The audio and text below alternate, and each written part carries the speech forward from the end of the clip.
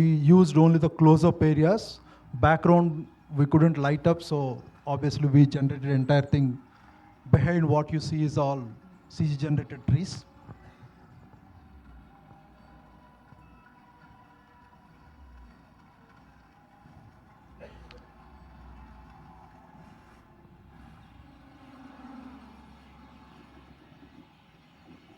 So again, lighting is one of the crucial part.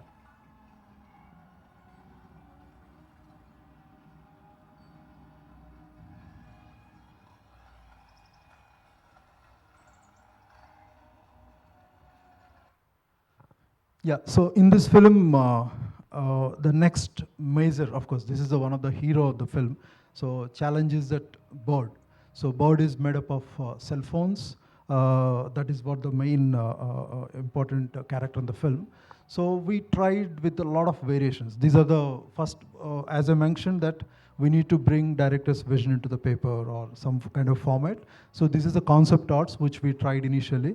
So in the film, it's all talked about the sparrow mostly. So then initially we thought we'll go with the top one, top left, it's a sparrow. We made it bigger because we want that huge cell phone bird. So we tried doing that, but it's sparrow is not looking that ferocious and angry feel which director wants. Then after that, we tried using the combination of different birds, like all the birds combination, but still it looks like already we have seen in a lot of films, like some kind of existing, it's not looking like it's a 2.0 bird. So then we thought it's like, okay, we'll go with the realistic eagle. So this is actually king of birds, that eagle. So we thought, okay, eagle is the one we selected. So we did the concepts and based on our visuals, how it is going to be. So we are okay with this.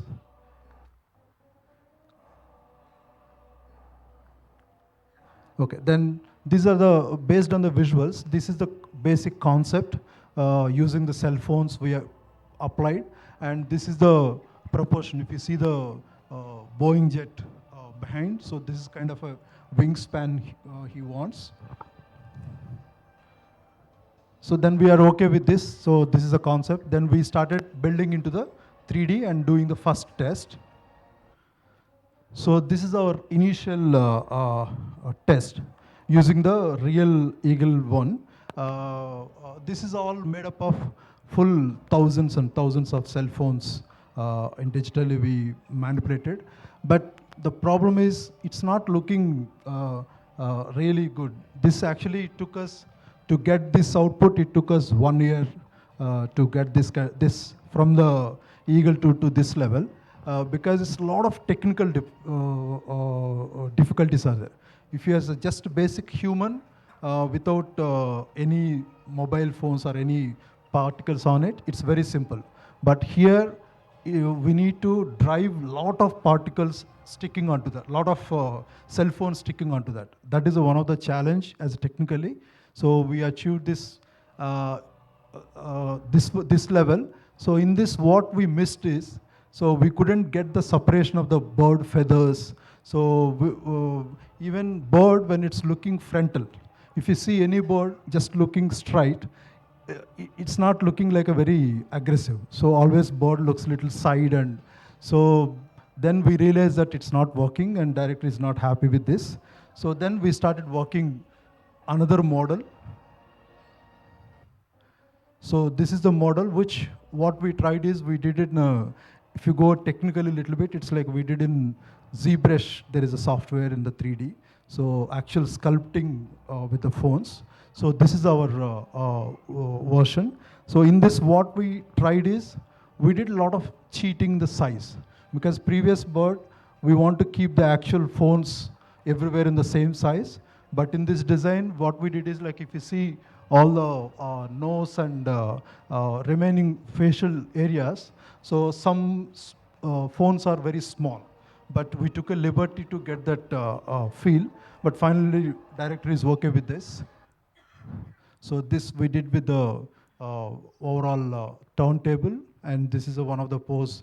And for us, the in this film, actually, bird is not really flying far, and it's not flying bird. It's more like a attacking and aggressive bird.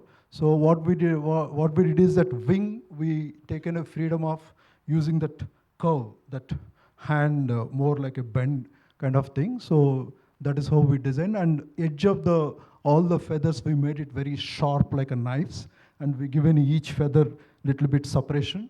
So that gives that volume for the wing. So that actually really worked out. And we brought all the characters of Akshay sir. Akshay sir, actually, we finalized when we are doing this in this 1 year, we finalized the Akshay sir look. So we took that horns and then chest area that we adapted into this. So it actually blended as now it become like a 2.0 bird rather than existing any other existing one.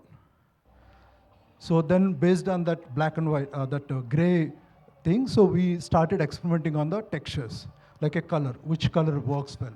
So director wants more like a dark color, but if you go dark, then you won't see the expressions. So what we added is, we have added one extra flowing energy to express the emotion.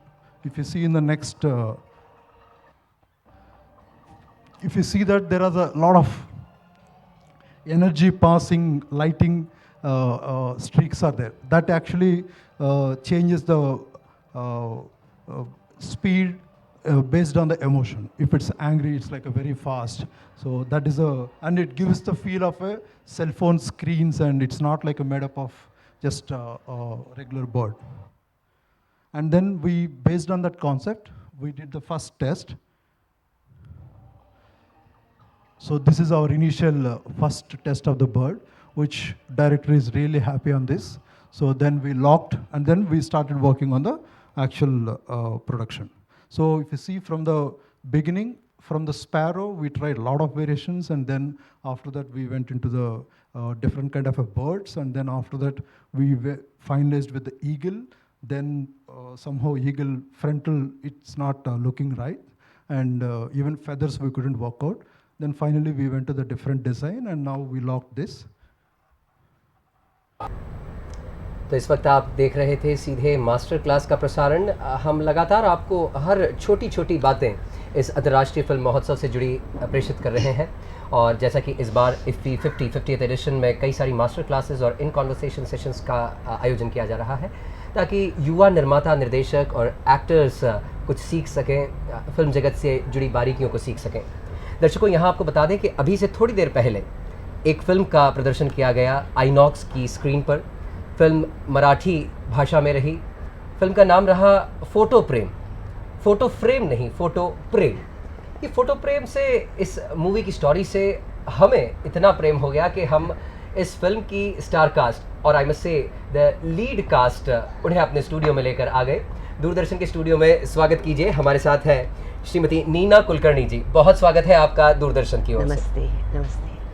Neena ji, photo प्रेम से सचमुच हमें इतना प्रेम हो गया कि आज आप हमारे बीच में हैं। हमारे दर्शकों के लिए बताइए, ये आखिरकार फोटो प्रेम क्या है? हाँ, वो तो आपको देखना पड़ेगा। है तो छोटी सी कहानी, लेकिन बहुत ही अनोखी है। और ये जो नई जोड़ी है, आदित्य राठी और गायत्री पाटिल, उन दोनों ने लिख के वो पूरा स्क्रीन पे मुझे दे दिया था, तो मैं मना ही नहीं कर सकी। ये एक ऐसी औरत है जो थोड़ी सी घरेलू औरत, जो कहते हैं, जो ज़्यादा स्मार्ट नहीं है, और सब उसको ऐसे कि ठीक है वो है, खाना पकाती है, हस्बैंड के लिए डब्बा बनाती है, उसकी लाइफ में और कुछ नहीं है। उससे बस एक खला है उसके अंदर, वो है कि उसका कोई अच्छा फोटो नहीं है।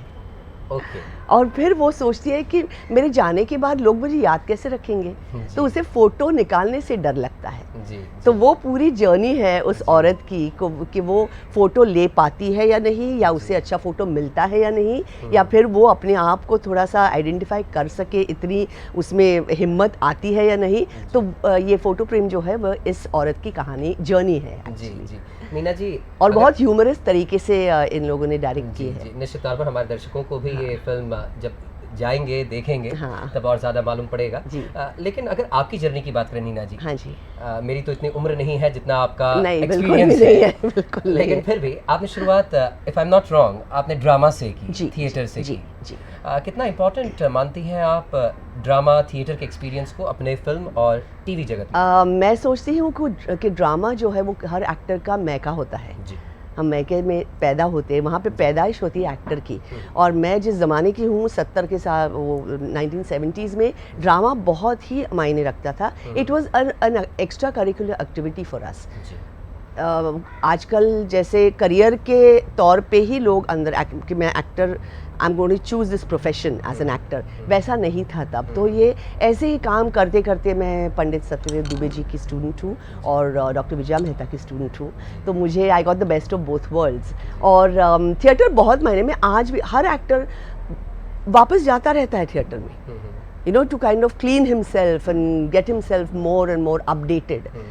वो मैका है मेरा, मैं वहाँ जाती हूँ तो मुझे बहुत अच्छा लगता है। लेकिन स्क्रिप्ट भी उतनी मायने रखती है, अगर स्क्रिप्ट अच्छी नहीं हो तो मैं थिएटर नहीं कर पाती। क्या सोचती हैं, पहला विचार क्या आता है अगर किसी फिल्म की स्क्रिप्ट आती है या किसी टीवी सीरियल की स्क्रिप्ट आती है, तो पहला विचार क्या आता है, क्या देखती हैं उसमें? मैं पहली चीज़ जो देखती हूँ वो है कितनी डेप्थ है उस कैरेक्टर के अंदर। वो कैरेक्टर सिर्फ ऐसा ऊपरी तौर पे अच्छा दिखने वाला या फिर बुरा दिखने वाला या कुछ, ये मैं नहीं सोचती। I don't look at the looks of the character, I look at the inner self of the character. अंदरूनी वो कैरेक्टर कैसा है, कितना डीप है, उसकी हिस्ट्री क्या है। क्योंकि जितना वो अंदरूनी लिखा गया हो ना, उतना वो ज़्यादा अच्छी तरीके से हम दिखा सकते हैं on screen as an actor. जी। नीना जी, अगर बॉलीवुड की बात करें, टीवी सीरियल्स की बात करें, आपने कई लीड रोल्स किए तो कई बार सपोर्टिंग रोल्स भी। जी, ज़्यादा सपोर्टिंग नहीं किए, मैं कैरेक्टर आर्टिस्ट हूँ। जी जी जी। नहीं, लीड रोल्स तो कई बार लाइमलाइट में आ जाता है जी। लेकिन कितना इंपॉर्टेंस होता है किसी सपोर्टिंग रोल प्ले करने वाले आर्टिस्ट का? देखिए, थिएटर में क्या होता है, इंस्टेंट ग्रेटिफिकेशन होता है। हम यहाँ है, लाइव ऑडियंस होती है, जैसे हमारा लाइव चल रहा है अभी। लेकिन फिल्म के साथ ऐसा नहीं होता। टीवी के साथ भी काफ़ी हद तक इंस्टेंट ग्रेटिफिकेशन है, क्योंकि लोग देखते हैं और तभी की तभी वो जो एपिसोड है उससे सराहते हैं या उसे उन्हें पसंद नहीं आता। लेकिन फिल्म के साथ अपने आप को तैयार रखना होता है कि हमने ये कर लिया। जो फिल्म की जर्नी होती है उसका मैं बहुत मज़ा लेती हूँ। फिर आगे की बात हमारे हाथ में नहीं है। जैसे एडिटिंग टेबल पे जाके मैंने एक बार 7 सीन किए तो 2 ही रह गए फिल्म के अंदर। तो वो बात अगर हम उसके बारे में सोचते रहे ना, तो I will not grow as an actor. यानी कुल मिलाकर कर्मण्येवाधिकारस्ते फलेषु कदाचन, वो है भगवत गीता की है देन। अगर आज की दौर की बात करें, जो युवा पीढ़ी इन दिनों एक्टिंग करियर ऑप्ट करना चाहती है, वो लोग ज़्यादा ग्लैमर देखते हैं, आर्ट को कम थोड़ा सा बल मिल पा रहा है, उसमें आपके क्या विचार है? मैं ऐसा नहीं सोचती। मैं सोचती हूँ कि हाँ, वो देखते हैं ग्लैमर को, शायद जो भी देखते होंगे ग्लैमर को, वो आते तो हैं अंदर, लेकिन इस पूरे माहौल के अंदर, you know, as an actor's journey, पर एक बार वो अंदर आने के बाद फिर चीज़ें खुलती जाती है और उन्हें पता चलता है कि unless I am a good actor और I train myself as an actor, माने अपनी आप ट्रेनिंग करके हम आगे नहीं बढ़ सकते। तो वो जर्नी कभी बाहर से अंदर होती है, कभी अंदर से बाहर होती है। हमने थिएटर किया तो हमें वहाँ से सीख मिली। आजकल के जो बच्चे हैं वो सीरियल में काम करते हैं और सीरियल में सीखते सीखते अगर जिनको ज़्यादा इंटरेस्ट है वो फिल्मों में चले जाते हैं, फिर थिएटर में चले जाते हैं। अगर हाँ, आप बम्बई का पृथ्वी थिएटर देखें तो वो खचाखच भरा है टैलेंट से। निश्चित तौर पर टीवी है, फिल्म है, सीरियल्स है, पर इन दिनों वेब सीरीज और OTT का ज़माना आ गया। उसमें आप कैसे देखते हैं इस चेंज को? मैं तो जो भी चेंज आता है, मुझे जो भी रोल मिलता है मैं करती रहती हूँ। जैसे वेब सीरीज़ मैंने 1-2 साल पहले की थी ब्रीद, जिसमें बहुत ही अच्छा रोल था। लेकिन उसमें भी रोल अच्छा होना बहुत ज़रूरी है, वरना हम नज़र नहीं आएंगे, क्योंकि वैसे भी उसका प्लेटफॉर्म भी बन रहा है, अभी पूरी तरह से बना नहीं है। तो there is a small percentage of people who are watching webs. फिर शॉर्ट फिल्म्स मुझे बड़ी अच्छी लगती हैं। लेकिन हर दफ़े मेरा थिएटर हो, चाहे फिल्म्स हो, चाहे टेलीविज़न हो, वेब हो, OTT हो, एक बात ज़रूर है कि मुझे वो रोल अच्छा लगना चाहिए, जी। उस रोल के अंदर कुछ थोड़ी सी इंटरेस्टिंग बात हो तो मैं उस रोल को ले लूँ। रोल की जो लेंथ होती है उससे मुझे कोई लेना देना नहीं है। जी, जी। मैंने फिल्मों में, मराठी फिल्मों में भी 5-10 मिनट का रोल भी किया है, जो इतनी बखूबी से एडिटिंग से बीचों बीच फिल्म के लगाया कि वो सबसे अच्छा सीन बन गया। तो रोल की लेंथ मायने नहीं रखती मेरे लिए, जी। रोल की डेप्थ मायने रखती है। नीना जी, आप टीवी जगत से जुड़ी, फिल्म जी, जगत से जुड़ी, जी। इफ़ी 50 साल का हो गया, हाँ। 50वां एडिशन है आई मस्ट यस, से। दूरदर्शन को 60 बरस हो गए जी। और महात्मा गांधी 150वां जयंती वर्ष मना रहे हैं। एक कलाकार की दृष्टि से इस संयोग को कैसे देखते हैं? मैं खुशनसीब हूँ कि मैं अभी ज़िंदा हूँ ये सब देखने के लिए। और एक बात मैं कहना चाहती हूँ दर्शकों से कि मैंने अपनी शुरुआत दूरदर्शन से की थी।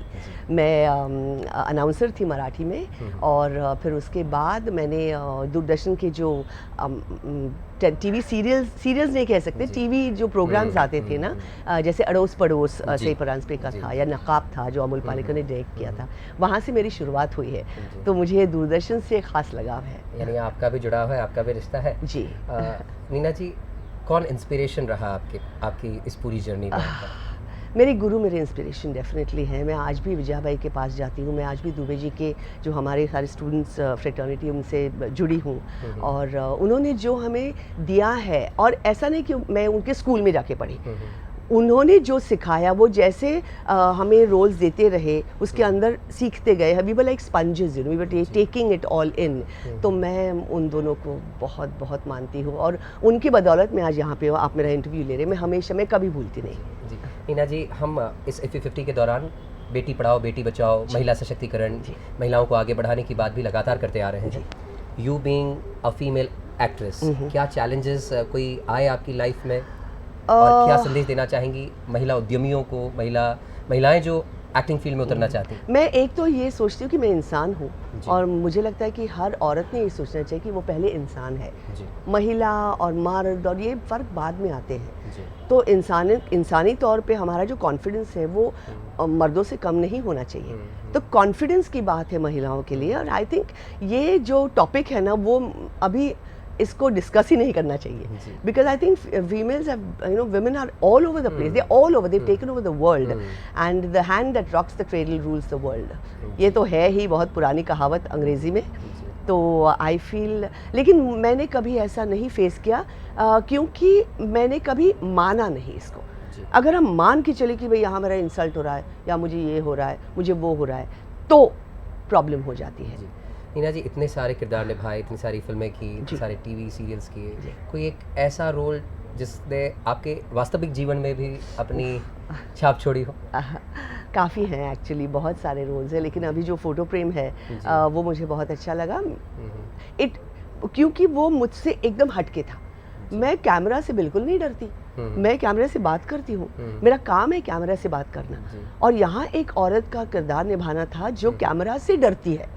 तो वो मेरे लिए बहुत चैलेंज था, and I am very glad that I could do this part. चलते चलते आपको जैसे कि हम जानकारी दे रहे हैं कि दूरदर्शन 24/7 IFFI को डेडिकेटेड एक चैनल, फिल्म सिनेमा को डेडिकेटेड एक चैनल ऑन एयर रन कर रहा है।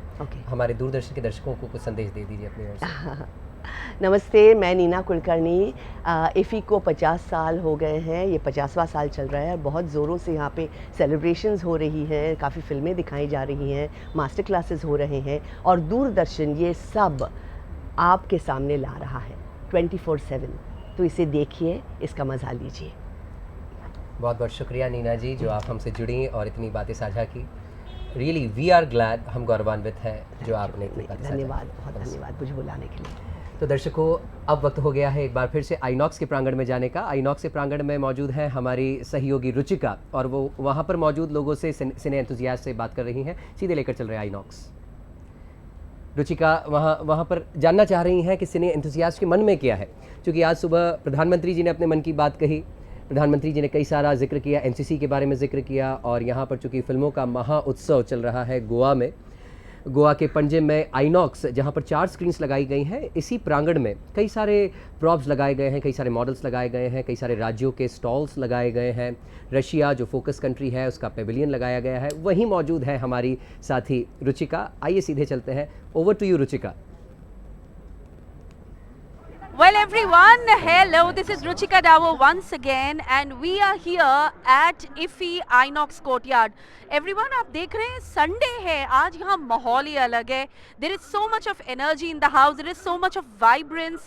The delegates are walking in. I have two amazing delegates here with me, जिन्हें मैं सुबह से देख रही हूँ, and I want to just find out. I have been watching you not only since morning, but I think for the last many years at almost every edition of IFFI. You're like a regular here every year. How's that? I'm like a Stonehenge. I'm a permanent fixture, I think. Since they started, I've been coming here. So it's been 16 years that I've been attending. So which means ever since IFFI came to Goa full time, you've been coming here every year. And tell me this time, which are the films that you've seen since morning or what's up next? Well, I saw Pedro Almodovar's. I can't even speak. One of the masterpieces. So every day there are jewels, but you have to wake up at midnight to book. That's the downside. But hey, it's a huge festival, so you get to see something interesting. So I can't say this is excellent, because every day your moods also change. Yes. So you want to see something one day, So it's been great, and it gets better each year. And the paperless, the ticketless, I think it's a wonderful way for the future. So I'm very happy about that. जी वाकई ये एक बहुत ज़बरदस्त शुरुआत हुई है मैं IFFI में इस साल एंड बहुत सारे डेलीगेट्स इससे बहुत खुश हैं because the rush lines have been eliminated 100%.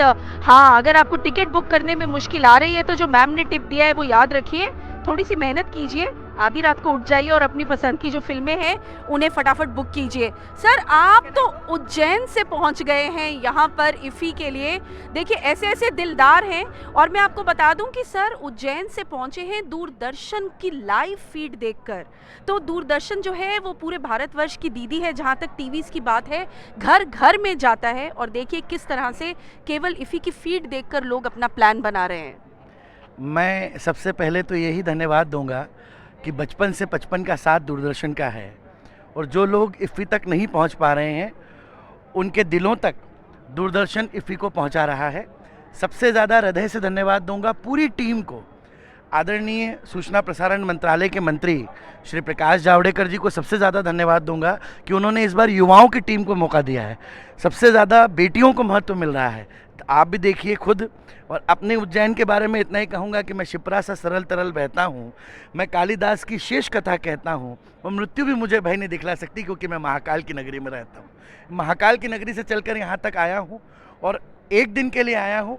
जब यूट्यूब खोला और देखा कि IFFI जैसा एक 50वां अंतर्राष्ट्रीय फिल्म महोत्सव हो रहा है, हमारे जैसे युवाओं को दूरदर्शन ने एक बार फिर से एनर्जी दी है. सबसे ज़्यादा पुनः धन्यवाद IFFI की पूरी आयोजक टीम को, दूरदर्शन परिवार को, माननीय मंत्री जी को और भारत सरकार को, क्योंकि उन्होंने फिर से इतने बढ़िया सारी बहनें हमारी लगी हुई हैं, सारे युवा जन लगे हुए हैं. वो सबसे बड़ी बात ये कि आप भी दिन भर अपने लोगों को चयनित करती रहती हैं, ढूंढती रहती हैं कौन अच्छा बोलने वाला मिलेगा. जी वाकई, लेकिन अच्छा बोलने वाले मैं ढूंढती हूँ, लेकिन आपने तो कमाल कर दिया. मैं सबसे पहले पर अब आपसे ये पूछूंगी, IFFI पे ही 2 मिनट वापस आते हैं कि अभी तक जो आपने यहाँ पर देखा है सबसे ज़्यादा क्या दिल को भाया है? सबसे ज़्यादा दिल को ये भाया है कि एक तो यहाँ की सुंदरता, जो इसका मोनो सालों से रहा है मयूर, जैसे उसके पंखों के रंग हैं वैसे विविध कला रंगों का यहाँ समावेश है. उसके बाद हर एक कलाकार यहाँ पारिवारिक रूप से आ रहा है, भले ही वो कितना ही बड़ा आर्टिस्ट हो. अमित जी आए, रजनीकांत साहब आए और सुभाष घई साहब आए. दूरदर्शन के माध्यम से ही उन्होंने युवाओं को प्रेरणा दी. तो मैं एक बार फिर ये बताना चाहूँगा कि एक बार तो आइए गोवा, दूरदर्शन आपको आमंत्रित कर रहा है. एक बार आइए और IFFI का आनंद उठाइए. जी बिल्कुल, ये आमंत्रण खुला है सिर्फ अगले कुछ दिनों के लिए, क्योंकि हम हैं IFFI के मिड फेस्ट में. ये पहला और इकलौता रविवार है IFFI का, तो निश्चय ही जो क्राउड्स है वो बढ़ते जाएंगे. और मेरे साथ एक और डेलीगेट खड़ी है who has just walked in. Hi, and have you seen any film since IFFI started so far? I have seen quite a few films और आज सुबह पैरासाइट देखी, बहुत ही शानदार फिल्म थी. और मैं ये मानती हूँ कि समाज, जो फिल्में होती हैं वो समाज का आईना होती हैं. एक मैनेजमेंट इंस्टीट्यूट में पढ़ाती हूँ गोवा में, तो फॉर्चुनेट हूँ कि कभी भी आ सकते हैं. तो ये बहुत ही एक अच्छा उत्सव है कह लीजिए कि जिसमें आप अंतर्राष्ट्रीय देश विदेश की फिल्में देखते हैं और सीखने को बहुत कुछ मिलता है. But you know, you just mentioned that you saw Parasite. Now, just for a small moment there, I'm utterly jealous of you. Because this is one film which is on the wish list of almost not only delegates, but बड़े से बड़े जो दिग्गज मुझे film maker मिल रहे हैं, जिन कलाकारों से बात करने का मुझे अवसर प्राप्त हुआ है, ये एक वो फिल्म है जो सबकी वॉच लिस्ट पर है. कान फिल्म में ऑलरेडी ये जो फिल्म है ये नवाजी जा चुकी है अवार्ड से. So I would just like you to tell our viewers a little bit about the film and how affected were you by the film? I think सब कुछ बहुत एक टचिंग था. और जो आप बोल रही हैं कि सब बहुत एक जेलस हैं कि ये फिल्म कुछ लोग ही देख पाए, तो 12:02 पे जब टिकट बुक किया तब ये हो पाया. तो ये बहुत आसान नहीं है. और अभी तो मैं जस्ट अंदर से बाहर आई हूँ, तो अभी थोड़ा सा रिफ्लेक्शन में टाइम लगेगा. बट बहुत ही बेहतरीन मूवी थी. बहुत उम्दा कलाकारी की है लोगों ने. और I think still I need to reflect and see what I have gained from this movie. But wonderful watch. So which basically what she means to say is Parasite is still sinking in. But having said that, एक बात याद रखिए, देखिए समुद्र में गहरा गोता लगाएंगे तो मोती हाथ में आएंगे. तो अगर टिकट बुक करनी है ऐसी फिल्मों की जो शायद आपको फिर कभी भारतवर्ष में बड़े पर्दे में देखने का मौका ना मिले, तो रात को 12 बजे का घड़ी का अलार्म लगा लीजिए. For now this is Ruchika Dawar signing off from here the IFFI courtyard. थोड़ी देर में वापस आते हैं, पर stay tune to at our DTH live feed everyone. बहुत कुछ हो रहा है, बहुत सारे वेन्यूज़ हैं इस समय. इफी के कला एकेडमी है, आइनॉक्स है, प्रोमेनेड है, ग्रैंड स्टैंड है. कहीं ना कहीं से अमित और मयंक आपके लिए खबरें ला रहे हैं ढूंढ ढूंढ के. हमारे अलग अलग एंकर्स हर जगह स्टैंड बाय पर हैं, just to give you an all encompassing experience that the 50th international film festival of India is. Well, thank you very much. You're watching live telecast of Doordarshan IFFI channel from Panjim, Goa, where the 50th edition of the International Film Festival of India is currently on.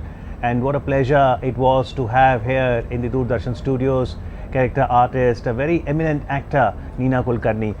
You had the conversation with Neena ji. I think, Mayank, usually the spotlight is always on the stars and hero or heroine, but the character artist has got such an important role to play, and hats off to Neena ji, who all these years, like she mentions, she started out in the 70s. She has done so many films, so many advertisements, and she is so convincing and very graceful. जी हाँ अमित, और यही किसी व्यक्ति को और ज़्यादा ऊपर ऊंचाइयों पर ले जाता है. ज़मीन से जुड़े रहें, क्योंकि ज़मीन से जुड़ा ही वृक्ष बनता है. हर किरदार की अपनी भूमिका होती है, और ये बात किसी भी फिल्म को देखने पर हमें भी महसूस होती है. फिल्मों का प्रदर्शन जारी है, फिल्मों के जो निर्माता निर्देशक हैं उनसे हमारी बातचीत भी जारी है.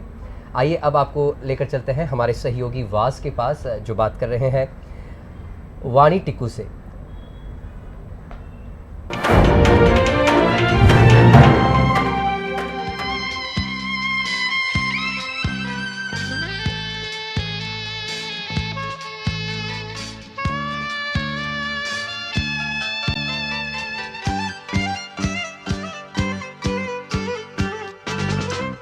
The 50th edition of the International Film Festival of India, and here we are at the Goa Marriott, and this is where NFDC has the Film Bazaar.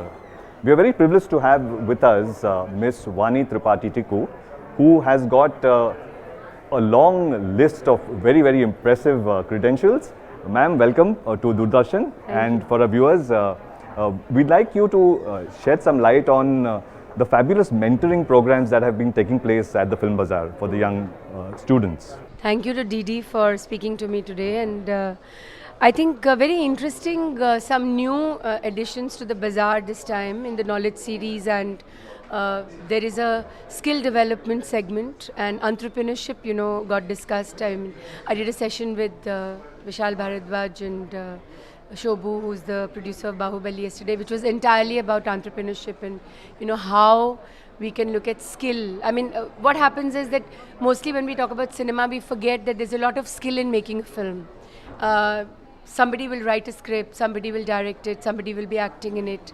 Behind the scenes, there'll be hundreds of people, technicians who are highly skilled people, whether they are the director of photography, whether they are editors, whether they are technicians.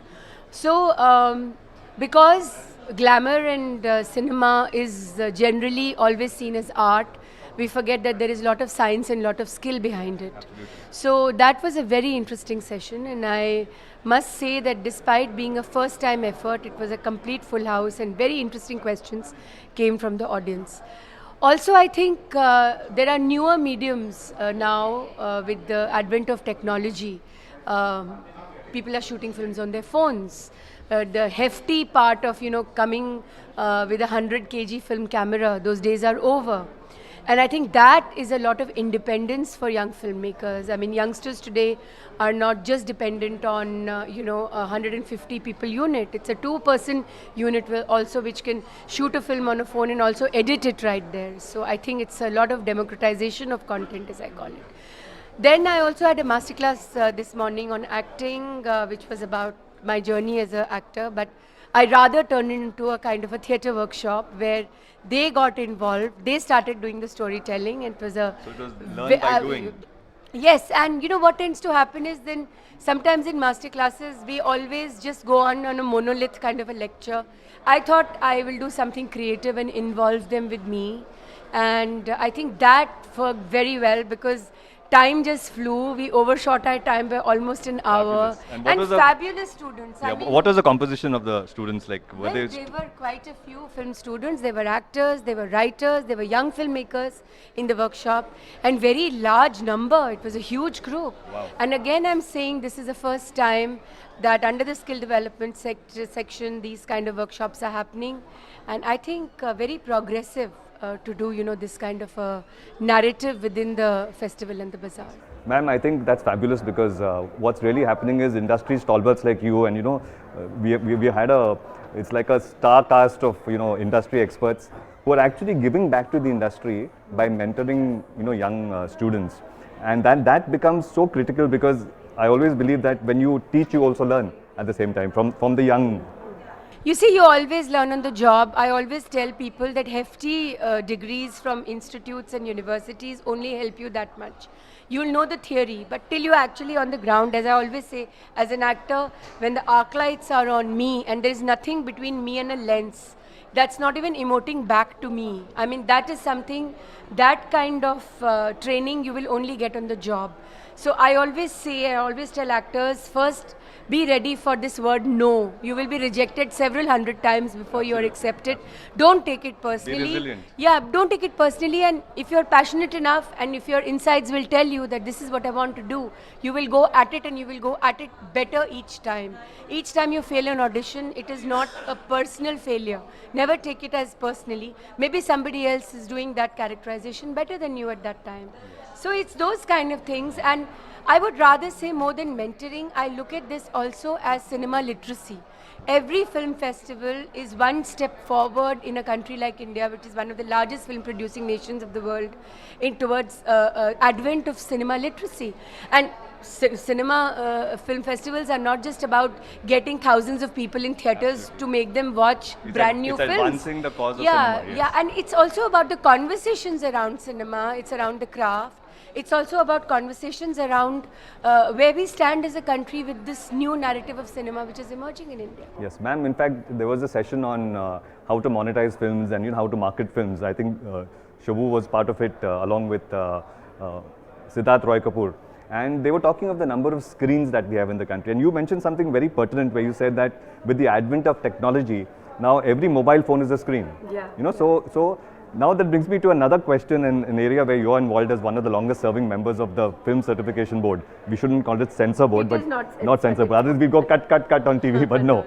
But just to elicit a point, what role do you think film certification could play? Because now suddenly the medium is user content and user creation.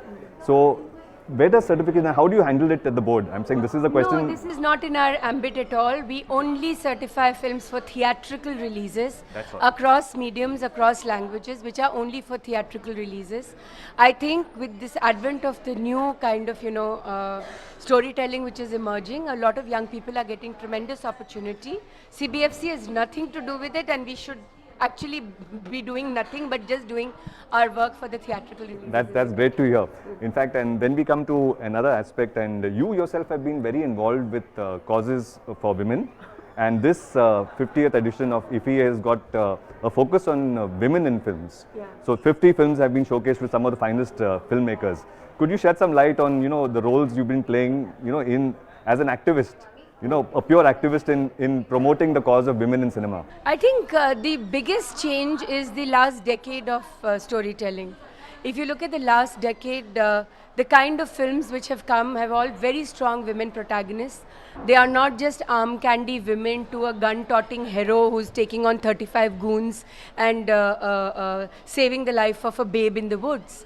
These are women who are strong, they are real, they have challenges, they are open about it.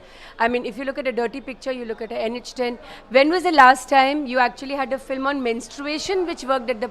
I mean, menstruation is a taboo, not just in India, in this part of Southeast Asia. So I think with films which are breaking the glass ceiling finally, they are crossing boundaries of narrative.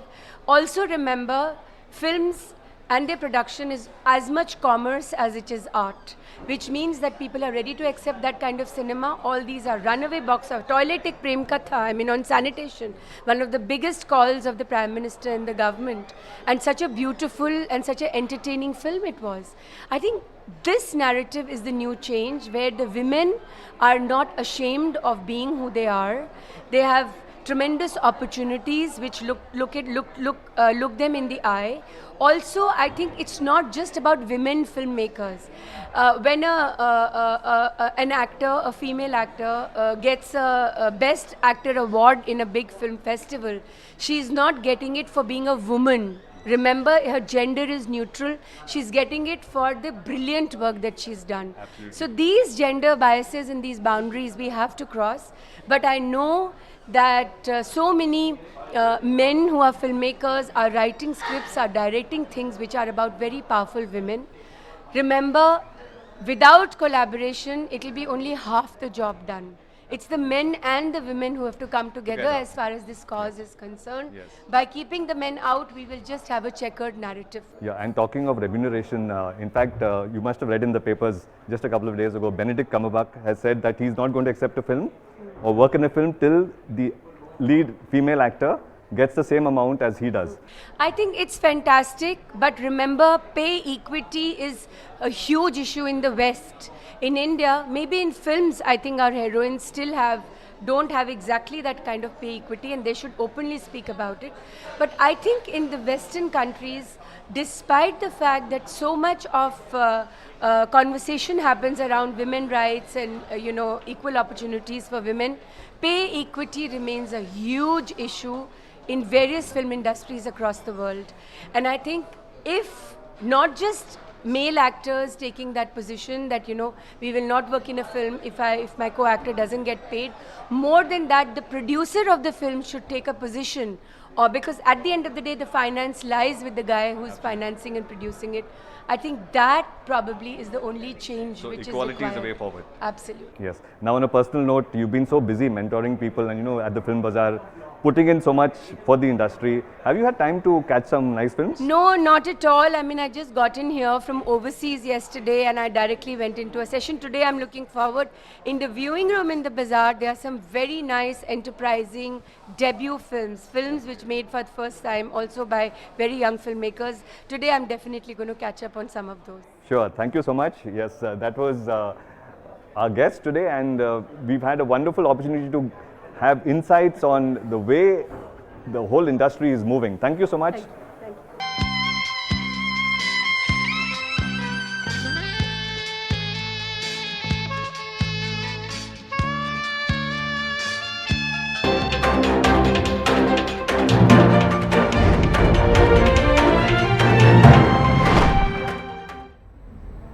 So art can take many forms, but we're now going to discuss one art form that I'm very sure each one of us must have tried our hands on. At our home, have we drawn Rangoli? Have you drawn Rangoli ever, Mayank? जी हाँ अमित, दिवाली का समय होता है या कभी और कोई तीज त्योहार होता है तो हाथ ज़रूर आजमाए जाते हैं। और रंगोली की बात की है, रंगों की बात की है, तो इस वक्त गोवा में इफ़ी के रंग है। हम इफ़ी का लोगो अगर देखें, जो आप हमारी डेस्क के नीचे भी देख पा रहे हैं, जगह जगह जो प्रिंट किया हुआ है, जी हाँ। और हमारे डीडी इफ़ी का अगर लोगो देखें तो वो भी रंगोली की तरह रंगीन है। इनफैक्ट जो मोन्टाज आप देखते हैं जब डीडी इफ़ी चैनल शुरू होता है तो आपने देखा है अलग अलग रंग लेते हुए कैसे वो लोग आते हैं और मिलकर एक खूबसूरत रंगोली बनती है। जी हाँ, क्योंकि सत्यम शिवम सुंदरम और हम सब एक हैं, एक भारत श्रेष्ठ भारत, और दूरदर्शन हमेशा से देश को और देशवासियों को एक सूत्र में पिरोने का काम कर रहा है, करता रहेगा। लेकिन इस वक्त आपको लिए चल रहे हैं एक ऐसी जगह जहाँ पर दो भाई हैं, अमिताभ गणेश और अमिताभ नरेश, दोनों के द्वारा अलग अलग रंगों का प्रयोग करके बॉलीवुड सिनेमा और बॉलीवुड कलाकारों पर आधारित पोर्ट्रेट रंगोली बनाई जा रही है। सड़क पर ही या जहाँ जगह मिल रही है, जहाँ स्टॉल्स लगाए गए हैं, वहाँ बहुत सुंदर, बेहद आकर्षक और अनुपम रंगोली आपको दिखाते हैं। सीधे चलते हैं।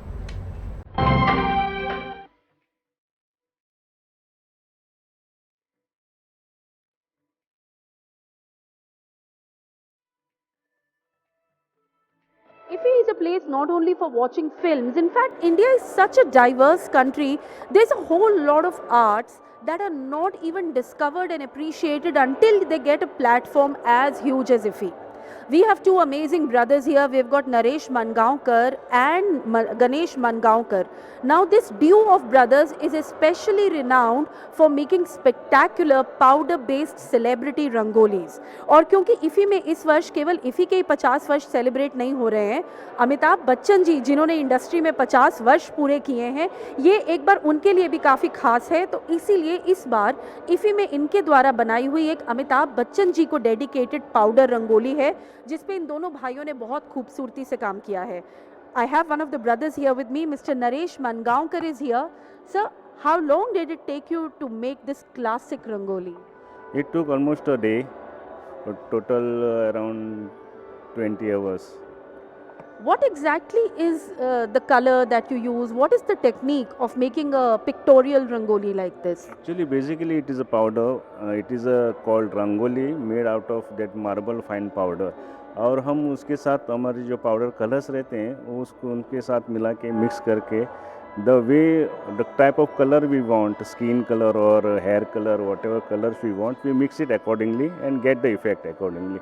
And then with the pinch of, and then we are putting it accordingly to get the certain effect of that.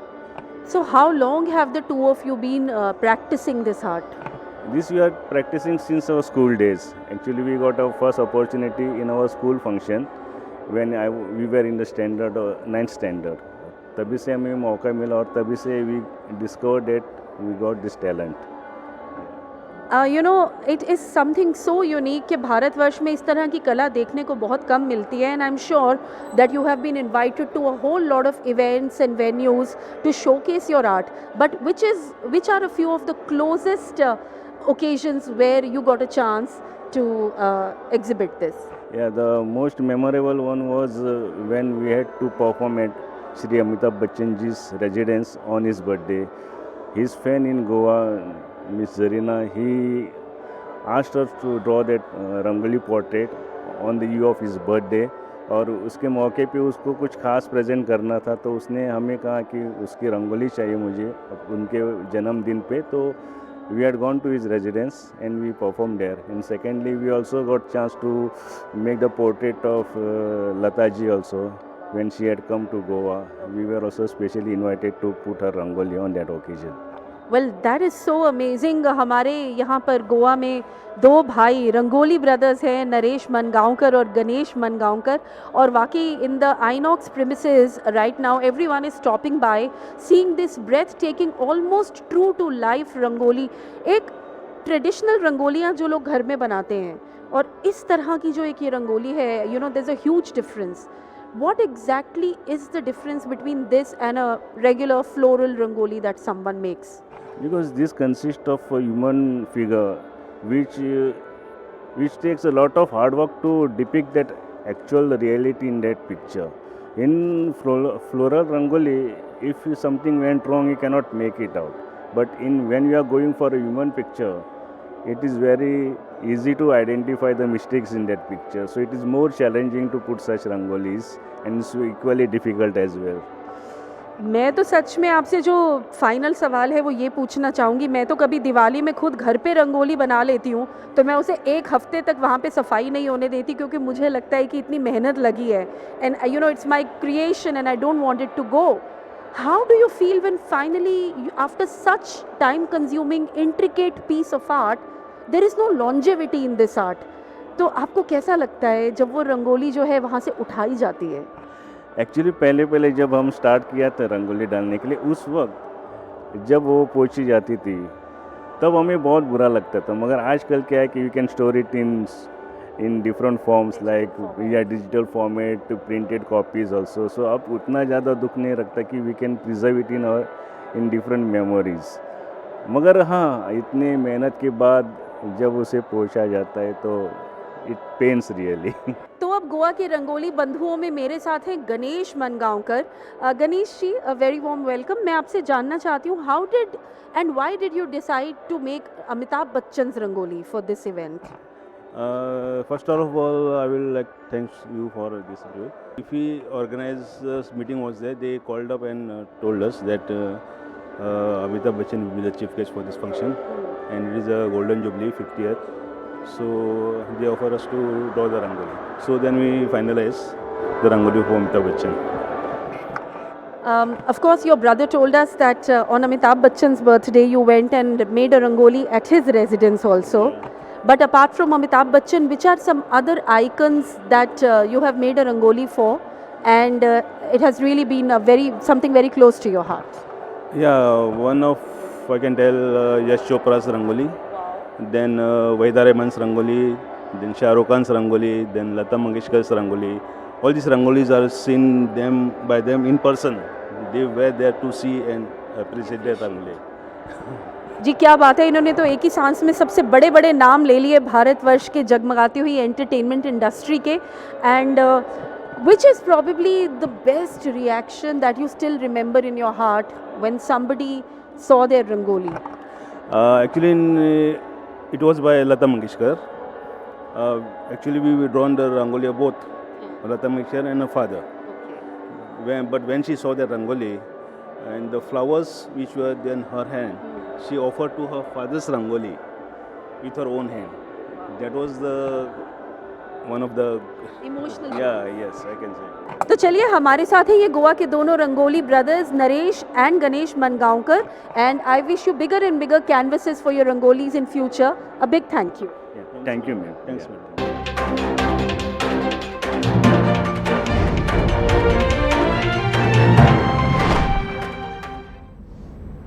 तो देखा आपने, अमिताभ जी की फ़ैन फॉलोइंग कहीं भी कभी भी कम ना थी, ना है और शायद ना रहेगी.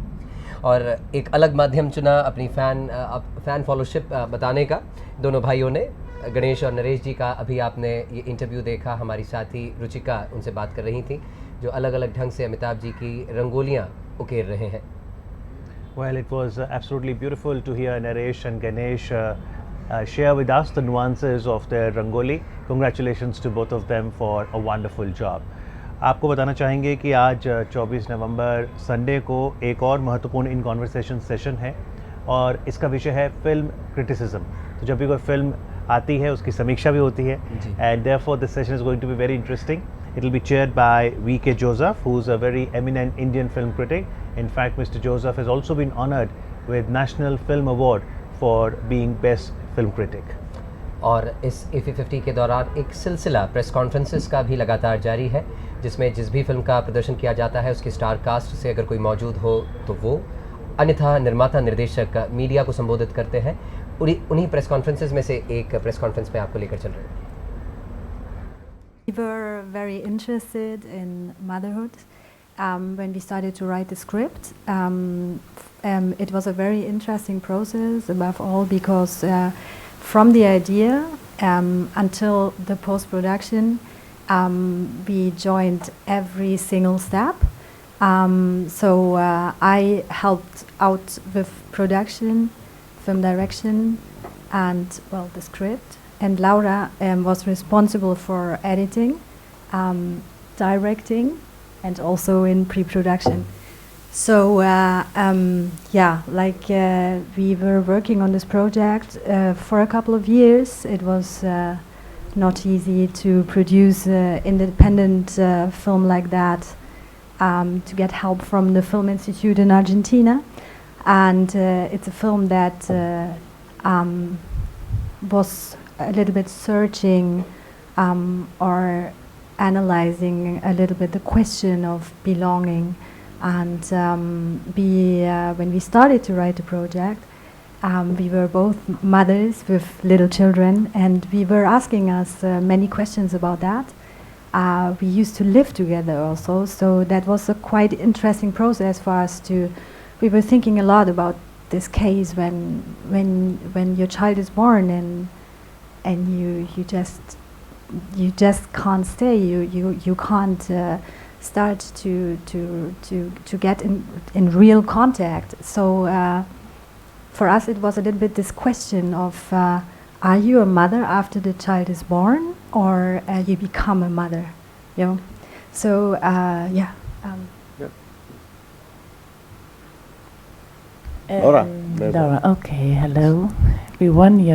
So I will, how can I start now? I think it's a film about motherhood, or about young mother who is struggling in between this clash of duty and desire, and as well it's like there's a abstract theme crossing all the characters, and I think as well we were crossed by it. It's like it's about searching for a place of belonging, and maybe I can express it more in a German word, because we are Germans, but we are living in Argentina since 12 years.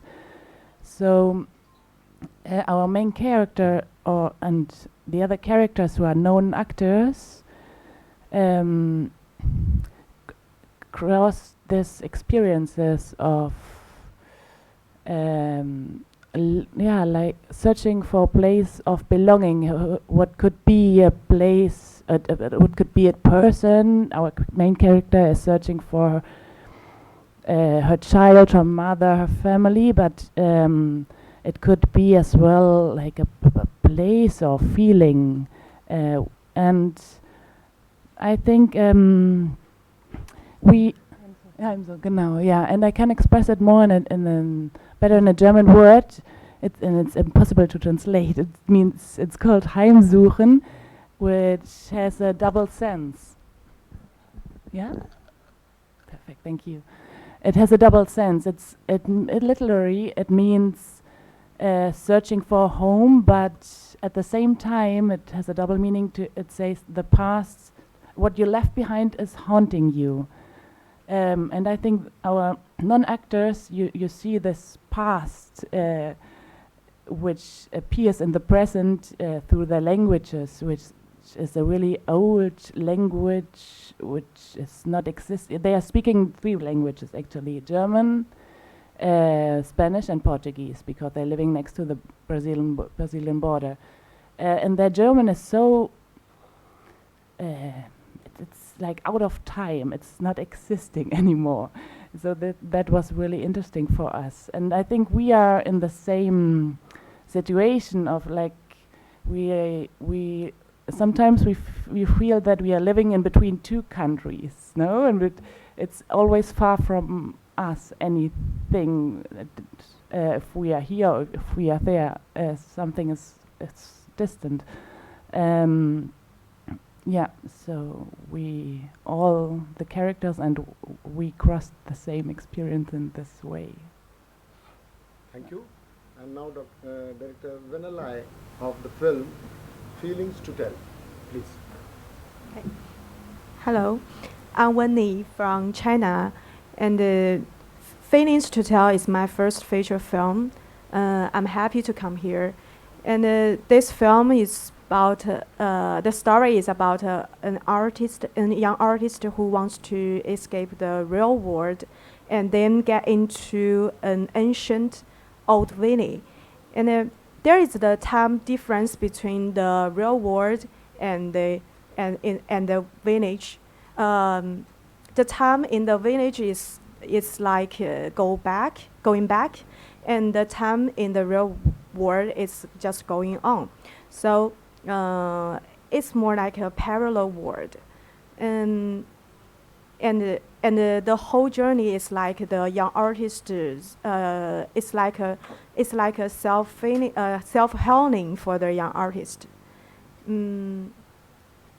Yeah, that's it. Yeah, I just tell the story. Yeah, and also, yeah, I want to tell you something like how I make this, how I get the idea from for this movie. I come from China, and my hometown is the south part of China, and this is the birthplace for true culture. It's a very ancient Chinese culture, and I read a book named Nine Songs from Quyuan.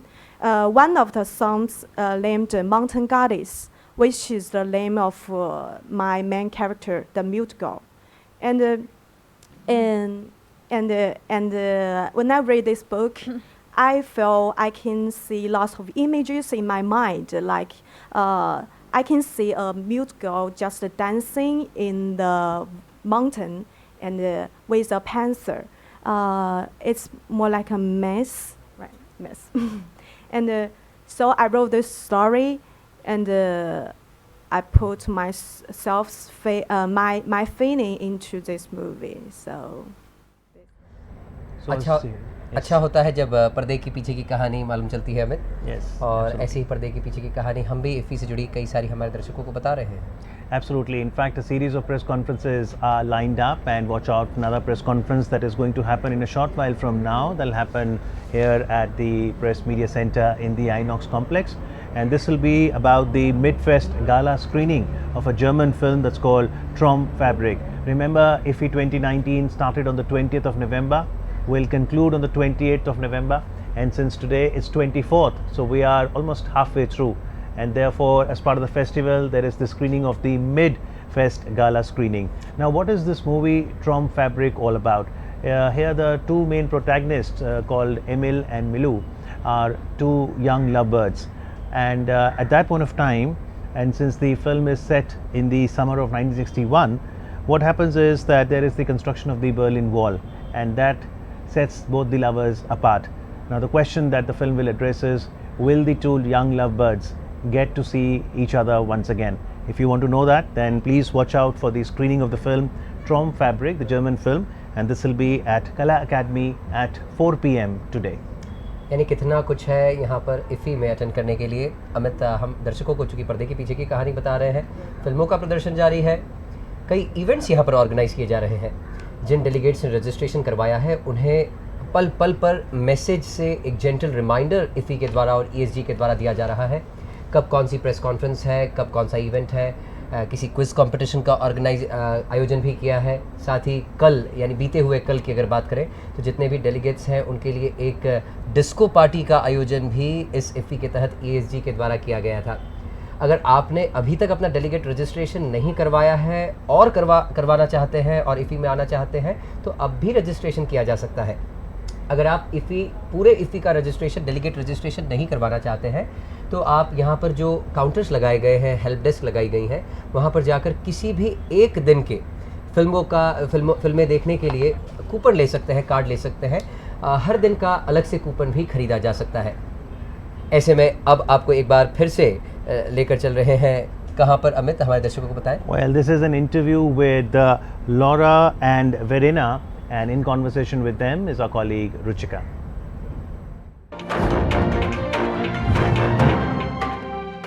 An absolutely refreshing sight at IFFI this morning is the director duo of Laura Biebor and Verena Curl, who have brought their Argentinian film here, Far From Us. And while both of them have come together as a team for the first time here at IFFI, this team of women has been working and making films for many, many years in Argentina. A very warm welcome to the two of you at the International Film Festival of India. Thank you very much. I want to first and foremost ask you that this is your first time at the 50th IFFI. How is the feeling? It's amazing to be here. didn't imagine that it's so big with so many amazing films, and it's my first time in Goa, so I'm impressed. Are you loving the sun here? Yeah. I'm loving the sun and the jungle and the colors. That is so fantastic. Coming back to your film, I want to find out the name of the film, Far From Us, is very cryptic. What exactly is the underlying emotion of the film? I think it's about searching a place of belonging, and in many kinds. Our characters, I think, are searching everyone a different place of belonging, and it's as well something we experienced because we are German, but we are living in Argentina, so there's something like a constructed place in between two countries which is real, no, it exists. So and every time something is far from you, wherever you are. So this is your second film that is being shown at IFFI Verena, right? Which was the film that came earlier at IFFI? Yeah, it's Una Hermana. I co-directed Una Hermana with Sophia Brokenshire, and we presented the film here at the festival last year. And for her, it was also very emotional. And I couldn't be there because I was already shooting our film. So. But finally, you made it to IFFI, so that's finally good. I want to find out from you that the two of you have been working together as a team for many, many projects. How did this entire synergy happen? We used to live together, and we were working together on this film for many, many years. Our children used to live together also, so we were watching them growing up, thinking about motherhood and observing them, of course, and it really triggered us to think about the question, what means being a mother? If you are automatically a mother with the birth of a child, or if you become a mother. So that was really interesting for us, and it was a chance to work together and having children at the same time. So wow, that is such a fantastic revelation about the film, and the idea is pretty much homegrown in that case, and now it's just a matter of time before we see how the audiences at IFFI receive Far From Us. Well, we were in conversation with the co-directors of the film. A big thank you for joining us here. Thank you. Thank you very much.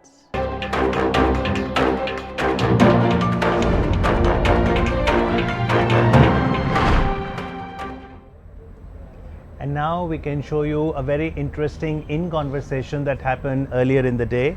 The topic was nuances and process of filmmaking. Now the entire process of filmmaking has got a lot of important things like writing, screenplay, editing, you've got the pre-production, production process, post-production, and therefore we had a very interesting panel. Meghna Gulzar was there, and she's a very noted writer, producer, director. Remember, she had directed the film Filhal, and then Das Kahaniyan. Das Kahaniyan, in fact, was a film that came in 2007. It starred almost everyone you can really name. Sanjay Dutt was there, Sunil Shetty was there, Nana Patekar, Naziruddin Shah. It was a collection of 10 short stories.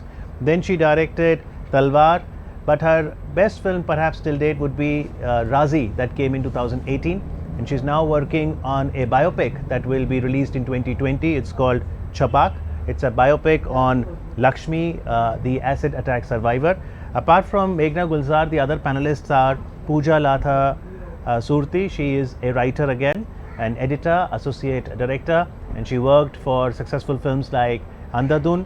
Jui Chaturvedi, remember the films like October, Piku, Vicky Donor. She's been the screenwriter for these films. Modura Palit is also a panelist. She's a very famed director of photography and a cinematographer. And the fifth panelist is Sumedha Verma Oja, a renowned author. So let's really catch this in conversation session.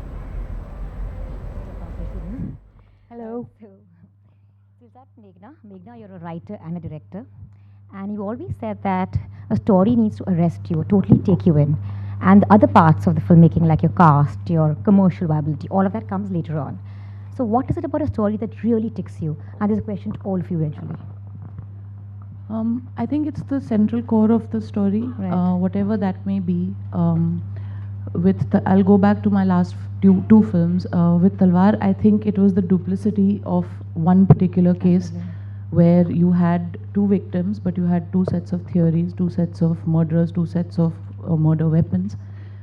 So the central core of the story is Right. what grabbed me actually. Yeah. With Razi, it was this inimitable strength of this girl who, at the matlab, at blink of an eye, agreed to this decision to just put her whole life at stake, Right. and never second guessed herself or her decision going Yeah. forward.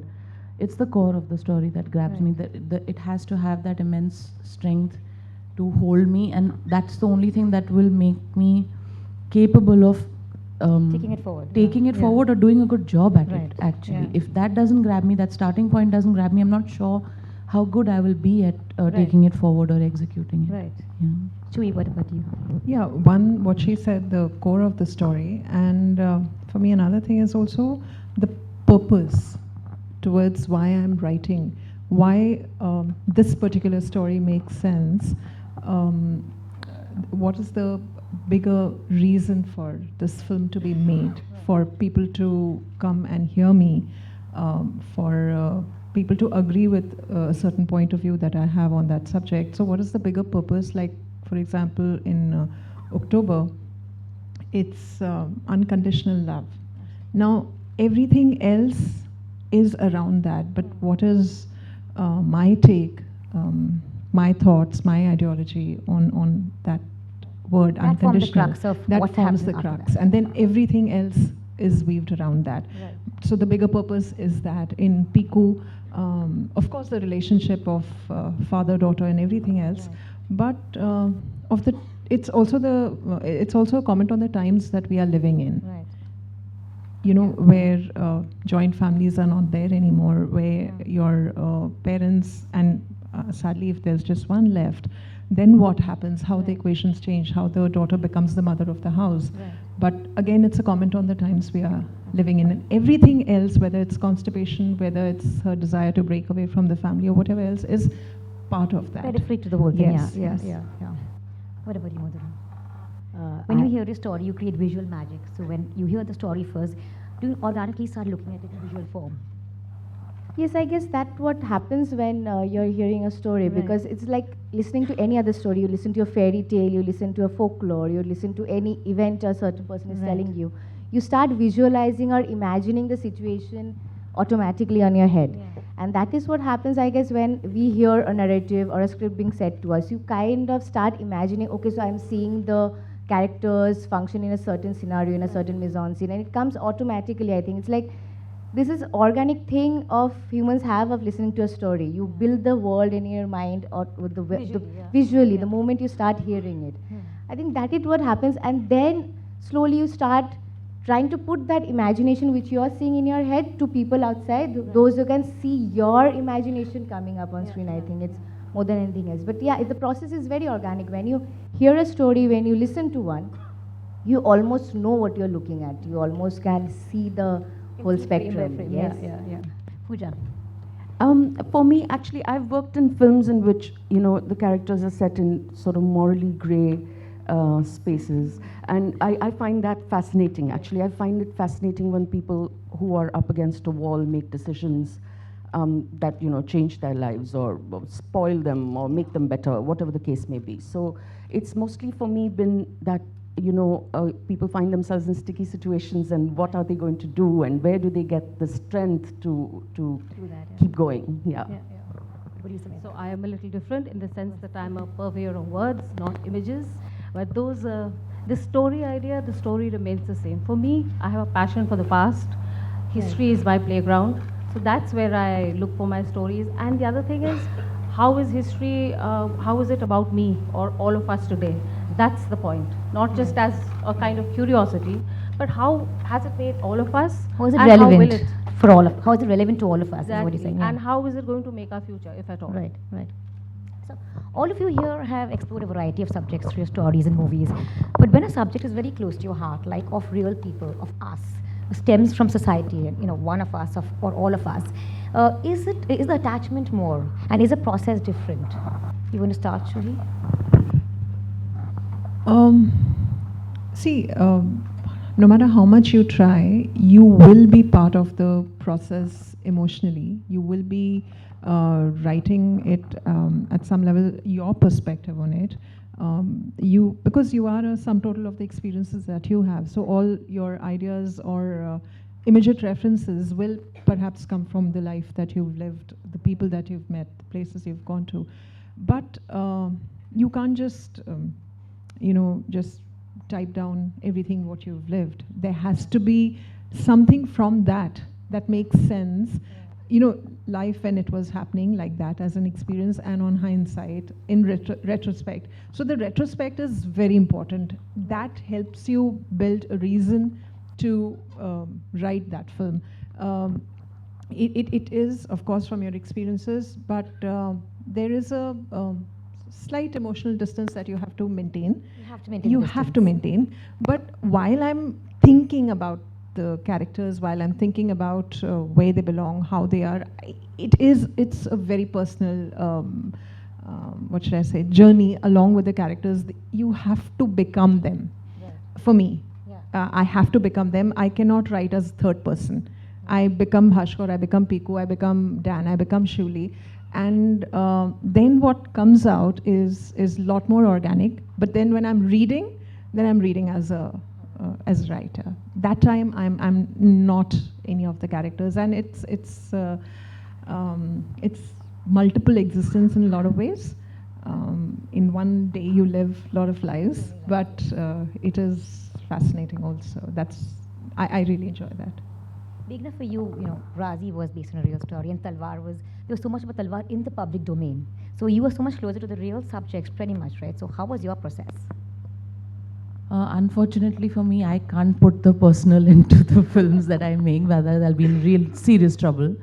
But I think if it's not personal, it's a projection. Right. You do eventually have to become the character, like Juhi said, because otherwise you're not going to find your depth, even while writing, neither while executing. And for a director, on set, your cues are very, very physical and visual. So you sometimes have to even adopt the body language of a man when you're cueing a male actor, right? You need to start thinking like a man if you're a woman, and if you're a male director, you need to do it vice versa. I think the only difference between, for me at least, when I was making fictional films as opposed to now true life, is that there is a tremendous sense of responsibility now that sits on your shoulders, because the authenticity factor is at a premium, and there is no way you can compromise on it. So that responsibility actually makes me work harder, makes the team work harder, and I think that somewhere impacts and benefits the film in the longer run. What about you? For me, it will be slightly different, because when I'm shooting, say, a fiction, then the process of connecting in that way with an actor is The subject is different. The subject is different, and you cannot really connect while you're doing a visual process. Right. Like when you're writing or you're directing, it's much more an organic process where you're into the character. Involved. You're naturally more involved. When I'm shooting it, I'm somewhat of a spectator all the time. Like the eyes of the story. I'm eyes of the story. But that kind of reverses if I'm shooting a documentary. Right. Because then I'll have to really connect with the characters, and have to really make them comfortable. For them, I should be invisible. So that only can happen when I'm mixed up with them so much that they ignore my presence. Right. So I think it can only work in a documentary scenario, but when I'm doing the fiction, that part is not really as much as a writer or a director would be involved in. So in a documentary, attachment is far more to the subject of what you're shooting. You have to be attached to the part more. You have to be attached in such a way you are become like the furniture in the house. You don't exist in that place anymore, because the moment you do, they start not being natural anymore, which obviously that's the crux of a documentary, that you have to capture the natural essence of it. But if they know that you're there and they know the camera is pointed at you, you might not get it. Right. So you have to be not there at all physically. You just have to be there. This is like the fly in the wall concept of things. You just have to be like the fly in the wall, which nobody really notices.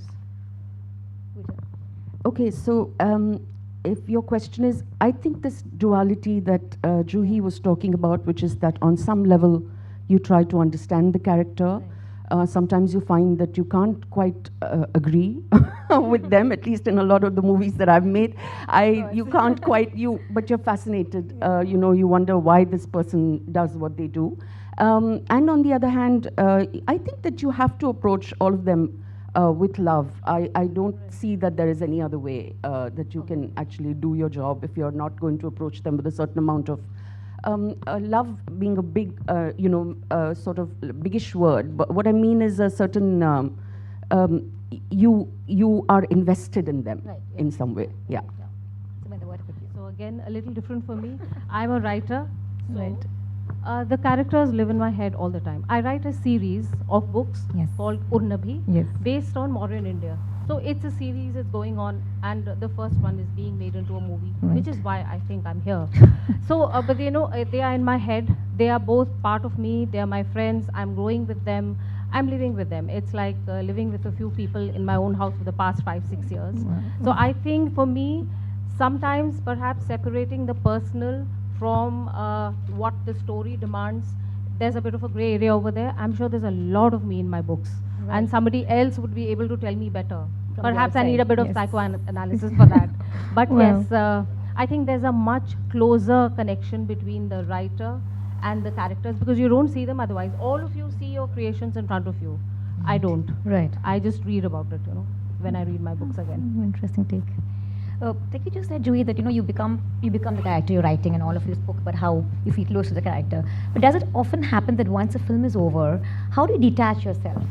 I mean, it's interesting to be a character, but also sometimes scary, because she said you're living at home with those people who you're writing about. It is definitely tough, and the toughest for me was detaching myself from Bhaskar and Piku and Rana, because like she said, they start living around you, and also because of the journey you have with them as a person, what I was before I wrote Piku and what I became after that, the contribution that Bhaskar gave to my life, the contribution that Piku made in my life, it'll be very frivolous to say, oh, they were just the characters in a film that got made, which was shown, and it's now in some, or some OTT platform. Because, like for example, that marriage should have a purpose. I didn't think of it before Piku, and not in my conscious mind, I was aware that I'm going to write this. Bhaskar got it out from inside me. So somewhere, you do let go of your existence, and you allow your characters to just dig out such deepest notions from inside you. Take over you? Yeah, they do take over you. Yeah. And they do bring out certain aspects which you didn't know existed. That marriage should have purpose. Yeah, it should have, but I don't think I thought about it as much as I thought about it after I wrote it. That what did I just write?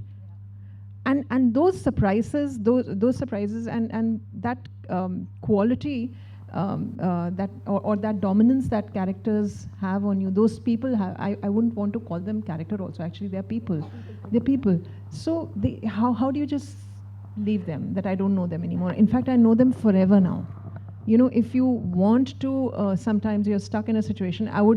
I do go back and think, what would Bhaskar say? So they do become my guide or help me get out of a situation. So all of these characters you write are part of your conscience some way or the other. Yes. So yeah, they do, and yeah, at just work level, perhaps it's easy. I wouldn't say easy, but actors do move on quickly because they have something else lined up. Maybe directors are getting quickly involved in some other movie, but for writing, the time it takes to come to that point, and then cleanse yourself, and then restart all over again. It's a long process, and you have to prepare yourself that, okay, now I'm going to dive into this next, and as much as last time. So that little preparation, that's why there's a gap. There should be a respectable gap between, falling in love all over again with a new set of people. Yeah.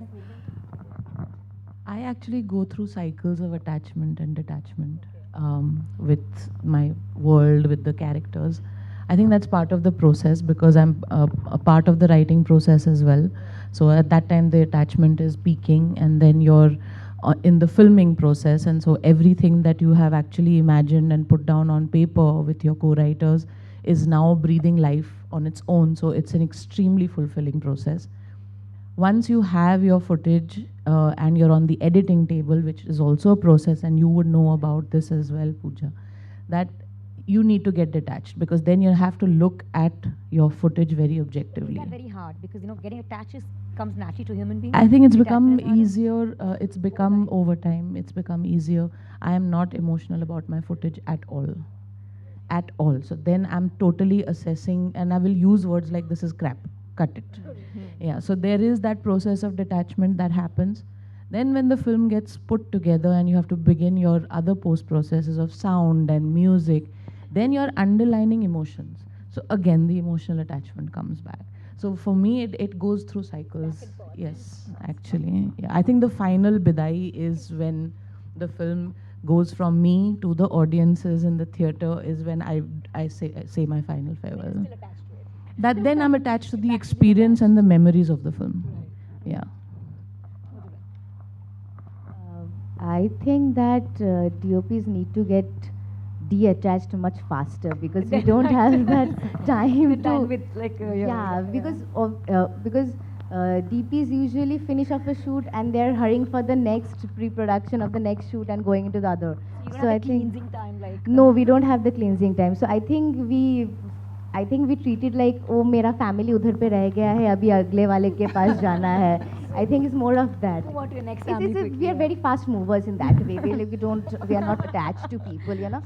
But yeah, but obviously when you're shooting, you have slowly that connect to a certain character because you see the personalities getting built on screen slowly and gradually as you shoot, and the whole process takes time. But honestly, we cannot afford to have the time to be hung up on what we are shooting, and we have to be moving very fast to the next one because the next is already waiting for me to start from scratch for them. And if I bring that hangover of the previous shoot, I cannot work in the next one. So I think DPs have to be heartless in a way of that sort, and they really, really cannot afford to be attached for too long. Obviously, you get depressed about the shoot and the memories of it and how things are fit, but little more attachment emotional than that, I think it's not actually possible for us. Honestly, I mean, Yeah, it's just not. We Yeah, cannot yeah. afford to do that. If I think of a certain character back then, that might influence how am I going to shoot the next actor. Maybe I'm shooting 2 films back to back, which has a character which is close by to each other, which I've shot previously, and the next one might have some shades together.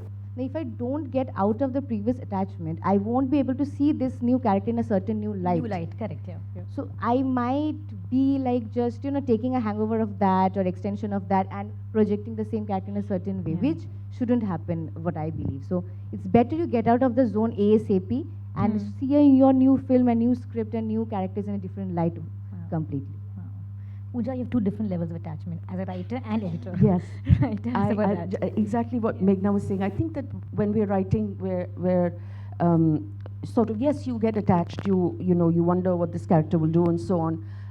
Then you go into shoot, and these ideas that are on paper are interpreted by different people, so many different actors, cinematographers, and finally it's on the edit table, and now you're looking at it again and saying, अच्छा ऐसे तो नहीं सोचा था, या oh, it's much better than जो सोचा था sometimes.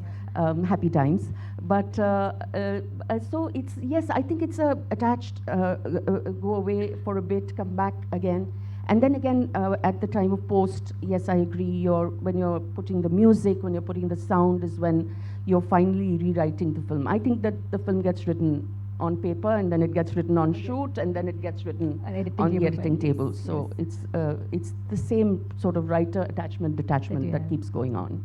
Yeah. Samita. For me, of course, the attachment is complete. The letting go of my characters would be like a death in the family. So I'm not planning to let go of them. Any of them. But then I'm writing a series, so Right. I don't have to let go of them. But for me, attachment is important in a different way. I have to let go when the director, the one who's going to make the movie, is going to make the movie with her own vision and in her own way. So that is something which is scaring me. Because I have an idea about what I wrote, which is a very strong one. Right. And obviously, it's being made by Ruchi Narayan. So she has her own ideas. We are Right. in conversation and in discussion, but it will be the image which will be important for the movie, naturally. Right. I accept that. But that's going to be a tough one for me. Yeah, right. I mean, so far It's an organic process, I think. That best of luck with that. I mean, I'm sure it'll be Thank good. you, But because I am a little scared about that, Yeah. because writing the image that the words convey would be different for me and different Right, for right. Ruchi. Will the two be the same? Will I be able to live with that? Yeah. So how much Hopefully, yes. creative control do you think you will have? Because the first time you're sharing your work in that sense with Yes. somebody else. Well, before I signed the contract, we had a long discussion on this. I wanted to say that if I don't like it, don't do it. She said it's not possible. This is not your medium. Your medium is Right. words.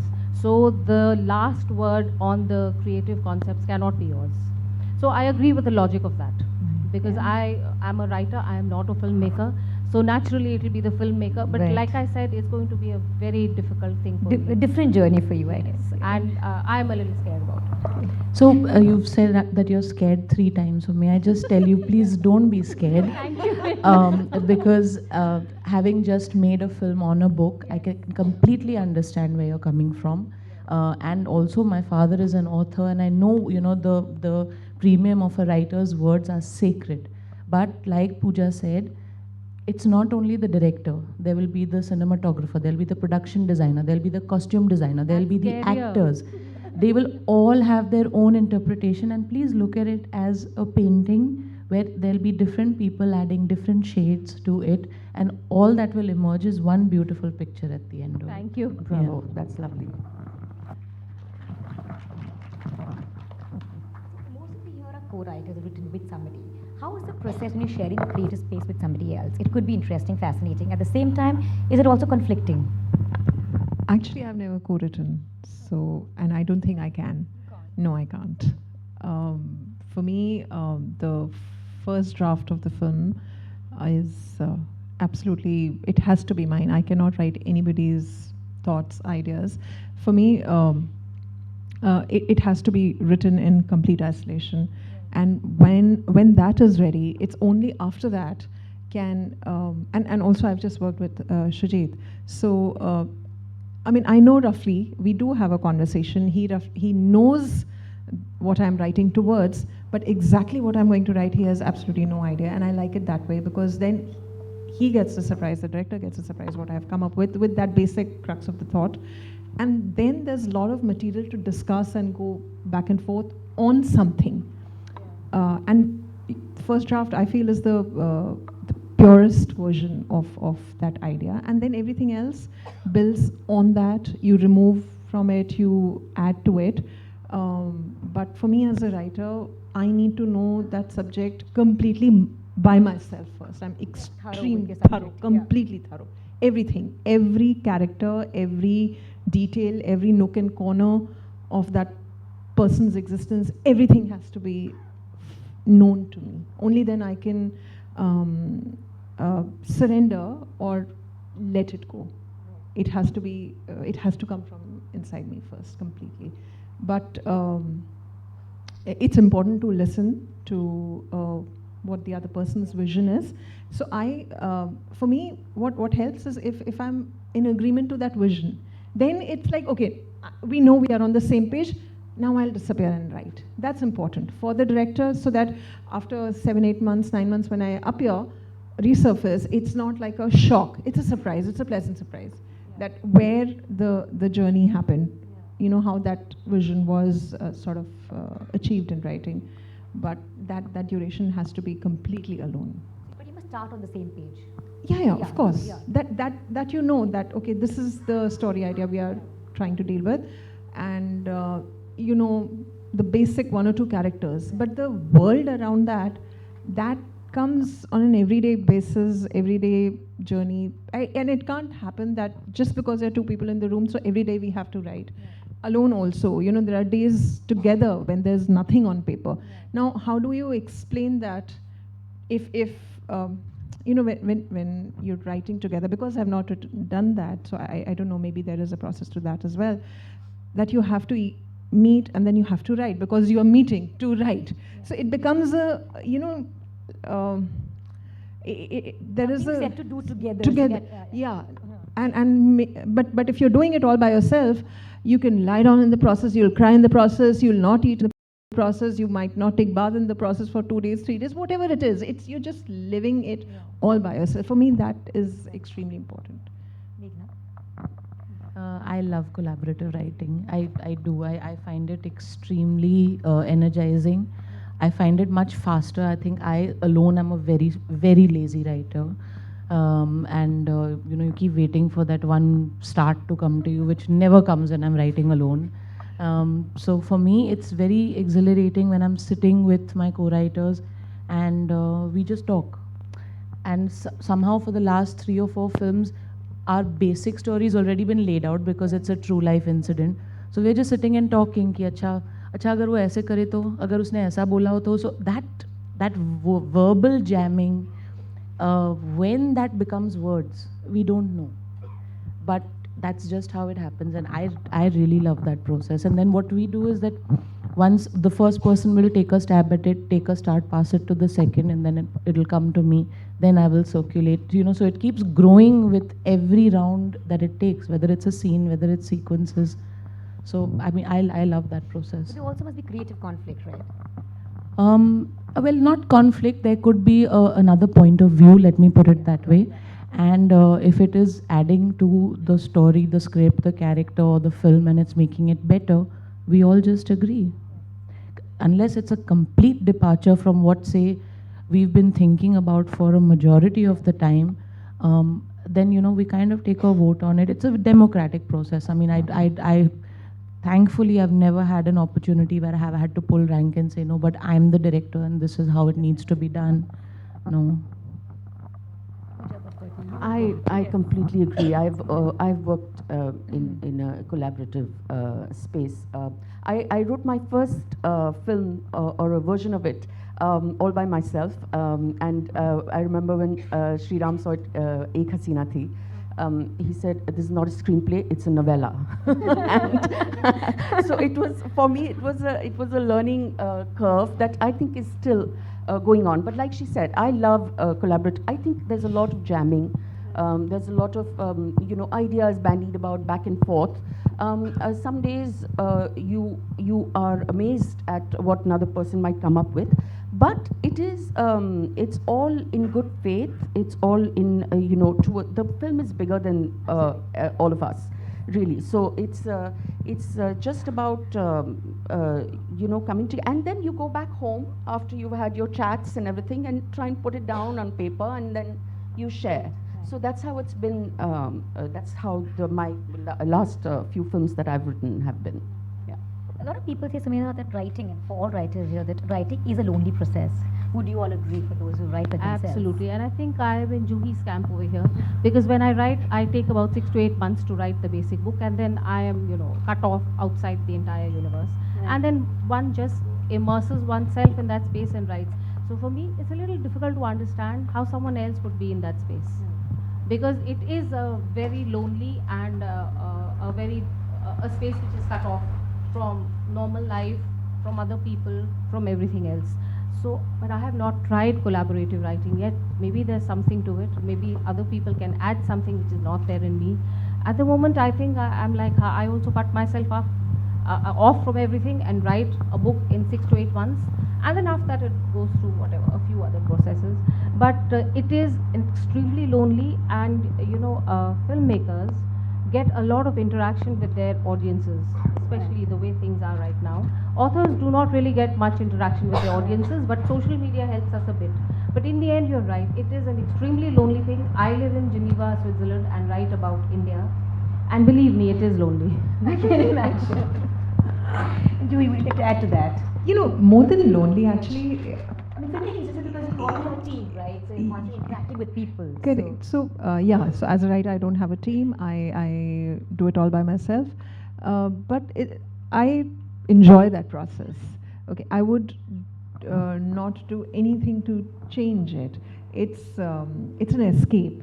It's dual existence in a lot of ways, because when I say I disappear, I don't disappear physically from the space that I'm living in. The house has to run, things have to be done, your responsibilities, whatever else you do in your normal routine life, within that little escape for me is my space, and that's the world that I'm trying to weave. And few nights you just want to be in it, especially when you're in deep, like initial part of the writing phase, it's not so much, but once you've sort of done in a script, if you say around 30 pages or 35 pages, when you're gone past that much, then you know you're really deep into something, and that again it's very addictive. Then you want to keep going back, and then there are times when you are completely, you can't even look at the work that you've written, so for days together it's all shut.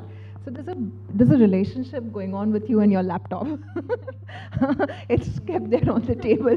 It's scaring you. Should I open it? Should I not? Should I go back again? What if I don't like anything?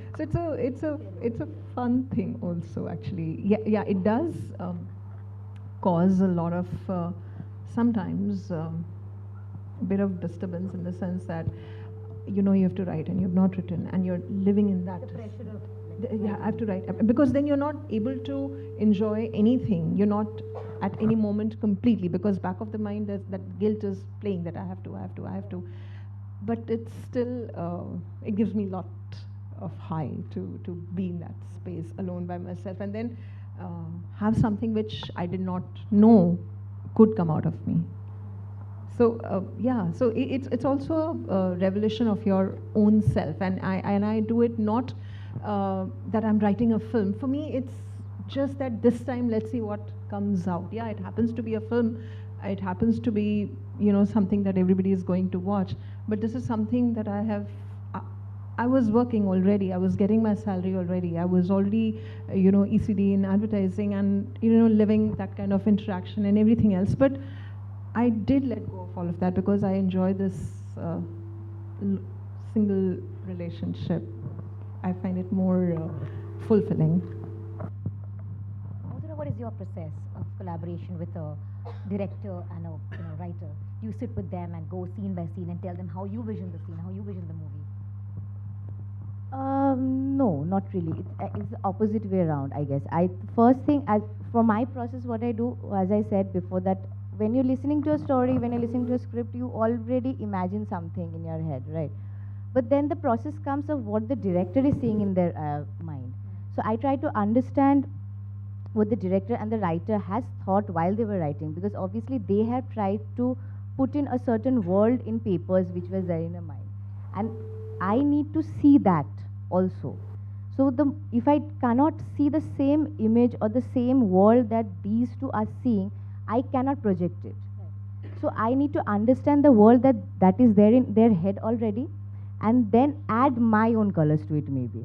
Because that is where I come in. I'm just not a technician. I'm also collaborating with them in a sense. So if I need to collaborate, it has to be a two-way process, where they have to tell me what is there in their mind. They have to show me their world to me. They have to make me understand what is the place, the mise-en-scene, the colors, the day and night, or whatever it is. And then I can only help them project it on screen. So I need to know. And I think that is where it becomes very collaborative, because then I don't only take and create it, because then I become an animator, which I'm definitely not. So what I then try to do is add my own color. So they see Shimla mein ek purana ghar which is blue in color. I said blue acha nahi lag raha. I think it should be like dusk, and the house should be brown, and the character should come from this corridor, which I really like. So that is how we kind of start creating a world slowly and gradually. Adding more dimensions to what they already have created. Yes. So then the moment you start creating that dimensions of things, of how the people are, how they look, how they talk, how they walk, and how I'm seeing them function in a certain space and time, I think that is when the audience would also start to feel the images or feel the movie. It's not about just seeing, right? We're working with a medium which is working on so many of your senses at the same time. So it's just not about that. You have to see the image. They have to see a certain image and connect feel with it. too, yeah. No, it's not connect. It's you have to feel it. You have to smell the earth. You have to smell the earth. You have to feel the fear. You have to understand the love. You should cry. You should feel it with every pore of your body. It's just not visual. you're being added on with all the other elements of filmmaking. There's a sound and there's sound design and there's edit and all of that, which is adding on to it. But all of this needs to collaborate and form into an image which makes you feel the image more than anything else. It's not just about understanding or reacting to the characters. If I see this run of Kaj and somebody running through it, I need to feel the heat. When I see it, I need to feel the heat. I need to feel the breathlessness of that person. I need to smell that dust.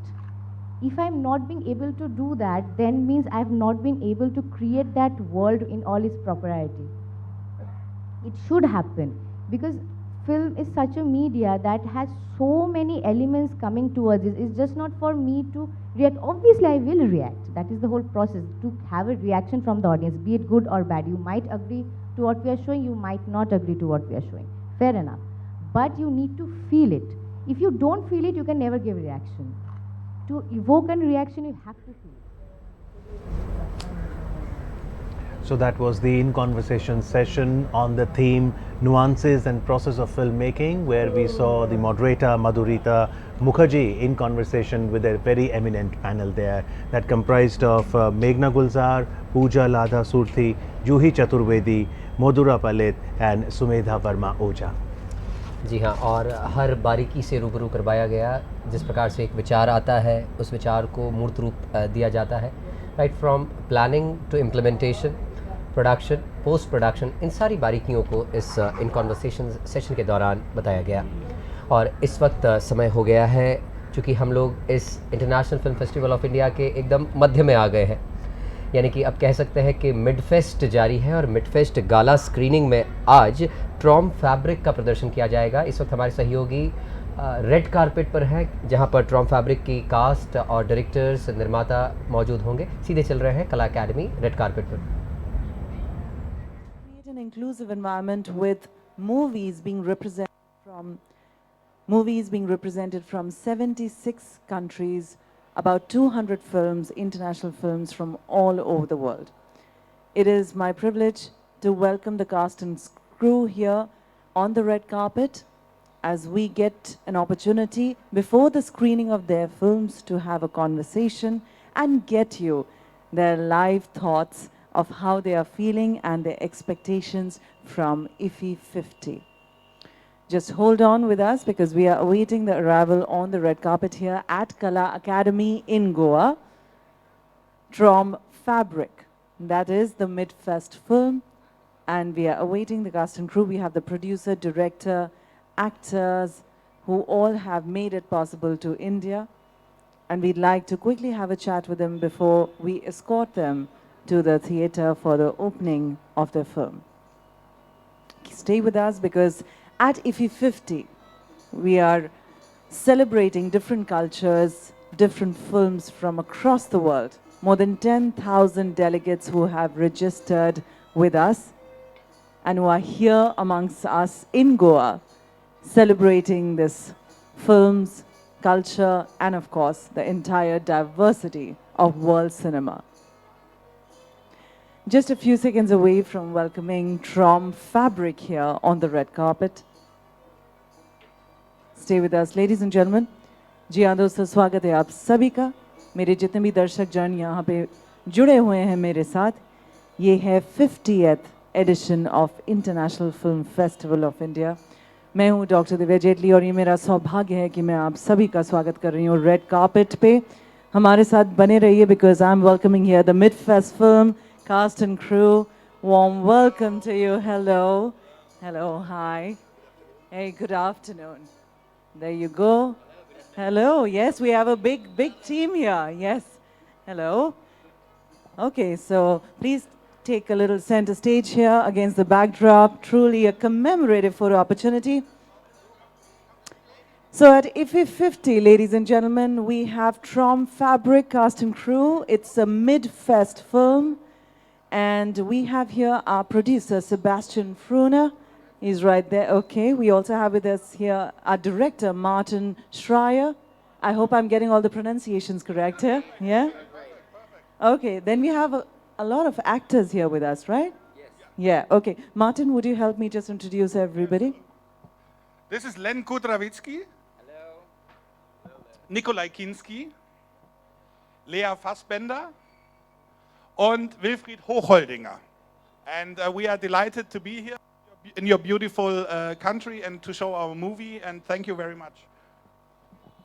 Let me quickly come here to Sebastian.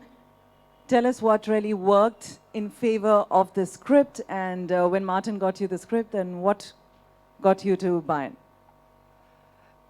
We started together this movie with our beloved producer, colleague, and mentor and friend, Tom Ziegler, who just died 2 months ago because of pancreas. So we also dedicated a little bit of this trip to Tom Ziegler. We were sitting together with the writer, Martin, me, 4 boys, doing a love movie. And it was actually, we sat in a whirlpool together, 4 boys, and thinking about this film. And it was a really nice journey from writing the script to shooting this movie to the post-production. It was a dream come true in the end. Well said. I'm going to pass on the mic here one by one, and I'd like to know from you, is this your first trip to India, and how do you feel at the Golden Jubilee celebrations of the International Film Festival of India? I want each one of you, all the actors, to kind of share their one line of thought each. For me, it's the 3rd time. The first one was in about 30 years ago, 1989, when Goa was slightly different. And then 6 years ago again, and this time is the 3rd time. And I'm enjoying it very much. Thank you. Thank you. Okay. This is actually my first time in India and in Goa, and I'm really happy. We had a very warm welcome. I really like the people, I like the culture, I like the food, everything. I'm enjoying it really much, and I'm happy to be here. Yeah, it's also my very first time in India. It's a pleasure to be here. And I'm a big fan of the Bollywood movie industry and a fan of Shah Rukh Khan. Is Shah Rukh Khan in the house? I would like to meet him. No? Please tell him I'm here. Also my first time in India, so thank you for having us. We are enjoying it very much. Actually, I was here in Goa when I was 3 years old, so a long time ago. So this is my 2nd time in Goa. And I was in India a couple years ago in Kerala for quite some time, which I really enjoyed. So it's good to be back, and very happy to be here for the 50th celebration. Feel honored, and yeah, and I think I'll stay a couple days after as well. So see you around. Yeah, it's my first time as well.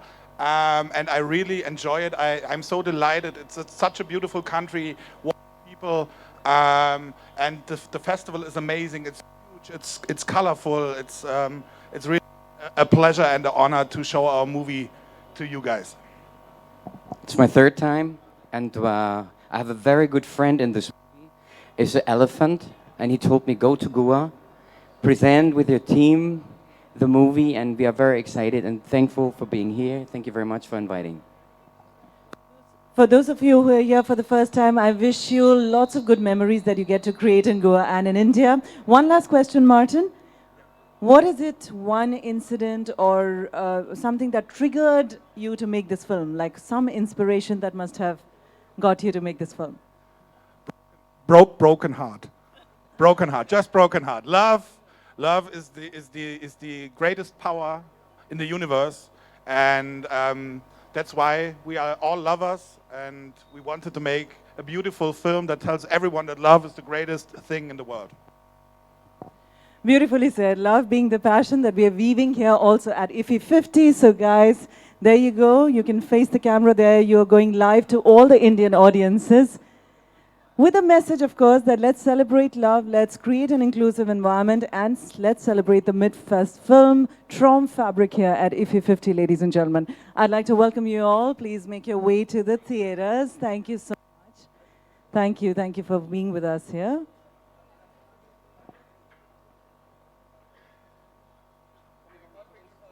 Absolutely. Selfie time on the red carpet here. Ladies and gentlemen, it is a pleasure to welcome here, and some people here amongst the cast and crew for the first time in India. We hope they take back lots of good memories.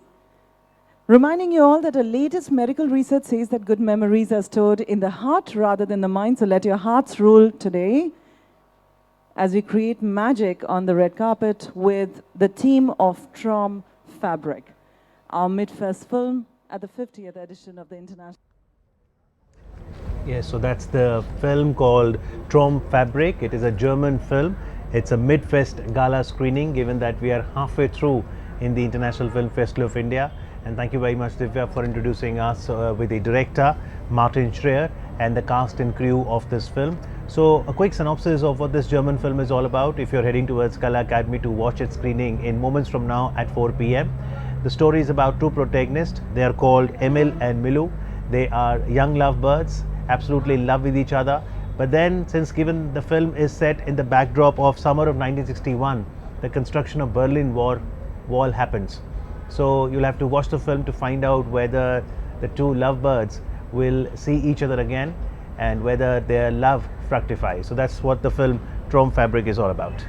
और निश्चित दाद देनी होगी film director की, Martin की, जो बचपन से फिल्म बनाने का शौक़ रखते थे और फिल्म बनाने का शौक़ ही नहीं, उन्होंने प्राइमरी स्कूल में अपनी पहली फिल्म बना भी डाली थी और अपने स्टूडेंटहुड के दौरान उनकी फ़िल्मों को स्टूडेंट ऑस्कर के लिए भी नामांकित किया गया था।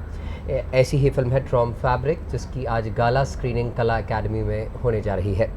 फ़िलहाल आपको लिए चलते हैं हमारे सहयोगी के पास, जिन्होंने इंटरव्यू किया Chinese debutante director Wen Li को। Wen Li feeling to tell film के निर्देशक हैं। आइए सुनवाते हैं आपको पूरी बातचीत।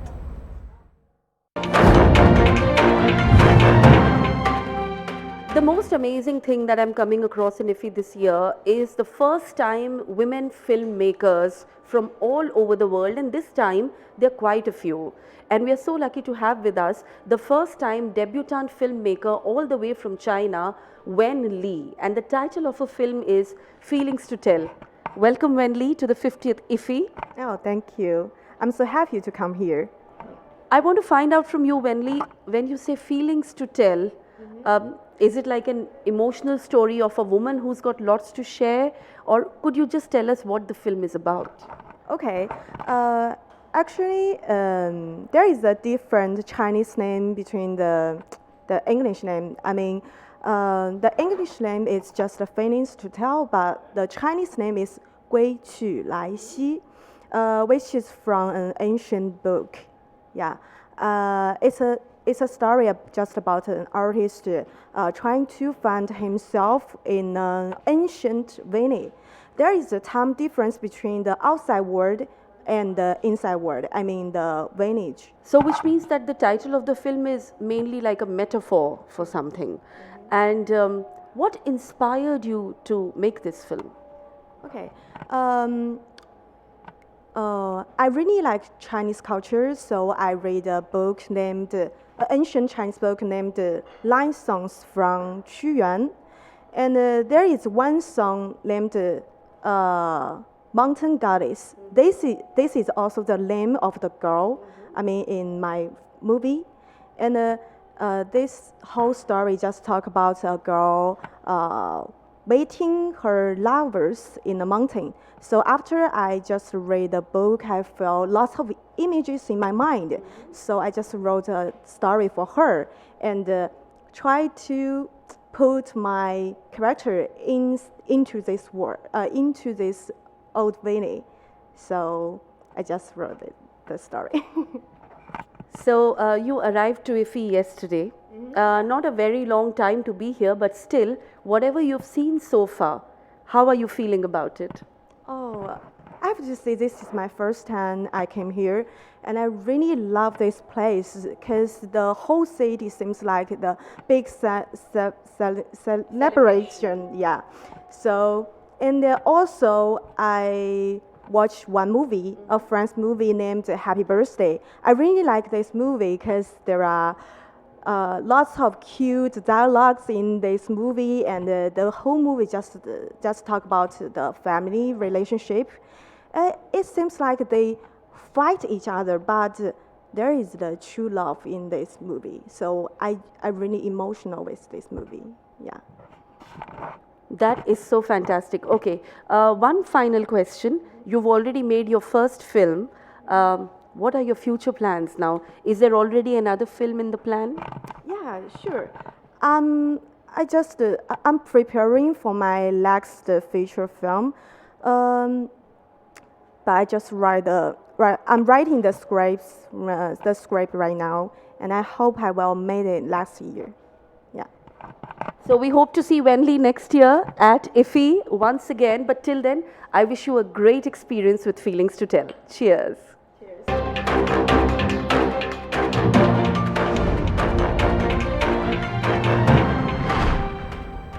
So that was the Chinese debutante director Wen Li, and if you are keen to hear emerging filmmakers, then please note that later in the evening today there is an interesting in conversation session that is on that theme, the emerging filmmakers of India.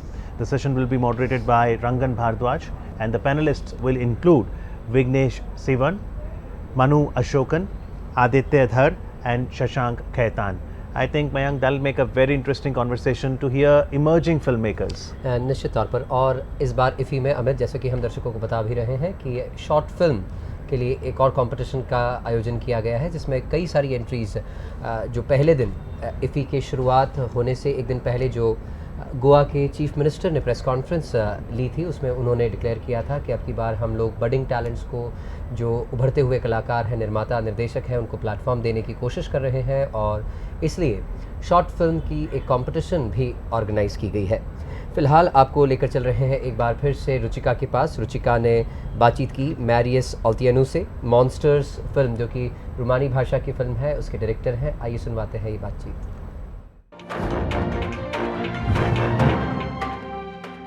And we have with us yet another debutant director who is competing this year with his film Monsters at the 50th IFFI. All the way from Romania, I have Marius Olteanu. A very warm welcome to the International Film Festival of India. Thank you very much. It's very good to be here. First and foremost, I'd like to ask you that you have made a film on a very, very complex subject. You know, a couple that's been married for long, you know, doing a whole lot of soul searching, growing in different directions, realizing they have different needs. I'm sure that would have involved a whole lot of very, very deep research before the movie went on floor. What was the process of preparation for the film? Well, the first point, let's say, on the list would be the fact that I was interested in what happens with love after a longer period of time, the love between two people. And after deciding on this, and after kind of like, you know, doing my own research on myself and my relationships, I realized that I didn't have any relationship that was this long, because I wasn't interested in something over 10 years long. And I started doing interviews with married couples, and I found out a lot of very interesting and touching stories, and also I've seen what the dynamics was inside these couples. So I did first a short film, which now is represented by the first part of Monsters. That worked really well in festivals and with the audience, and also we got a lot of responses that were showing that there was an interest from what was outside of that tiny story of the short film. You know, why the main character wasn't going home, what were her problems, and so on. So I started writing his story, the second part of the film, and also their story together, the third part of the film. And after I did writings and rewritings, I started looking for the actors, and once I found the actors, during the rehearsals, I continued to rewrite the script, because as I kept on saying, you know, I didn't want to leave from the set or from the rehearsals as stupid as I got there in the first place. I just wanted to learn something every day, and every time I was finding something new or something that was working with the story, I was incorporating it in the story. And also I didn't want to go against the actors at any point. I wanted who they were and what they were to show in the film. So I think for me, that's why the film feels organic now. Yes, I was about to use that word, that pretty much the film took a life of its own once you began shooting it. But when you explore the complex dynamics of what is happening to a marriage over a period of time and how the ecosystem is changing, I'm sure that when you were casting for this film, there must have been certain benchmarks in your mind that who you wanted to see enacting particular roles. So when you started casting, did you get the actors that you had in mind, or did you change with the changing dynamics? Well, it was different for different parts. There are two important parts in the film, the taxi driver and also the love interest of the man, which I casted without any casting sessions. I literally went to the actors and I said, I have you in mind for this part, please read the script and tell me if you accept to do it. And luckily enough, they both accepted. But for the main parts, it was very complicated because I started with an actress and we rehearsed and worked on the film for almost a year. And we couldn't arrive to that mix of frailty, of vulnerability and strength that I felt the character was all about. So I decided to change the main actress 2 days before we actually started shooting. I was like, yeah, that was very stressful because it almost felt like a marriage. You know, we were together for such a long time and she was with me for that whole process, and then I realized that no, it would have been a bad thing both for her and for the film and for me if we were going on with this. So I decided to divorce. You pretty much said the philosophy of the film all over again there. Well, kind of. I mean, it's, you know, it was a learning process for me. It was a 3-year-long learning process, and I discovered a lot of things about myself doing this film, and about myself and about the way I relate to the others. But going back to your question, I think the hardest part to cast was the one of the man, because we are talking about a homosexual man in a country that's not totally okay with the subject. So it was very difficult for the actors who came to the casting. I've seen more than 40 actors for the part, and all of them were kind of giving me this cliche interpretation of a gay man. And then I found Kristi Popa, which I didn't want to see in the beginning because I thought he was too beautiful. He already had this persona established, you know, on the film scene and theater scene in Romania. And then in the end, because I was kind of desperate, I said, okay, I'll see him too. And I had the revelation of seeing this person who had a lot of conflicts inside, and there was a tension there which I really appreciated, and I thought was going really well with the character. So I keep on saying this, that probably the thing I am most happy with in the film is the way the actors are. I think they are performing really good parts. Having said that, how has the film been received in Romania due to its complicated subject matter? And of course, with your actor, as you just mentioned, Cristian Popa, already a previous baggage very good of with Romanian names. It's incredible.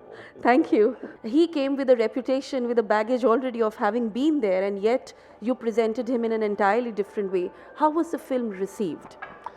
Well, it was, how should I say, it was a mix between very strong love and aggressive indifference. You know, there were a lot of people who were feeling uncomfortable with the topic, and some of them were willing to address that and to recognize that fact, and there were people who just said, no, the film, you know, I'm not interested about this film is not for me. So it was very difficult in a way to promote, but in the same time, you know, I mean, obviously you want to have your film seen by as many people as possible, but I also think it's very important how the people who have seen the film react to the film, and the response we got to it was very emotional, and sometimes, you know, there were tears there and there were people coming at the end hugging us. So I in that sense, I think it was a necessary film, you know, especially for certain people. This was a topic that needed to be addressed. So basically, it's something like what is said about art. It's not supposed to look beautiful, it's supposed to provoke you, it's supposed to make you think. Final question, the feeling at IFFI, and what do you know about our film industry, Bollywood? Anything out there? Well, I was really happy with the reaction of the audience, and I was grateful for the fact that we got to have a Q&A at the end. The questions, and not just with my film in general, from what I've seen in other screenings and master classes and so on that happened here, so the general impression was that people ask very smart questions and they are very present, and they're very interested by what they're seeing, and that's always, you know, like a great pleasure to see that people are there and are there with the film and for the film. So that's probably the thing that's going to stick with me the most. But also, I'm really impressed by the size of the festival. I was mentioning this before. It's just there are so many people, and the fact that all the screenings are sold out and people are queuing to see the films. I mean, for a director, that's kind of like a dream come true. Going back to Hollywood, I'm feeling to Bollywood, sorry, and the Indian film industry. I'm feeling dwarfed. It's just, we were talking with someone yesterday. It's like, I think the number of films you're doing in a year is probably the number of films that has been done in Romania in the last 50 years. True. It's the biggest film factory in the world. It's really impressive. And actually, I was talking with the director of photography, with Lukian Chobanu, who's here with me. He saw 2 Indian films on the plane when we were coming here, and he was really impressed by the quality of those films. So now I know what I'm going to do when I'm going back to Romania on the plane. Well, thank you so much for your time, Marcus, and what an interesting chat. Remember to catch Monsters at IFFI, and if you're not here, well, put it on your watch list wherever you get your hands on. Thank you so much for your time. Thank you very much for your time and for this interview, and also thank you, IFFI Goa, for this opportunity to show the film and to discover India.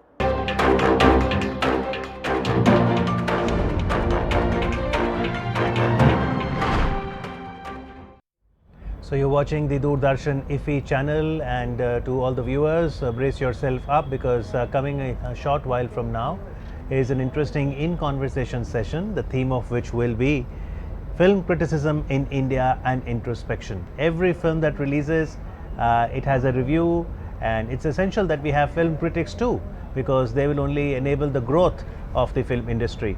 So in this session, GP Ramachandran will be the moderator, and we've got Shri V.K. Joseph as the chair of the panel. V.K. Joseph is an eminent Indian film critic. He's also been a recipient of National Film Award for being a critic. And the panelists include a battery of film critics: Ashok Rane, M.K. Raghavendra, Madhu, Meena Karnik, Meenakshi Shede, N. Vidyashankar and Pradeep Bishwas. साथ ही एक और in conversation session आयोजित किया जाना है आज मैकनीज palace में.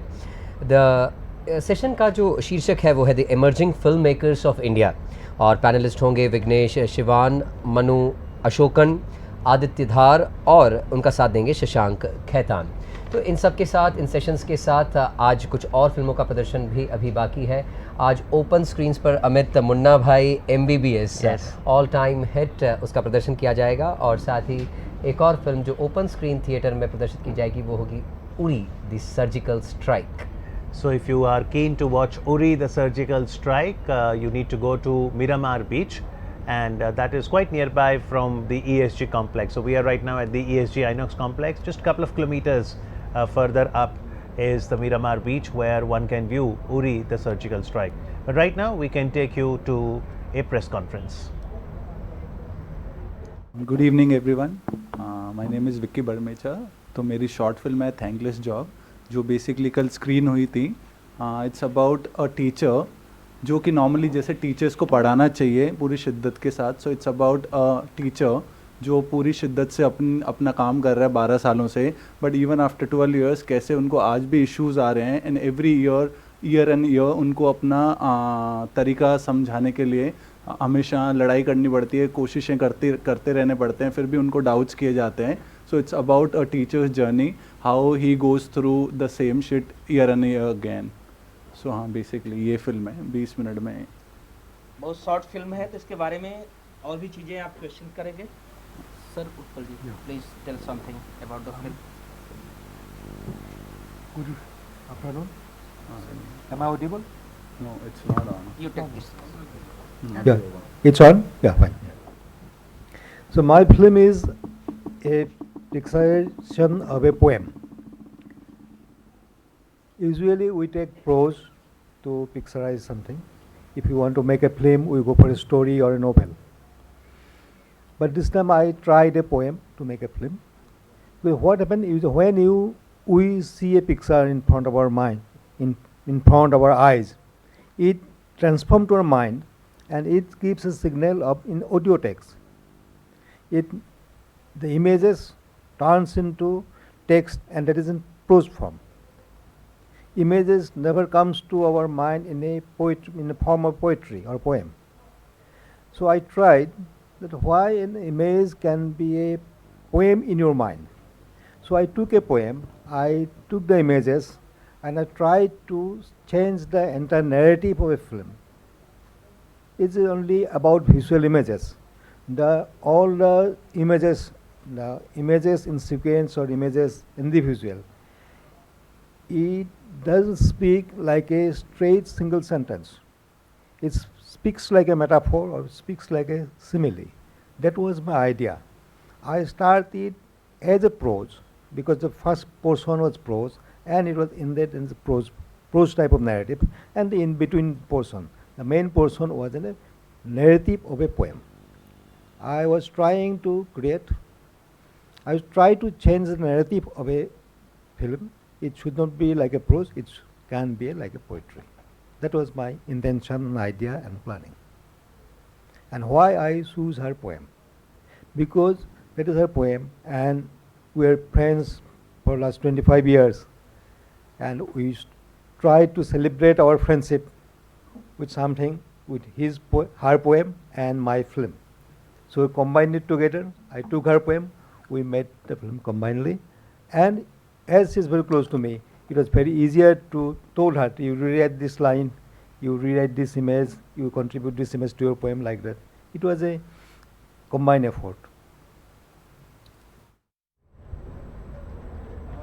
So that was the press conference, and right now we can go straight to Black Box venue because the session on film criticism in India and introspection has started there.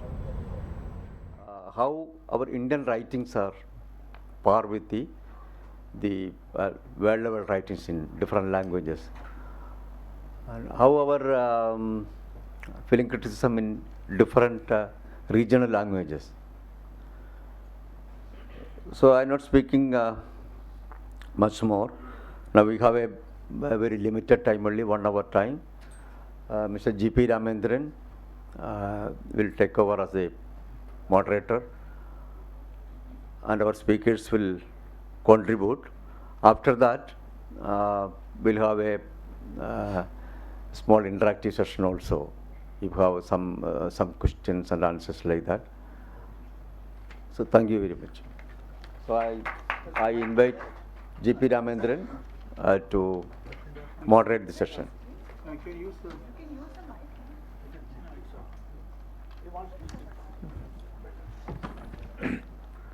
Dear friends, distinguished speakers on the dais, a very good evening to all.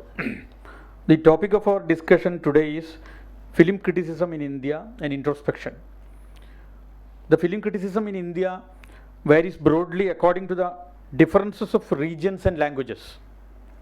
A rich tradition of film criticism with diversity exists in languages like Bengali, Hindi, Marathi, Kannada, Malayalam and English to a certain extent. Film criticism is really popular in print media as well as in online media. Nevertheless, there is a recently emerging trend among the print media of negligence to provide due space and significance for film criticism. This is really a problem. One of our friends, Mr. Altaf Majid, a well-known documentary director and a member of FIPRESCI, former member, who had a premature passing recently, once expressed his anxiety on the depleting opportunities to write in his own mother tongue, Assamese. There is a false notion that all are competent enough to become a film critic since the popularization of social media. It is common to write impressionistic comments on any film wherever one feels like on the social media platforms nowadays. Due to this, the value for any experience or talent in film criticism is getting diminished at present. Since I have ardent faith in democracy, I don't support any sort of regulations on the practices of usages of the social media. But it is high time that we remembered the history of film criticism, just like the history of cinema. I would like to let you know that FIPRESCI had initiated a program to examine and discuss the same with the new age critics. FIPRESCI is conducting a 3-day seminar in December in collaboration with the Kerala State Chalachitra Academy at the Vaikam Mohammad Bashir Chair of Calicut University in the campus. I would like to invite you all to the seminar now. In the history of film, film criticism had always to occupy an active role to document and interpret the social correctness and aesthetics of cinema intermittently. I expect that an open and deep discussion will be taking place here today on the topic to inquire the same. An expert panel is present here to speak about film criticism. I would like to welcome you all once again to this seminar, and I first invite Mr. Vidyashankar to deliver his views with the audience. Thank you.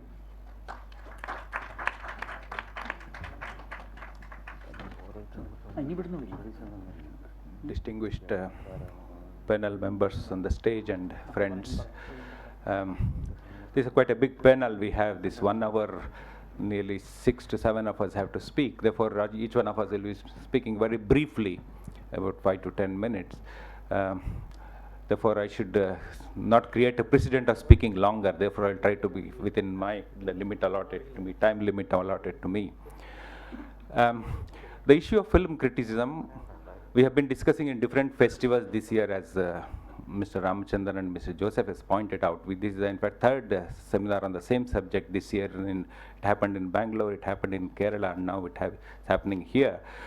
The main issue we are actually trying to understand here is that what is film criticism itself? Is it the word criticism we are directly taken from other arts, particularly the literary criticism? What is the difference between literary criticism and film criticism? Is film criticism a separate idiom or a separate language as compared to the literary criticism which is being practiced for over thousands of years? There is clear confusion here. A lot of writers extend their knowledge of literary criticism into writing on cinema, and that has become a problem in India for a long time. Look at the way the intellectuals have reacted to cinema in this country over 100 years. Compare this to the other societies like the Western civilizations, where how they responded to cinema. The most of the intellectuals in the Western world responded to cinema with the same seriousness as which they responded to other arts. Most of the literary critics responded to cinema in the same rigor and same intellectual search as literature or other arts there. But unfortunately in India, we don't have that approach to cinema. Cinema is still yet to get its intellectual stature. It is not looked at in the same stature as literary art or the other fine arts. Therefore, we have a problem here when responding to cinema. We have a problem of idiom. We have a problem of understanding the medium itself. Recently, I was in one of the university forums where we were discussing film criticism. The young people, like most of you, asked some 2 or 3 basic questions. I would like to present it here again and go a little further on that. Is film criticism different from literary criticism? Is the first question, which I already broke down, which can be discussed further. And the other 2 questions they were asked was, what is the role of a film critic? What is the impact of a film criticism on the filmmaker on the one part and the audience on the other part? What is the impact of film criticism? You are writing something on cinema, whether you call it as a review or even a reportage or something, some serious writing, cultural writings or film studies writings. What is the impact of that writing on filmmakers on the one side, on the audience on the other side? This is a question which is very difficult to be answered. There were film critics in the 20th century in Europe whose writings did influence filmmakers very strongly. The one best example we could give you of André Bazin, of French filmmaking. He was a very strong influence on the film construction itself, the ideas of cinema, the theories of cinema. The history of cinema was reread after Bazin wrote on cinema and criticism. Therefore, there was a period in history of cinema where criticism had a very strong influence on filmmakers. But today, do we have that? Do we have an intellectual approach to any of the arts today? Not only cinema for that matter, any arts today. That's a big question we are asking, and there is no answer to this. As an individual, I have no answer to this. The society changes, keeps changing. Now, what is the influence of a writing of cinema on audiences? Do they take this seriously? First of all, are they the targets of film criticism? First of all, in literature they are not. Basically, the reviews that come in newspapers, even literary reviews that come in newspapers, targeted to a different audience than literary criticism, which is targeted to academicians and students of literature. Therefore, what is the influence of writing on cinema on the audiences? Again, there is no answer to this. We have to find out answers to this. Cinema is a very young medium, therefore it takes time to get into that. Therefore, these are the questions we need to ask in the context of India, where cinema is not part of a greater intellectual culture. A couple of anecdotes also I can give you. One of the times I was sharing a platform with a very senior aesthetician and scholar on literature and other arts. And when I talked about cinema, and he came on the stage and said, you don't need to do anything new for cinema. We already have all the tools to understand this. He gave the examples of Rasa Siddhanta, the Rasa theory. He said that explains, because cinema is basically on the side of the audience, not on the filmmaker. Therefore, there's no aesthetic questions I would not like to raise on this. Now today in cinema in India is basically addressing to a large audience. That's where we have to talk about, and our Rasa Siddhanta explains this. The emotions we get from cinema. I mean, cinema is a very strong emotional medium in this country. Therefore, he said the theories we already have will already explain. Therefore, no new criticism is required. There's no idiom of film criticism is required in this country. In another forum, another intellectual pointed out that we have this Anandavardhana's Dhwani Siddhanta, that is a tonal quality. That is good enough to explain cinema. Why do you need another idiom to do this? I spoke to them and asked them certain questions which said, okay, fine, these are about impact, but what about the aesthetics as construction of cinema?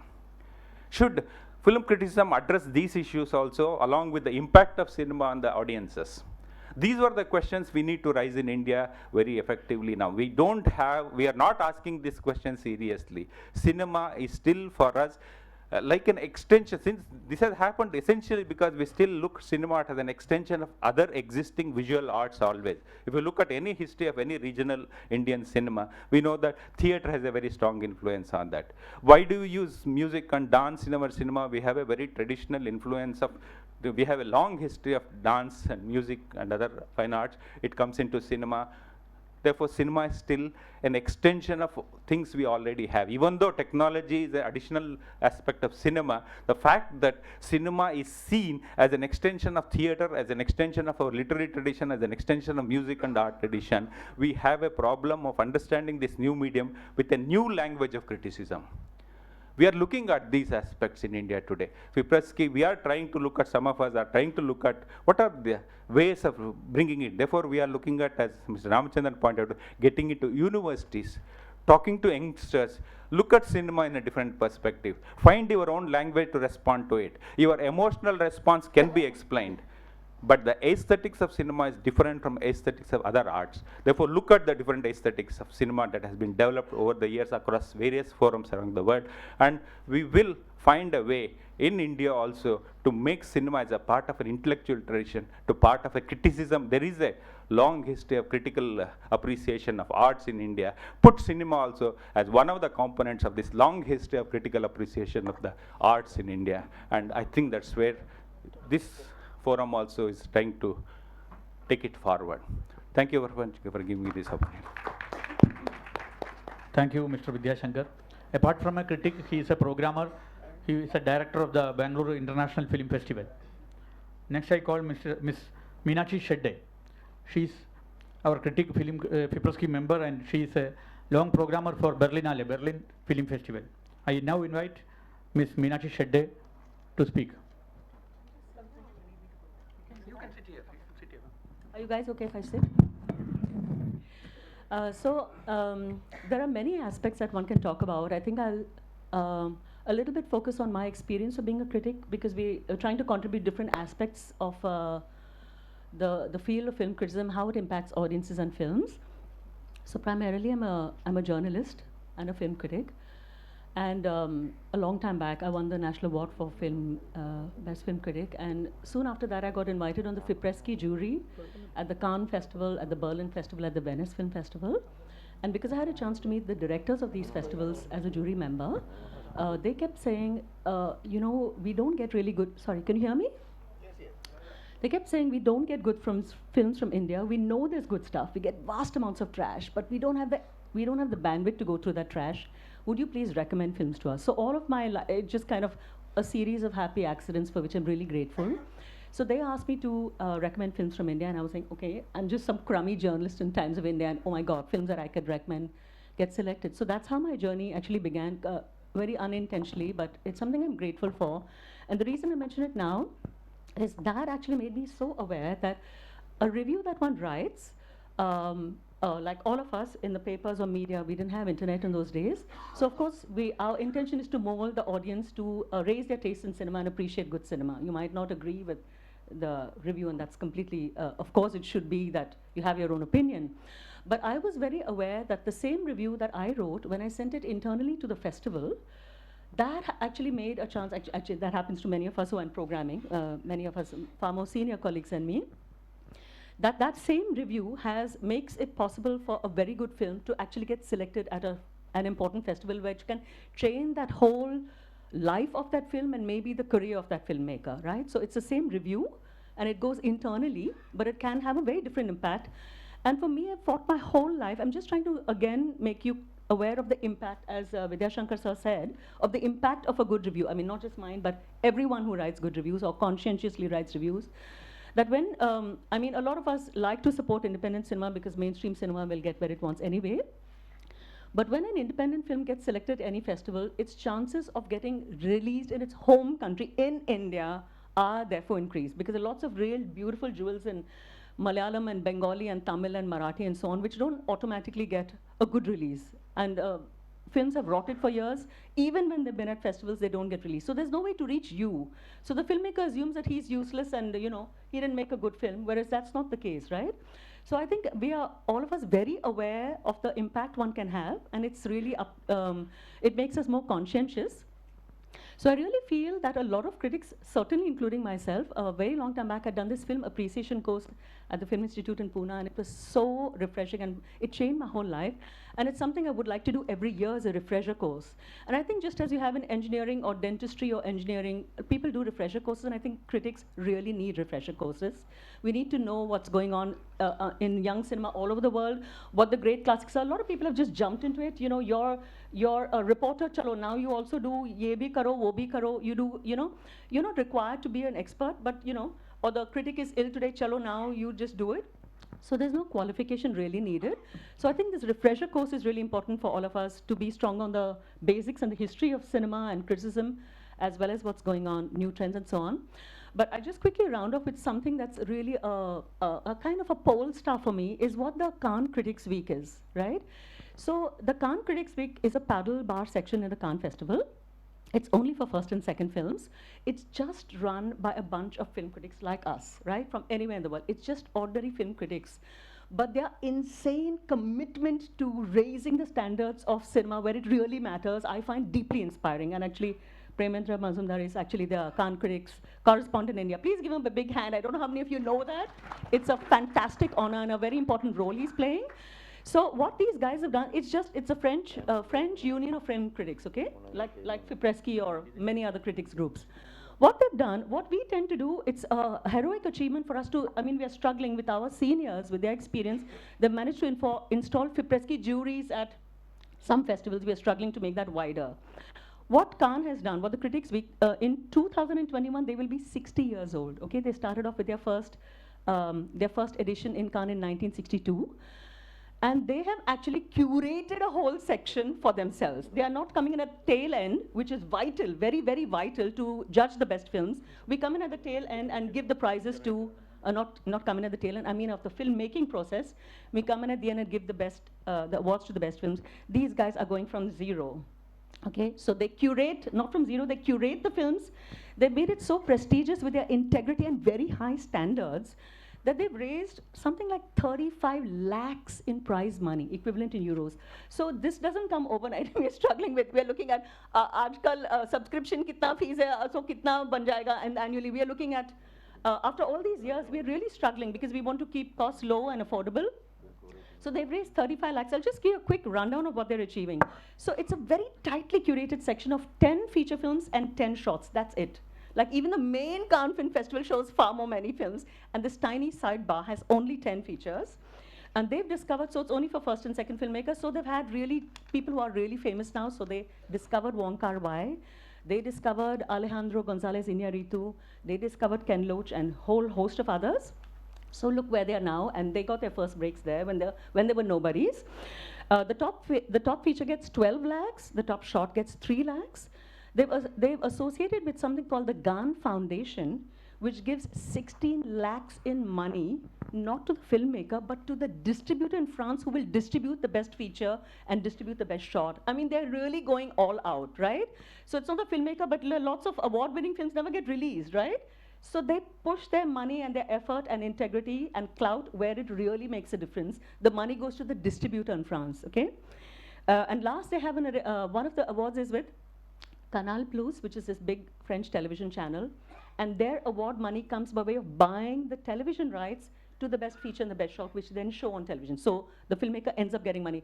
What I'm trying to say is, eventually with all this, we want the filmmaker to make money, because it's only when they recover that they can make their next, and the cycle goes, right? Now, a lot of people will say, oh, that's not my job. We are critics, or we can feel we are more academically inclined. We can decide that. But they just go all out where it really matters, and not that they make money, but they make sure the filmmaker gets money. And the last thing is, they distribute theatrically. So when you, on the website, when you want to enter your film for the Critics Week section, so it's written in the rules that if your film gets selected, you automatically give the Critics Week the rights to distribute your film. You're saying, boss, hum to idhar baithe, you are like distributing for free, or like neki or pooch kind of. So they actually release automatically, if your film is selected, they themselves take the responsibility for distributing theatrically in France, through the Cinémathèque Française, in Beirut in Lebanon, in Morelia in Mexico, in Santiago in Chile, and in Prague in the Czech Republic. And the last thing they've done recently, it's a new program where, wonderful idea, I mean, just how creative they are. For filmmakers, I told you they get 10 shorts. So now they have a new program called Next Step, which is a 1-week residency given to filmmakers who've made short films and want to make their first feature film. They'll find the top screenwriters to mentor them, the top producers to come and guide them, distributors to help and explain, to help a short filmmaker make his first feature. I mean, this is the extent they go. So for me, they're really a great example of how long and how rewarding the journey can be. Thank you. Thank you, Ms. Meenakshi. I now invite Dr. Madhu Ravangara, who is a national award-winning film critic and was a film teacher also in a university. I now invite Dr. Madhu Ravangara. Esteemed panelists, my dear friends. In fact, I think I should enter into the subject because so far we haven't touched our subject, film criticism in India and introspection. That is really the subject of today's seminar. Do we have a film criticism?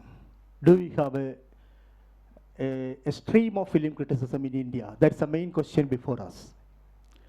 Now, when you think in terms of films, when you think in terms of short films, in terms of documentaries, yes, we have. But do we have a real film criticism in India? To me, I say in a negative aspect. Because we didn't start with the film criticism exactly. We had films, we were in a hibernation for a long time. Because after Raja Harichandra, we had so many films which gone after this Bhakti movement or other cult movement like that. So we didn't know what is exactly film is at that time. Even Hollywood films were not exactly coming to India at that time. It came later. So, what naturally happened was we had no model for film criticism. So we mistook film review as film criticism. And that state of affairs is still continues. This is the grave problem in India. And now, as Mr. Ramachandran was telling, everybody is a film critic. How? Through social media and other means. Because when they write about a film, they assume that they are film critics. Film criticism is entirely different from film review. See, it is on a higher level. You start with maybe film review, then you go to film appreciation. And only after appreciation you go to the level of film criticism. And no film criticism so far in our country. Of course, there are a very few, I understand, but I want to categorize it in some other category. That is why. Because in the exact word film criticism, we are not showing allegiance to a particular term. Because we just make some writings, okay? Say, most of them are reviews. You write about the story, you write about the background, you write about the actors and editors and the technicians and so on. It goes like that. We have a model for that. And that model is mainly based on the popular cinema. And it was not based on the pure cinema. You know, Chidananda, I should remember the name of Chidananda Das Gupta, who was in a Calcutta Film Society along with Satyajit Ray. They founded the Satyajit Ray Calcutta Film Society in Calcutta. You know it. So these people actually brought the cinema writing seriously in India because of the influence of Film Society movement. And then naturally, you know, the Chandra came to India for shooting, Bengal for shooting. And then the New Wave films came here, like, you know, the French New Wave. And before that, Italian neorealism films came here. So likewise, slowly, there was a movement of film writing also. And that sort of film writings came later. And you know what happened in later conditions after 80s or something. Again, we have gone back to the original mainstream cinema with all popular sort of things. Can you just suggest a film magazine which deals films very seriously?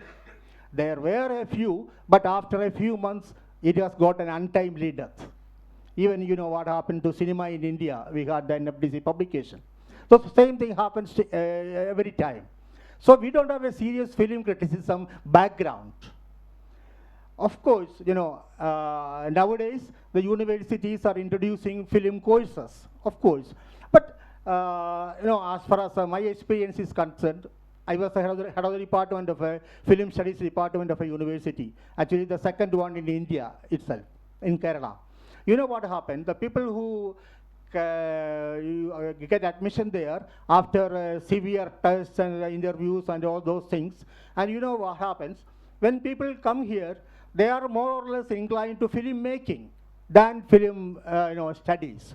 The course is exactly called film studies, but they are not exactly interested in film studies. So the new youth, they are interested in making films than knowing about films. This is a serious issue now we are facing. Everybody coming for admission, you know, this is a film studies course. There are 20 papers for it, and we gave the first year, for the first batch, the option that you should either produce a film or make a thesis.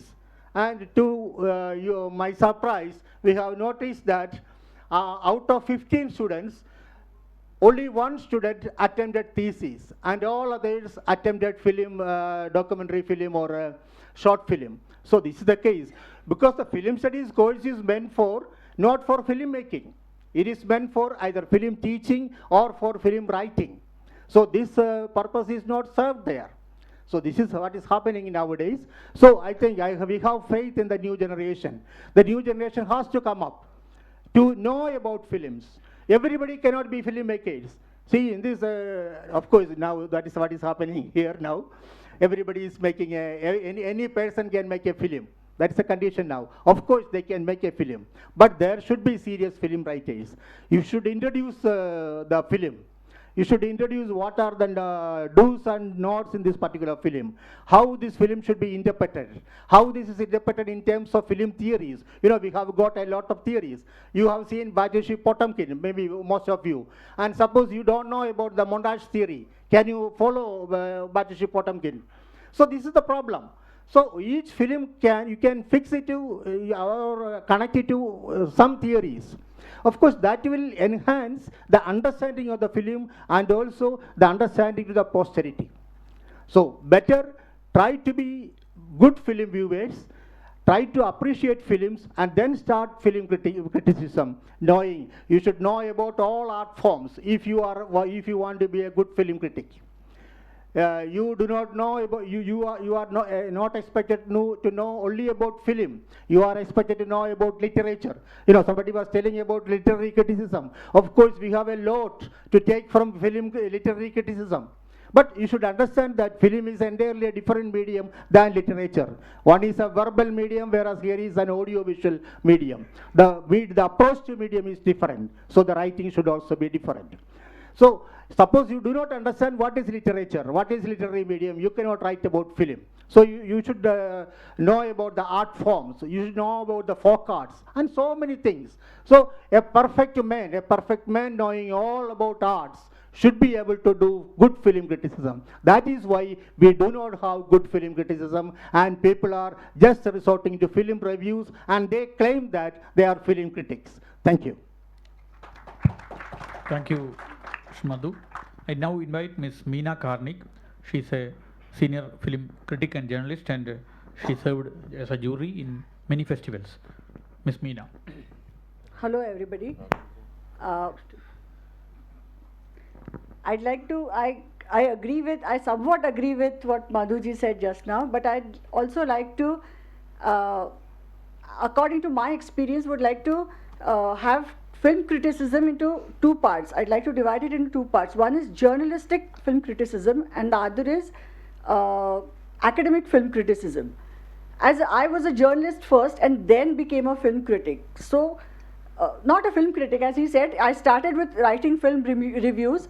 Then, because I loved films, I started reading about it. I started reading about the films. I started reading about I started reading other reviews too.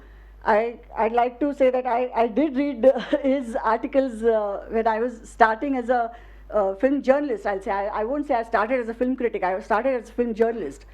So you need to decide basically what sort of a film critic I am. Since I'm a journalist film critic, I'd want my writings to be read by more and more people. Why? Because I want the films that I see, the experience that I get from it, the whatever I feel like is good in a film or is bad in a film, I like to share it with people, the readers, that is, because that's the reason why I write. I did not go into films to study films and then become a critic. So there are two things, and of course we need both the kinds. Like you do need scholars who, as Madhuji said, should have 3 steps: one film review, then appreciation, and then become a critic. Appreciation, I agree with those 3 steps, but it's also about why you want to become a film critic. If you want to share it, share your experiences. If the enrichment you get from film viewing, you want to share it. If I feel that, oh my God, the first thing when I watch a film, I want to tell everybody around me about it if I love it. So that's the reason why I started writing about films. Then again, it's up to you whether if you want to enrich yourself, not just with the films, but by reading about the films. So I think that is also very important. That's the difference between writing a review and then slowly becoming a film critic. So even a journalist film critic would need to naturally read and keep yourself updated about what's happening around the world, about the films that are happening, about the film criticism that's happening. And then somewhere along the line, you tend to talk about the film, not just about the film, but about the director, about the grammar of the film, about the other nuances that you see. And then maybe as an audience, I had not, when I was an audience, I did not notice it. So I needed somebody who's written about it, and then, oh yeah, I missed that. So should I go and watch the film again to find that nuance that I'd missed? So that is how you update yourself, you teach yourself. That is for everybody to do on their own, with the help of with the help of film criticism classes, film appreciation courses that are happening around us everywhere these days. Somebody said about the social media too. There's been lots of writing on the social media, and not everybody who writes on films you can't claim that everything that's written on the social media is film criticism. It's like, wow, I'm giving 4 stars. He acted so well. The music is so good. It's most of the time, at least 90% of the time, it's trash. But should you welcome it? I think yes, you should, because that's the first step. It's a new social media too, like films. It's very new to us, and I think the young people are expressing themselves. They might not have the tools to express, but then it's the duty of the other film critics to see to it that they turn into good film critics, not just keep on writing. There, even if there are 100 people writing on it, even if 10 become good film critics, it would be a great achievement to the clan, I think. So you shouldn't just discard what's been written on social media. Yes, most of the times it's complete trash. I agree with that. But I do think that you should look everything. You should look at it as a positive thing that so many young people want to talk about films, that they're interested in films. They want to share their experiences about film. They may not have the expression perhaps, but their intention is right. And how to nurture that and how to make them into good, how to tell them like they, it's very difficult sometimes from somebody staying somewhere in the whatever place. It's not important, but not everybody knows about the avenues that can get them to learn about film criticism. So if you come across a bad film review on a Facebook page, maybe you can just say, hey, you're interested in films, you can go and do this course, it will help you, or something like that. I don't know, it's just a thought that came into my mind right now.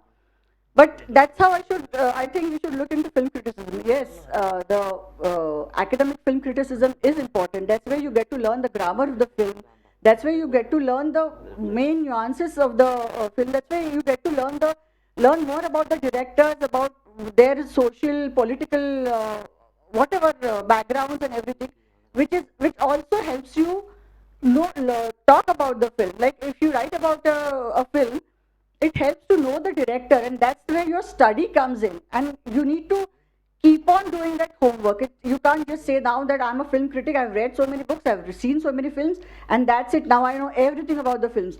And that's where I think I agree with Meenakshi that there should be something, refreshers course for the film critics too, and everybody should take it, because there are so many things happening right now all around the world. And with the social media and with the internet and with World Wide Web, we get to know so many things that we should also share with each other. So I think that's how I introspect film criticism with relation to me as a film critic. Thank you. Thank you, Meena. Now I invite Mr. M.K. Raghavendra. He is a national award-winning film critic and also a well-known film scholar. Thank you. Thank you, Presky, for having invited me, and thank you, friends, for being present here. Now, when I go along, one of the fundamental things which Indian film critics talk about is that their business is to promote good cinema. Do we know what good cinema is? I don't know what is good cinema. Okay? I only know a good film when I recognize it. I recognize a good film. I don't know what a good film, what a good cinema is. Okay? And it's also another issue here that we talk in terms of improving the quality of cinema. What exactly is that? Improving the quality of cinema. How does one improve the quality of cinema? My own sense is, okay, that before one knows what good cinema is, before one can promote good cinema, one should create a platform of mutual disagreements, mutual argument or whatever, and then create that platform where there is a certain exchange of debate between film critics, between people who can write, and this is a very important thing, people who can write. Okay, Madhu said that he is teaching film studies, and film studies he asked about 30 people or 40 people and only one person was prepared to write. What does that mean? It means people can't write today. Okay. The younger generation today comes from a milieu, comes out of a milieu in which people watch pictures. They can't use words. Now this is a big problem. Now that's why the thing of the film critic is a dying profession. Okay, largely because people don't read, they browse, they don't read, and because they don't read, they can't, they don't know don't know how to savor words. Okay. Now we are basically in this business of producing words. We are critics, we are producing literature. We are not promoting cinema. Okay, when we promote literature, it's a very important thing that this thing of literature, I mean, we have to be seriously and we should attend to that. Now, when you look at this thing of why is it that in India you have this notion of good cinema and bad cinema?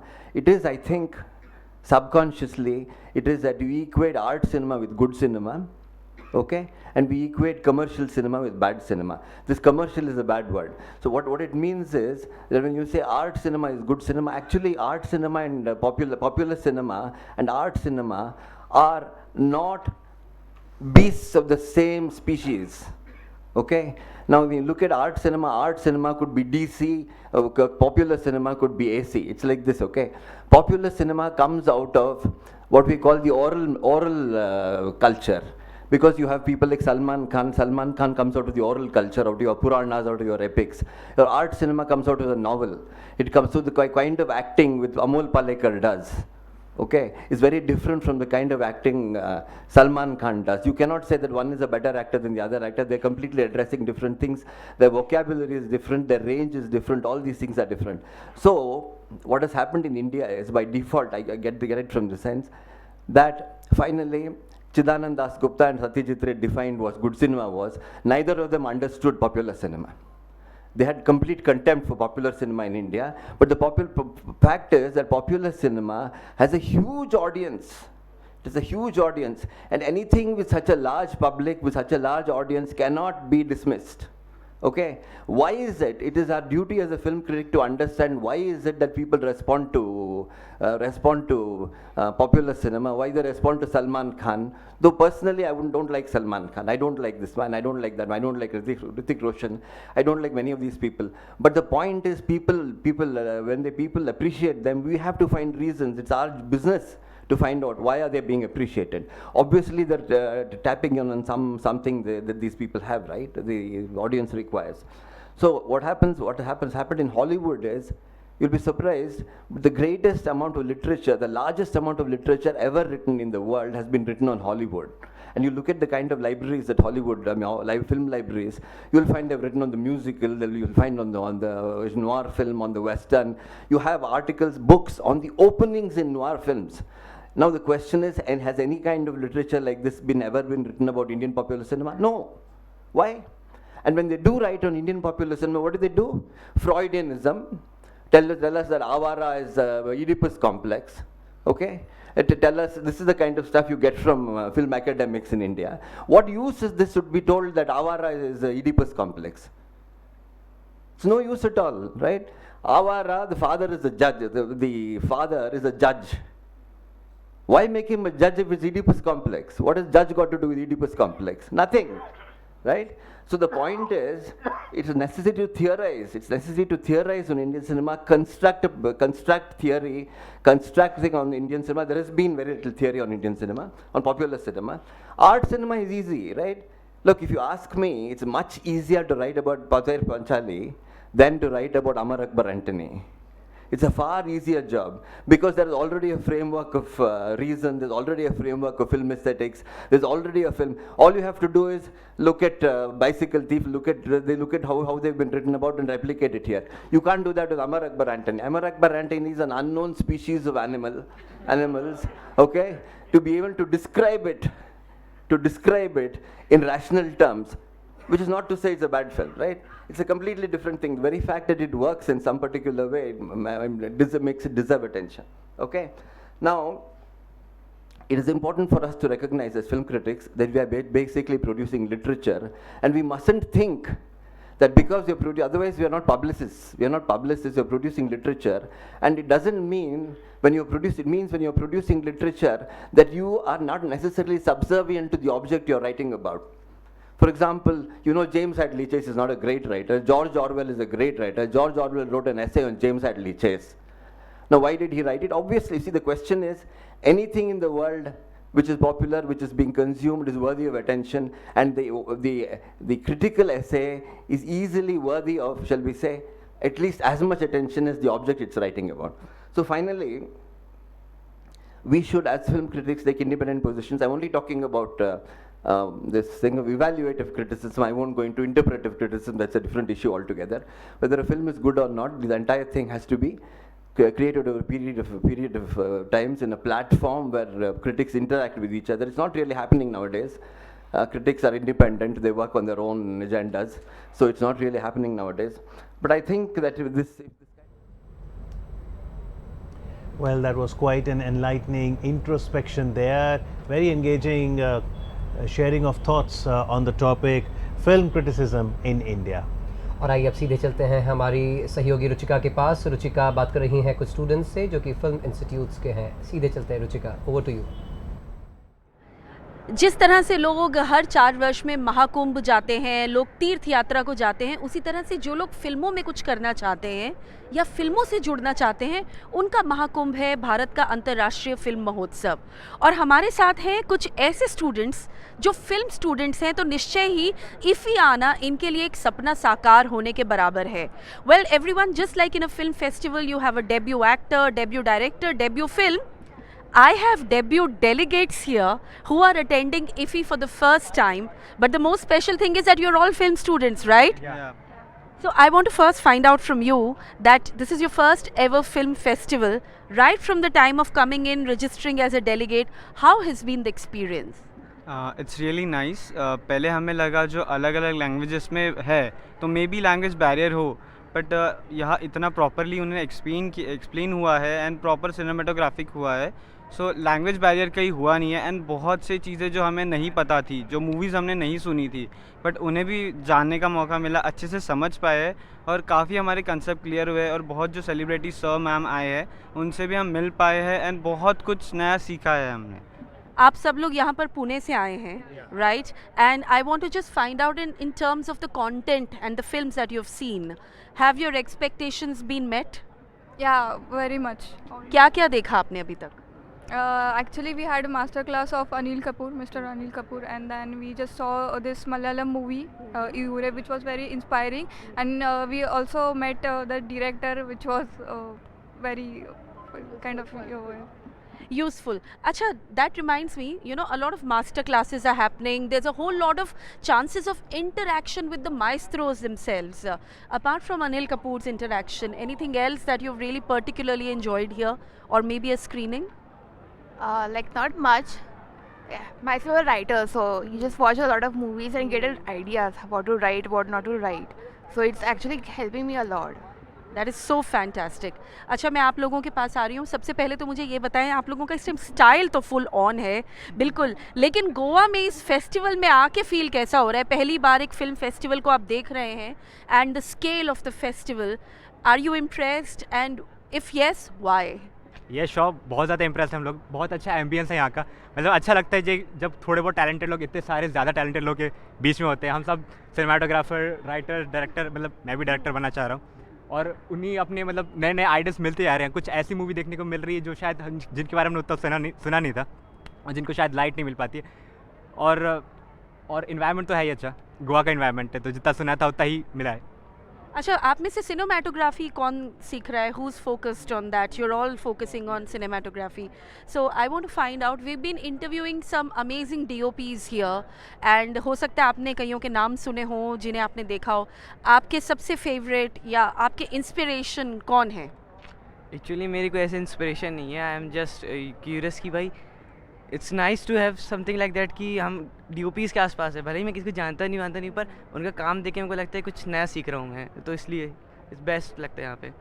अच्छा, सो फार जितनी फिल्में देखी हैं, आप लोग तो 21 तारीख से आए हैं, ये वो लोग हैं जो बिल्कुल यहाँ पर धुनी रमा के बैठे हुए हैं, because a lot of local delegates come and go, but क्योंकि फिल्म स्टूडेंट्स हैं तो इनका जो है इंटेंशन वो ये है कि ज़्यादा से ज़्यादा फिल्में देख सकें और ज़्यादा से ज़्यादा इस एक्सपीरियंस से कुछ सीख के जा सकें। Which is one particular movie which has stood out so far for you, जो आपको बिल्कुल एक अलग माइंड सेट पर ले गई? अभी ही हमने जो देखी उरे, हाँ, उरी द सर्जिकल स्ट्राइक? नहीं, यूरे, मलयालम फिल्म उरे। सो उस फिल्म के बारे में कुछ बताएं। हाँ, उसमें एक्चुअली एक एसिड अटैक विक्टिम के ऊपर एक फ़िल्म थी, तो वो देखा और उन्होंने जिस तरह से उस पूरी फिल्म को प्रेजेंट किया, मतलब वो दिल को छू गई। और यही एक चीज़ होती है जो फिल्म मेकर दिखाना चाहता है कि वो ऑडियंस के दिल को छू जाए, तो इसलिए मुझे वो बहुत पसंद आई, क्योंकि मतलब शुरुआत के पहले सीन से ही उसने दिल को एकदम मतलब छू लिया, अटैचमेंट भी हो गया कैरेक्टर्स के साथ। तो मतलब ये हर कोई चाहता है, और ये भी हम सीखना चाहते हैं कि किस तरह हम ऑडियंस से कनेक्ट कर पाए, तभी वो फिल्म सबसे ज़्यादा सक्सेसफुल होती है। वही हमें पसंद आती है जो हमें दिल को टच कर जाए, तो बहुत अच्छी लगी वो फिल्म। अच्छा, आपके जो यहाँ पर बैचमेट्स नहीं पहुँच पाए हैं, जो क्लासमेट्स यहाँ पर नहीं पहुँच पाए हैं, उनको आप जाके क्या बताने वाले हैं पुणे में कि क्या मतलब उन्होंने मिस किया है? They actually missed a lot of things.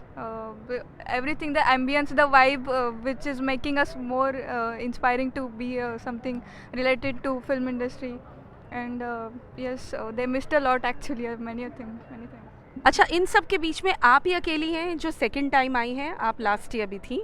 So what is there any difference that you have sensed between first and second year of your visits? Like, I came here in 2014, so they didn't have the master classes or anything. So इस बार master classes थी और भी अच्छा था, interacting with actors and the directors. So it was really different. So you'd say that the festival is getting better and better, and it is giving more opportunities for creative people to network and collaborate in a different way now. Yeah.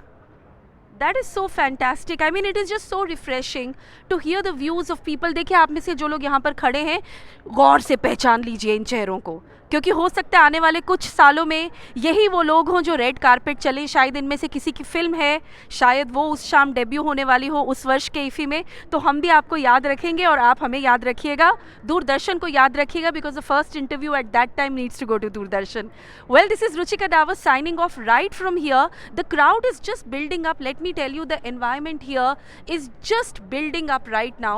ये एक ही इतवार है IFFI का, और धीरे धीरे यहाँ पर जो माहौल है वो बदल रहा है. भीड़ बढ़ने लगी है धीरे धीरे, और जैसे जैसे सूरज नीचे जाएगा और जैसे जैसे पूरा पंजिम जो है लाइटों से जगमगा उठेगा. सेरेनेडर्स आर ऑलरेडी रेडी हियर. ये मैं आपको दिखा दूँ, ये हमारे गोवा के बहुत प्यारे से सेरेनेडर्स हैं. दीज आर लाइव म्यूजिशियंस, और इन्हें खास यहाँ पर लाया गया है लोगों के स्वागत के लिए. Serenading is an old Portuguese legacy that has been left in Goa. आप गोवा में जब भी किसी उत्सव में जाते हैं तो वहाँ पर सेरेनेडर्स होते हैं लोगों के वेलकम के लिए. और क्योंकि आज इतवार है और गोवा के बहुत लोकल लोग भी यहाँ पर पहुँचेंगे, बहुत ऐसे लोग जो पूरा हफ्ता IFFI में नहीं आ सकते, आज उनकी विश लिस्ट पर भी IFFI में दर्शन करना है कुछ फिल्मों का. तो serenaders are already here to build up the vibe for the evening. Well, it is a festival at the end of the day, and that is why we are ready. Can I request you to please play something for us? You're going live to the nation on DDDTH at the count of 1, 2, 3.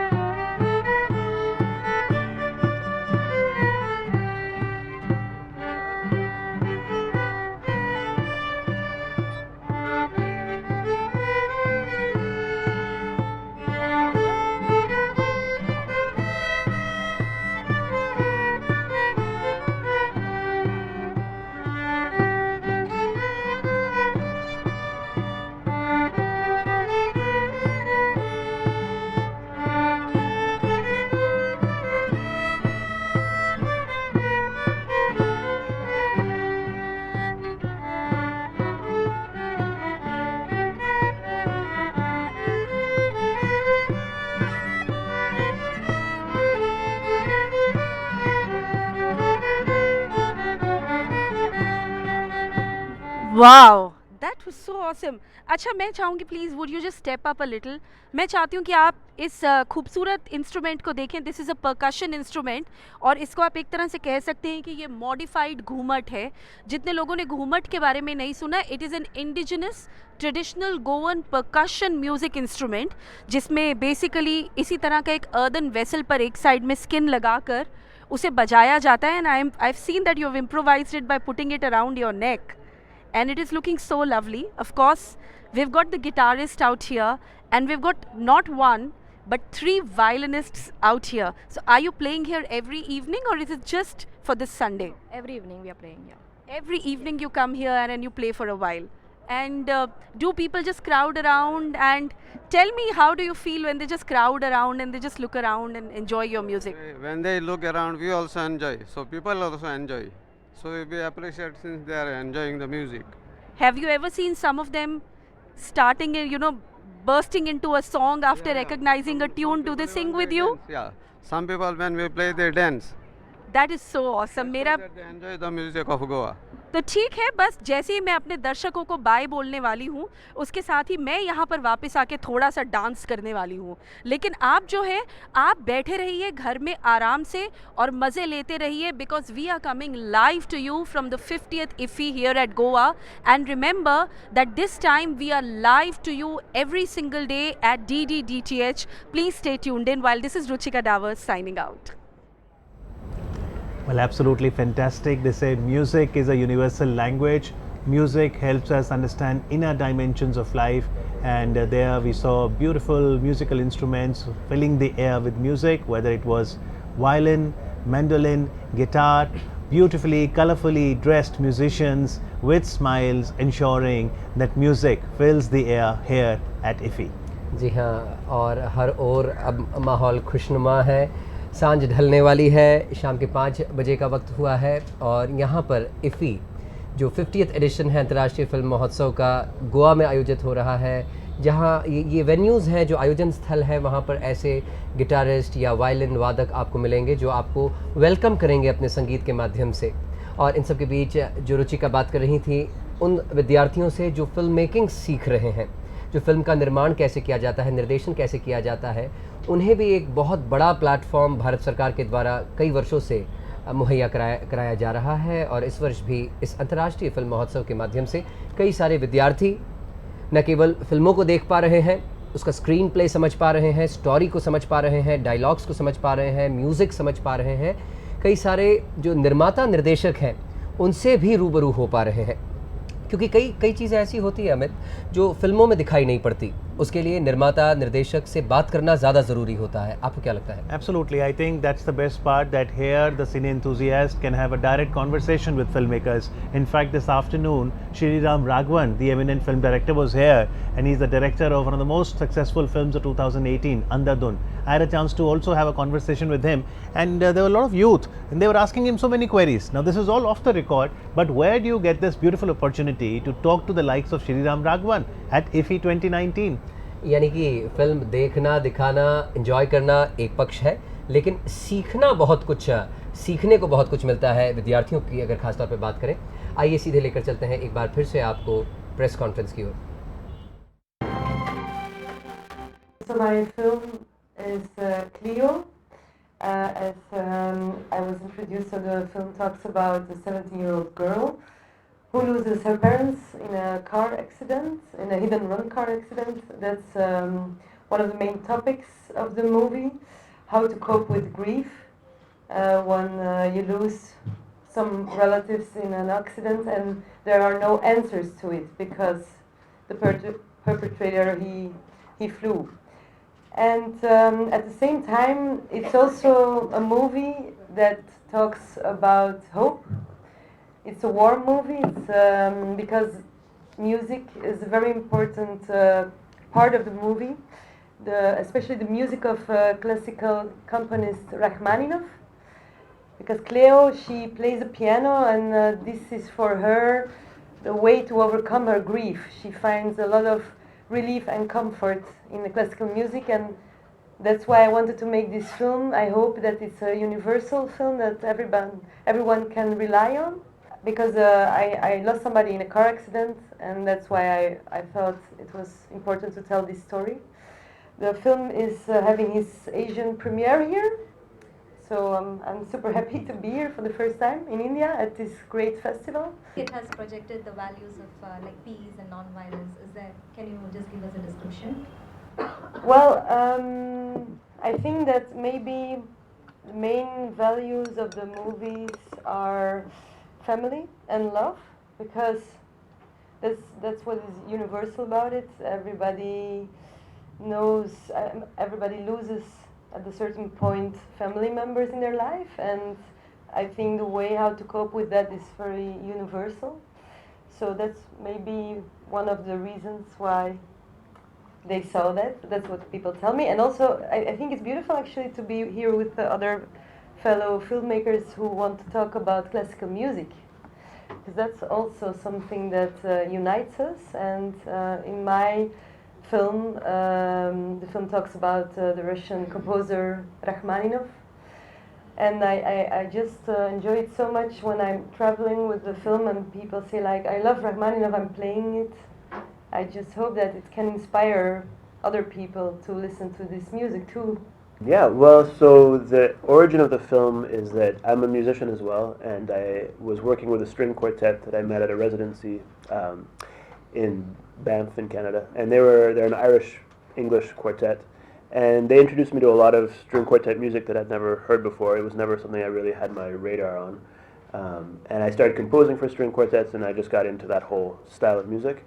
And I was visiting them once, and the cellist was telling me how she wanted to make an album of the 7 Last Words of Christ by Joseph Haydn, which is this very beautiful series of sonatas. And she was telling me how historically those sonatas have been performed in interesting ways, and there's all this art around the idea of these 7 last words of Jesus. And what was interesting to me was how these words and how this music is so universal. Like the act of a man facing his mortality has nothing to do with Christianity, really. It's something that anybody could relate to. And so I got this idea to make a 7-part film to go along with the 7 sonatas, and to have 7 different directors from different origins and art practices and religions and cultures have each person make a film out of one of the sonatas.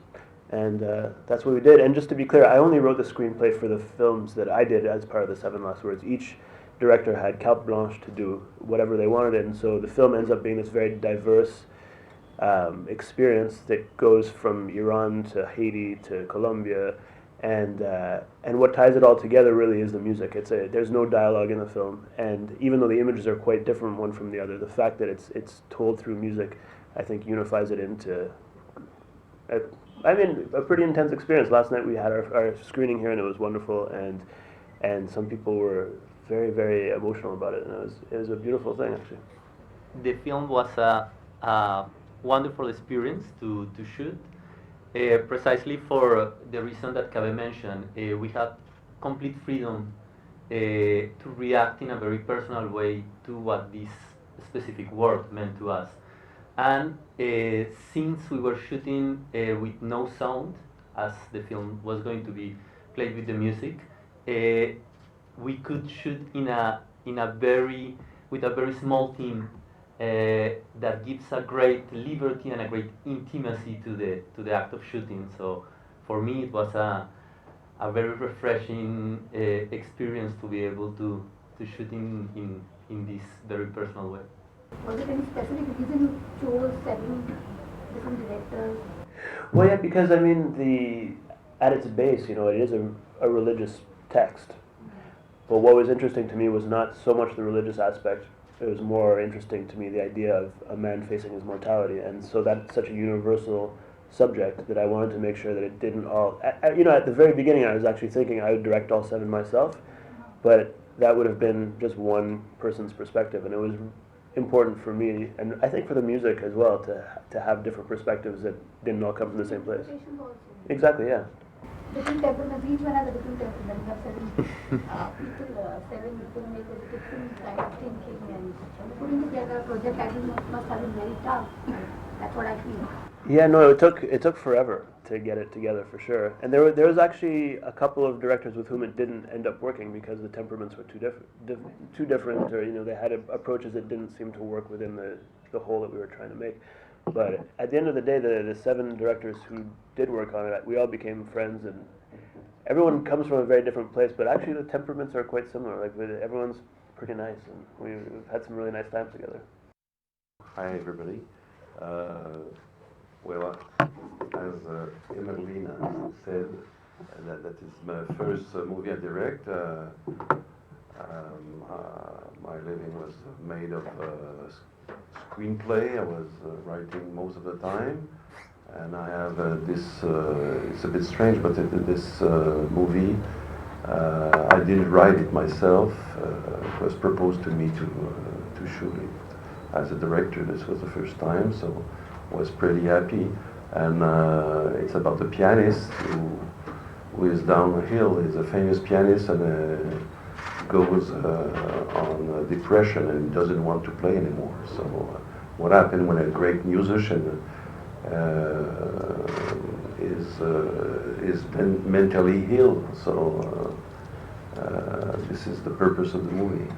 The movie is in movie also it's shot between Canada and it travels in Switzerland. Yes. So it is shot between Canada and Switzerland. Was there any special reason to shoot in Switzerland? Yes, the Swiss. Well, the movie is supposed to be in New York, okay, where he lives, and in Switzerland. Well, it's the Alpine country who his girlfriend who died. She was very fond of this part of Swiss, so he just want to make a return trip to where she likes to live, and and because of his.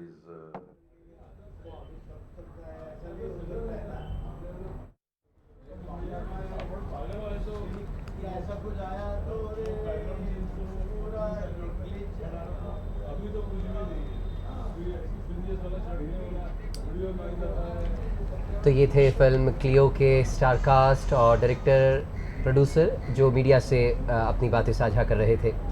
जब हम इफ़ी की बात कर रहे हैं, इफ़ी में इतना knowledge sharing हो रहा है, फिर चाहे प्रोड्यूसर्स, डायरेक्टर, स्टारकास्ट के द्वारा की जाने वाली ये प्रेस कॉन्फ्रेंसेस हो, या जब नॉलेज शेयरिंग की बात करते हैं तो लाइब्रेरी की बात न करें, ऐसा हो नहीं सकता। Absolutely. In fact, on the other side of the story, we'll also be focusing upon children's cinema, and it's essential for children too to spend a lot of time reading. You know, there is a concept called DEAR concept, which says every day, notwithstanding how busy you are, drop everything and read. DEAR concept. So here in the IFFI Inox campus, there is a stall where there are books. So if you do not really want to see cinema or the masterclass sessions you don't want to attend, you can just relax there, take a book and read. Let's know more. और हमारी सहयोगी रुचिका ने अवलोकन किया इस library का।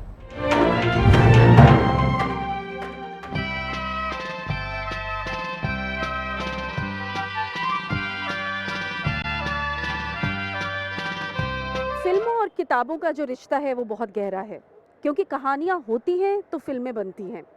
And this time there is something quite unique at IFFI. Well, we have the bookworm library here. It is meant for delegates who can just, who want to get rid of the monotony of just getting into the theatre, coming out, getting into another auditorium, catching another film. Everyone needs a break from all that technology and just wants to rest their eyes onto something very simple once in a while. But since everyone who comes here at IFFI is a creator at heart, is a storyteller at heart, what better than having a library here?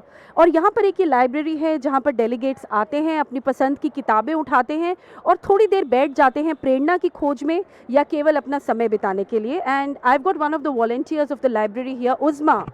How has been the response since you set up the entire library here? It's really been very good. People come here and they sit over there in the area that we prepared for them, and they have a relaxed time over there. They have, and they really enjoy it. That is so fantastic. I can see someone already browsing through. Hi, come on. You're a delegate here at IFFI. And which book are you reading right now? Before the Frost by Henning Mankell.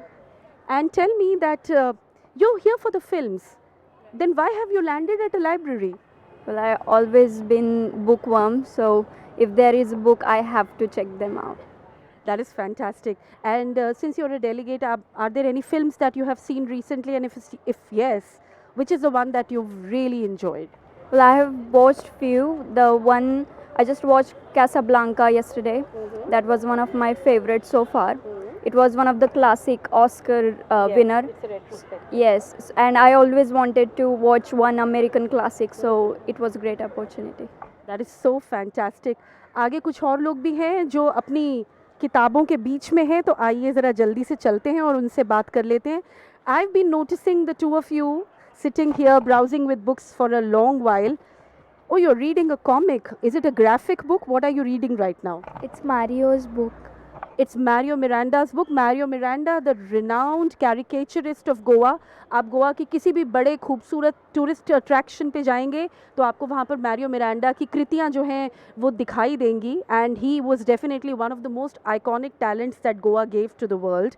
And you are a delegate here. Have you caught any films so far?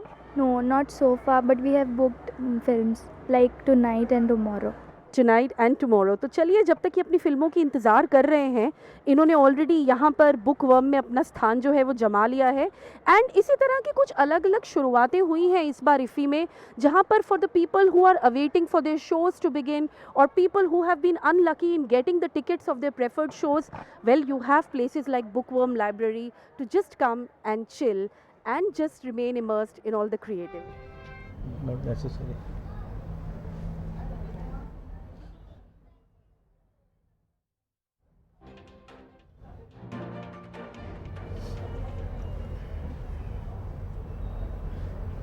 You're watching the live telecast of the International Film Festival of India 2019, and we are bringing this telecast to you from Panjim, Goa. When we talk about the world of cinema, I have a curiosity. How big is the world of children's cinema? And to help us understand that, joining me now in the studios is Mr. Vikram Ganatra. He is Mr. Vinod Ganatra.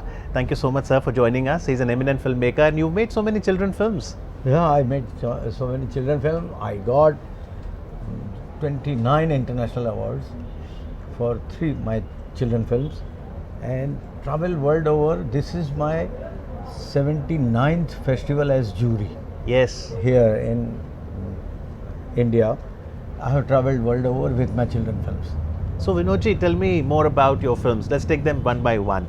Harun Arun in 2009, and it was conferred many prestigious honors as well. What was the story? I made two films on India-Pakistan border. Heda Hoda was my first film. In that, child crosses border, doesn't know what is border. So Kutch border he goes to Pakistan. And in Harun Arun, Pakistani boy comes to India. Okay. So these two films belong to India-Pakistan border and the real situation at the border and both sides. तो जो children बच्चे हैं उनको ये कैसे आकर्षित करती है फिर फिल्म? नहीं, ये तो बहुत आकर्षित करती है. आप यू वोंट बिलीव, क्योंकि बच्चे एंड एनिमल, जिसमें हेडा होडा में ऊँट थे. कच्छ का लोकेशन है. अच्छा, तो ऊँट था. ठीक है. तो ऊँट को चराने के लिए बच्चा जाता है और ऊँट doesn't know border. Right. They don't respect. Right. तो वो क्रॉस करके निकल जाते हैं. बच्चा भी उनके पीछे पीछे चला जाता है. ओके. तो वो वहाँ क्या उसका वक्त कैसे निकलता है.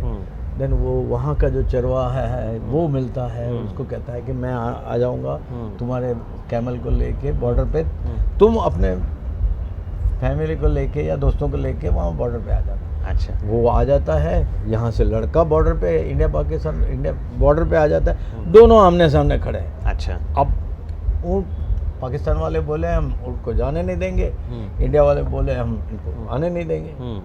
तो वो कॉन्फ्लिक्ट और वो ये तो interesting in search of his camels. Okay. So that makes interesting. Usually children films जो हैं उनकी ड्यूरेशन क्या रहती है? Around 90 minutes. 90 minutes. Maximum of 90 minutes. पर उसमें फिर म्यूजिक भी रहता है, गीत संगीत गाने? हाँ बिल्कुल. मैंने उल्टा पुल्टा एक गाना है मेरा हेडा होडा में. उल्टा पुल्टा. अच्छा. संसार सारा उल्टा, कौन करेगा उसको सुल्टा. और वो उल्टा लटकने का उसका शौक है, तो टायर पे लटक रहा है और ये गाना गा रहा है क्योंकि वो सारा संसार उल्टा है. फिर उसकी बहन आके उसका कान पकड़ती है, अरे कि उल्टा तू है, तू सीधा हो जा, दुनिया सीधी हो जाएगी. तो ये कुछ स्पेसिफिक हम कह सकते हैं थीम्स हैं जो शायद चिल्ड्रन सिनेमा में ही उकेरे जा सकते हैं? नहीं, ऐसा कोई अभी थिंग्स हैव चेंज.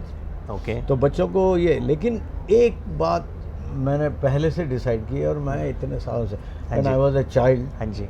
तो हमें स्कूल से ले जाते थे और बच्चे जागृति, हम पंछी एक डाल के वगैरह जैसी फिल्में आज तक हमारे दिमाग में उनका असर रहा. तो मैंने ये सोचा था कि मैं, देखिए आई am a story teller. Yes. मैं, ये मेरा काम है कहानी, दादा दादी की तरह कहानी सुनानी है बच्चों को, और वो कहानी मैं अपने हिसाब से बताता हूँ. मुझे कोई चीज़ सिखानी नहीं है बच्चों को कि ये करो तो ऐसा होगा, ऐसा होगा. I made one television serial for Doordarshan. On those days, it was called बैंगन राजा. अच्छा. बच्चे बैंगन नहीं खाते हैं, वेजिटेबल्स नहीं खाते. अच्छा. तो वो उनको मैंने म्यूजिक और साउंड से, वनराज भट्टा का म्यूजिक था और डांस और उससे. तो जब ये टेलीविजन सीरीज आई दूरदर्शन पे बैंगन राजा, इसके बाद बच्चे बैंगन खाने लगे फिर? हाँ. अच्छा. भिंडी. एक बच्ची मैं शूट कर रहा था तो वो आई थी मेरे पास. अच्छा. मैं अभी अंकल मैं भिंडी खाती हूँ. अरे वाह. अब एक बच्ची अगर भिंडी खाने लग गई तो मेरे लिए तो बहुत बड़ा है. Absolutely, I think that's a very important point, that even if one child is impacted, that is also success. Well, we are in conversation with Shri Vinod Ganatra. He is an eminent filmmaker, particularly specializes in making children's cinema. He is also an acclaimed editor. And since you are the director of Ahmedabad International Children Film Festival, tell us more as we talk about IFFI, where we have films from across the world in different genres. When we organize Ahmedabad International Children Film Festival, what are the highlights of that? नहीं, वो देखिए ये था कि IFFI है. अच्छा. उसमें कहाँ चिल्ड्रन फिल्म का कोई रेफरेंस भी नहीं. एक अलग से सेक्शन क्यूरेट, एक अलग सेक्शन क्यूरेट किया है. करना चाहिए, लेकिन ऐसा कोई ये नहीं है. और अहमियत देनी चाहिए. जैसे बर्लिन का वगैरह में तो वो एक सेक्शन होता है चिल्ड्रन फिल्म्स. अच्छा. वो हो तो शायद ये हो. मैं आई मेट हमारे CM जो मनोहर पर्रिकर जी इन 2004. ही वाज, और मेरी film Heda Hoda was part of Indian panorama. और उस वक्त मेरी मुलाकात हुई उनसे, उन्होंने मुझे बुलाया था. तो मैंने उनको कहा था कि सर गोवा में एक फेस्टिवल करना चाहिए, चिल्ड्रन फिल्म फेस्टिवल. और उसको तो बोले आपने कुछ सोचा है? मैंने कहा मैंने तो बिल्कुल सोचा है. तो फिर बोले आप मुझे बताइए टाइटल क्या रखा है, आप क्या सोचते हो? मैंने कहा golden film festival, children film festival, golden fish. अच्छा. International children film festival. अच्छा. He was very happy. और उन्होंने कहा विनोद जी ये आपकी कल्पना मेरा सपना है अब. And we will have international children film festival of Goa which will be called as Golden Film Festival. Okay. वो he was very happy. Unfortunately काफ़ी उसके बाद एक दो बार मीटिंग्स भी हुई. दिल्ली भी बुलाया था उन्होंने मुझे, लेकिन वो फिर अभी तक हुआ नहीं. और वो मेरे लिए सपना है. पर इतनी फिल्में बनती हैं क्या? अगर एक फिल्म फेस्टिवल में आपको आयोजित करना है, क्या इतनी चिल्ड्रन सेंट्रिक फिल्में बनती हैं भारत में? भारत में तो अनफॉर्चुनेटली कोई नहीं बना. तो फिर हम फेस्टिवल में कौन सी फिल्में दिखाएंगे? तो दुनिया में इतनी बनती हैं, ये तो हमको सीखना पड़ेगा ना सर. कि आप ईरान में सबसे ज़्यादा चिल्ड्रन फिल्म फेस्टिवल और चिल्ड्रन फिल्में बनी. अच्छा. चिल्ड्रन ऑफ हेवन माजिद माजिदी की जो फिल्म थी जी. हाँ, वो आप देखिए द कार्ड, आप यू नेम ईरानियन सिनेमा ने. लेकिन एक चीज़ है, मैंने दुनिया में मैं इतना ट्रैवल किया है. हाँ जी. This is my 79th festival as jury. Yes. And दुनिया में मैं जहाँ भी गया हूँ चिल्ड्रन फिल्म फेस्टिवल्स में काफ़ी जूरी की तरह रहा हूँ. वो मैंने दुनिया भर की फिल्में देखी हैं सर. ऐसा लगता है कि हमने कुछ किया ही नहीं. और ईरान वालों ने कभी नहीं ये नहीं कहा कि चिल्ड्रन फिल्म है. और कौन से देश हैं ईरान के अलावा जिन्होंने चिल्ड्रन सिनेमा? Netherlands, Norway. आप पर ये कौन कौन सी और थीम्स उठाते हैं जिस पे भारत के फिल्मकार भी बना सकते हैं पिक्चर, खास तौर पे बच्चों के लिए? नहीं देखिए, एक सिंपल, हमारे यहाँ कॉम्प्लिकेटेड फिल्में बनाते रहते हैं. हाँ जी. और हमारे यहाँ देखिए आप Taare Zameen Par according to me is a children film. Okay. About children film. अच्छा. हाँ, मकड़ी, जैसे विशाल भारद्वाज जी पॉपुलर हुए, हीरो डायरेक्टर बने. उसके बाद ये एक तारे ज़मीन पर, स्टैनली का डब्बा. ठीक है. आप देखिए ब्लू अम्ब्रेला. ठीक है. Problem is Indian mindset. Indian mindset is so bad. Indian cinema और इंडियन फिल्म इंडस्ट्री को जो जिस तरह वो सी ग्रेड से भी नीचे अगर चिल्ड्रन फिल्म को ट्रीट करते हैं, there is no funding available. एक चिल्ड्रन फिल्म सोसाइटी थी, अब सुना है वो भी बंद हो रही है. But NFDC has made a few children films. Feature films बनाई हैं, लेकिन चिल्ड्रन फिल्म्स तो वो कहते हैं कि चिल्ड्रन फिल्म सोसाइटी का काम. अच्छा. चिल्ड्रन फिल्म सोसाइटी ने आज तक बहुत काम किया है, लेकिन उनको प्रमोशन कभी मिला नहीं. तो क्या बॉक्स ऑफिस कलेक्शंस नहीं आती क्योंकि मार्केट ड्रिवन है ये? तो नहीं, मार्केट ड्रिवन है. पहले तो वो भी नहीं होती थी सर. लेकिन उत्तरदायित्व किसका है? मार्केटिंग का तो आज ये हाल है कि सर ये फीचर फिल्म वाले भी, उनको यहाँ तक लोगों को दिखाना पड़ता है कि ये मेरी फिल्म है, इतनी स्ट्रॉन्ग मार्केटिंग करनी पड़ती है। तो व्हाई नॉट चिल्ड्रन फिल्म की मार्केटिंग की जाए।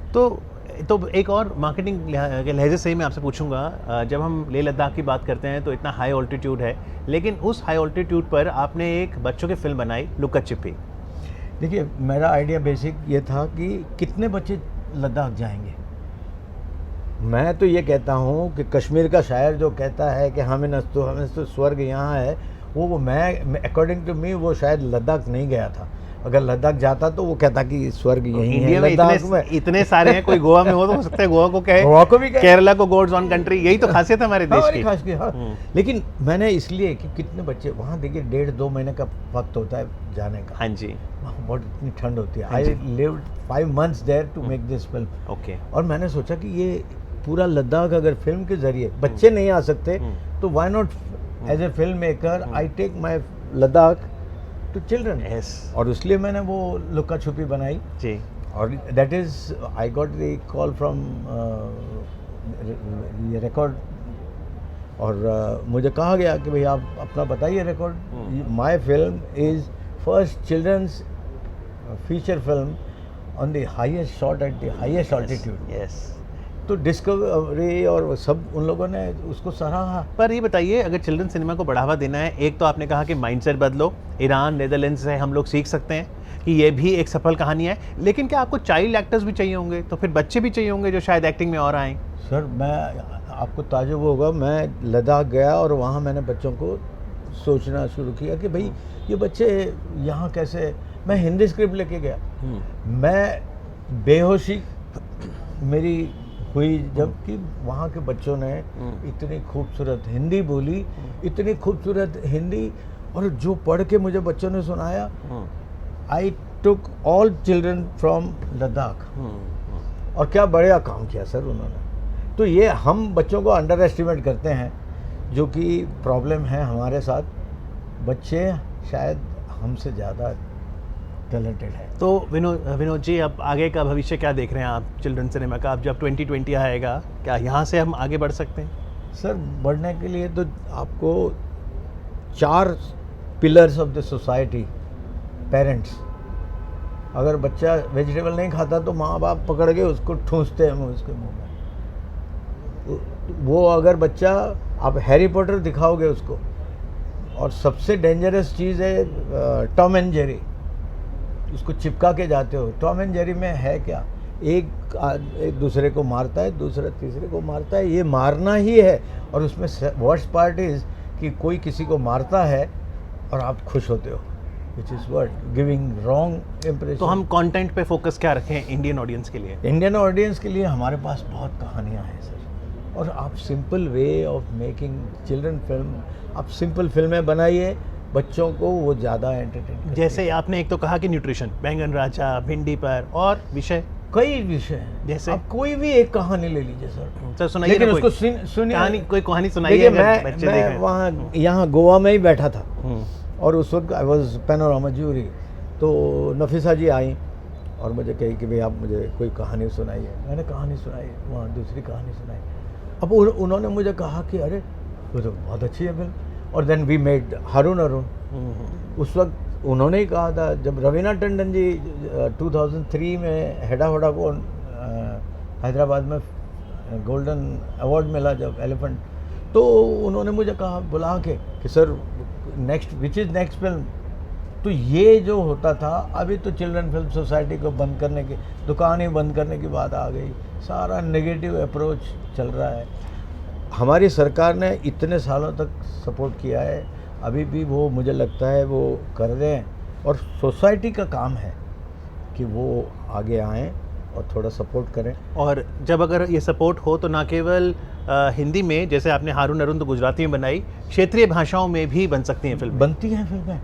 अब मैं कहूँ कि ये इस सरकार ने इतना फंडिंग किया है। हाँ जी। थोड़ा फंडिंग प्रोडक्शन के लिए करने के साथ साथ मार्केटिंग के लिए भी करें तो उसका भविष्य सही होगा। उम्मीद है विनोद गनात्रा जी, आज आपने यहाँ पे जो सुझाव रखे हैं, आपकी इस बात को सुनकर भी लोग कॉन्शियस होंगे कि जब हम सिनेमा की बात करते हैं तो उसमें चिल्ड्रन सिनेमा पर और ध्यान दिया जाए। हमारी सरकार कर रही है, लेकिन वो थोड़ा और करना पड़ेगा। जी, बहुत बहुत शुक्रिया, जोर देना। बहुत बहुत शुक्रिया दूरदर्शन पर आकर बातचीत करने के लिए। नमस्कार। तो ये तो थे श्री विनोद गनात्रा जी, जो कि डायरेक्टर हैं Ahmedabad international children film festival के, साथ ही एक फिल्म मेकर हैं, और आपने बहुत सी चिल्ड्रन फिल्म्स बनाई हैं जिनके लिए आपको सम्मानित भी किया गया है, और बहुत सी इंटरनेशनल फिल्म फेस्टिवल में आप जूरी भी रहे हैं। आप देख रहे हैं दूरदर्शन इफ़ी चैनल। आइए अब आपको एक प्रेस कॉन्फ्रेंस ले चलते हैं।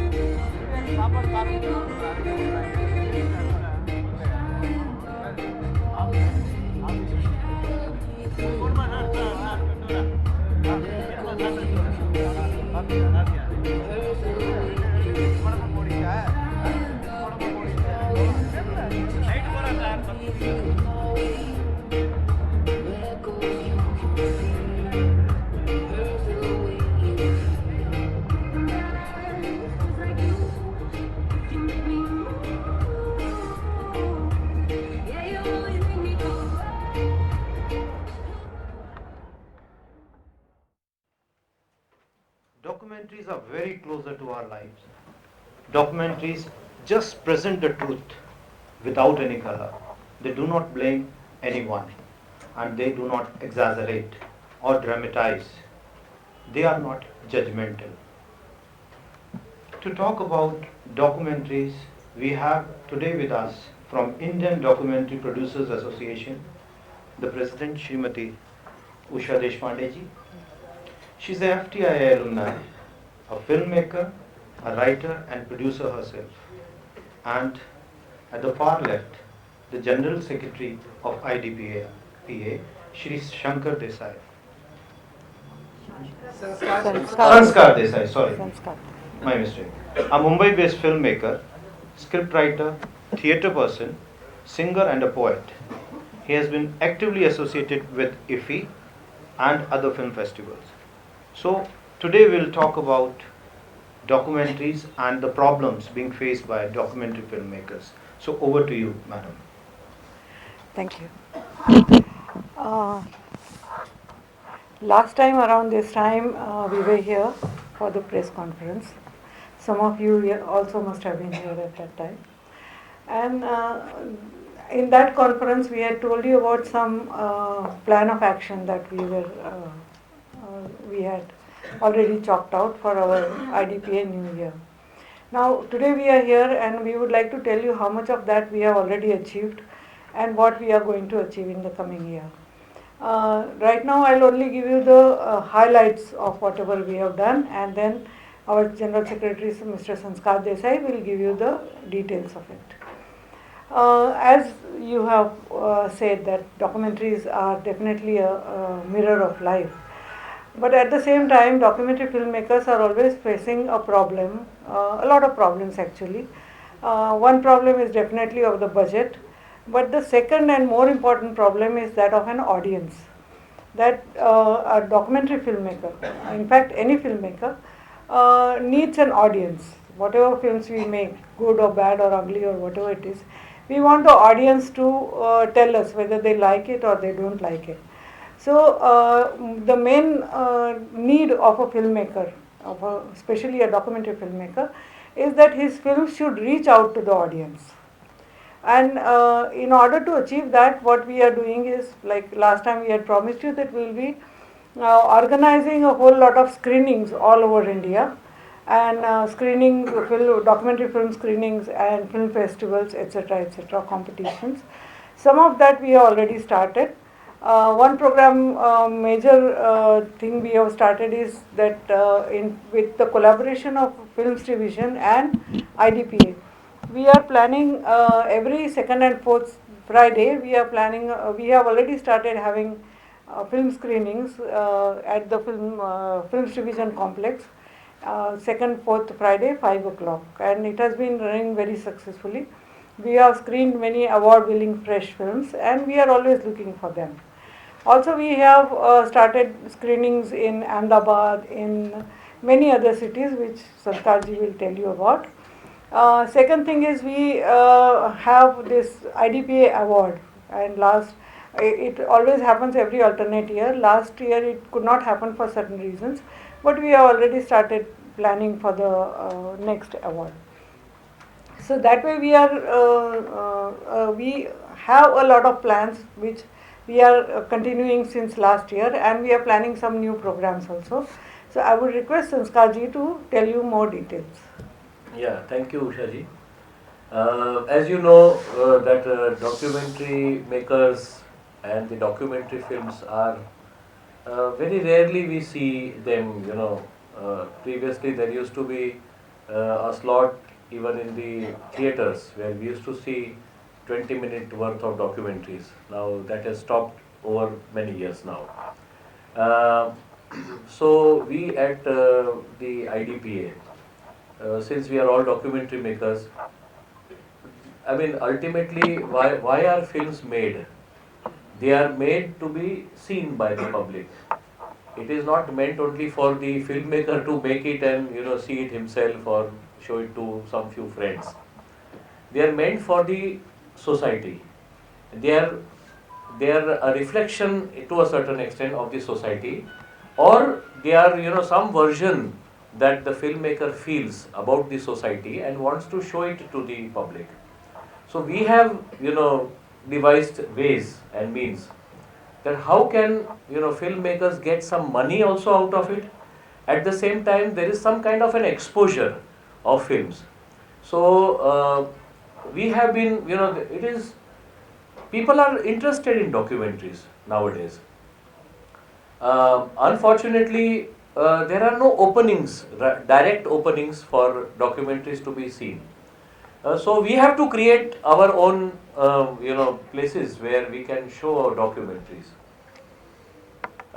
So what we have started doing is that, as Usha ji said, we have collaborated with the Films Division, and they have a very good facility. We have been partners of Films Division in terms of MIFF, where that is the Mumbai International Film Festival since its inception in 1990. We have been their partners because we are an independent body of filmmakers. So we provide the expertise, know-how, they provide the infrastructure as well as their expertise also. That's how we do the. So that is one place where we do the screenings. In Ahmedabad, there is a place which is a film, sort of a media institute, you can say. That is where we regularly screen films. There are about 18 to 20 places which have already come to us, and we are in the process of doing it. Last time when we came here, we were thinking about it. Now it is about to happen. Lot of things are about to happen. So in Karnataka, in Gulbarga, in Mumbai, in Pune, so many places are there. In Ahmedabad, near about Ahmedabad, in Baroda, as well as Gandhinagar, there are so many people who have approached us, and we have a lot of films that we can screen them. Then what we feel is that films, filmmakers have to be trained. There are a lot of institutes which have mushroomed up, and they don't. We are not sure whether the education that they are giving about films is up to the mark or not. So we as filmmakers.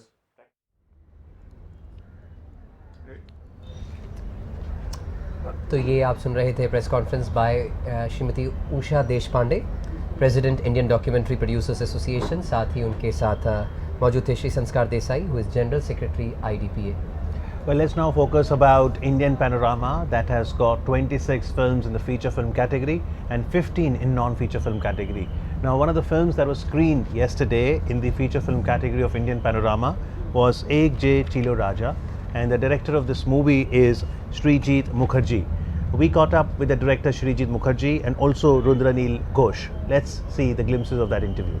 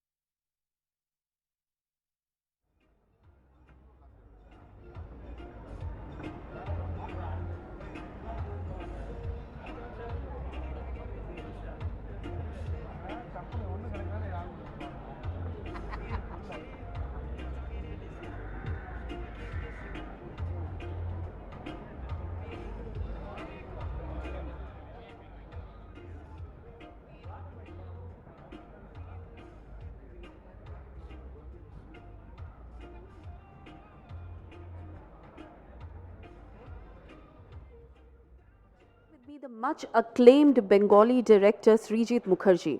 Srijit Mukherjee burst onto the Bengali cinema scene with his first film, Autograph, which won 41 awards. Now that's a tall order for any director to follow. And just now, the screening for his film in IFFI this year has begun, Ek Je Chilo Raja. First of all, congratulations for being in IFFI once again, sir. How's the feeling? Feeling's good, and it's the 50th year, it's Golden Jubilee, and it's a hat-trick year for me because I've been here before for Uma and Rajkahini. So this is my third year at IFFI Indian Panorama.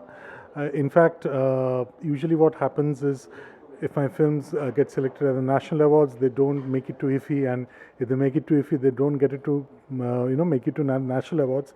This time it's a honorable exception, and it's a lucky exception because Ek Je Chilo Raja got me by 8th national award because it got the best Bengali film this year, and it also made it to IFFI. So it's a double bonanza for me. It's a very special moment.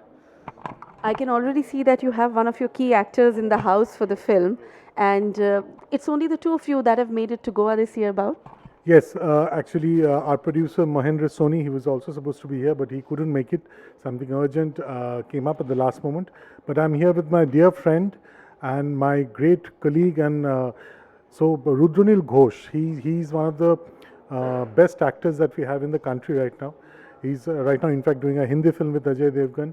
But more importantly, he's been with me, with all of us in the Bengali industry, and he has been a part of my last, I think, 5 or 6 films. He's kind of a regular fixture of my films. I love working with him. He's a fantastic actor.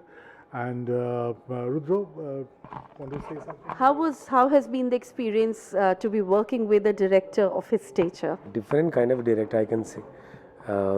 Apart from friendship, definitely I have huge regards and respect on him just because of his vision is different. But for actor like us, he's the most dangerous person. He can put us anywhere. कि जाओ shot दे दो, ठीक है अभी अच्छा नहीं लग रहा है, नहीं वो नहीं लगा. सो उसके अंदर में जो पैदा होता है ना, मैं खिचखिचाहट कि ये नहीं हुआ, ये नहीं हुआ, there should be something good. You are not delivering that. So this is the best part of him, and so that's why maybe I am in the Mukherjee family, you know.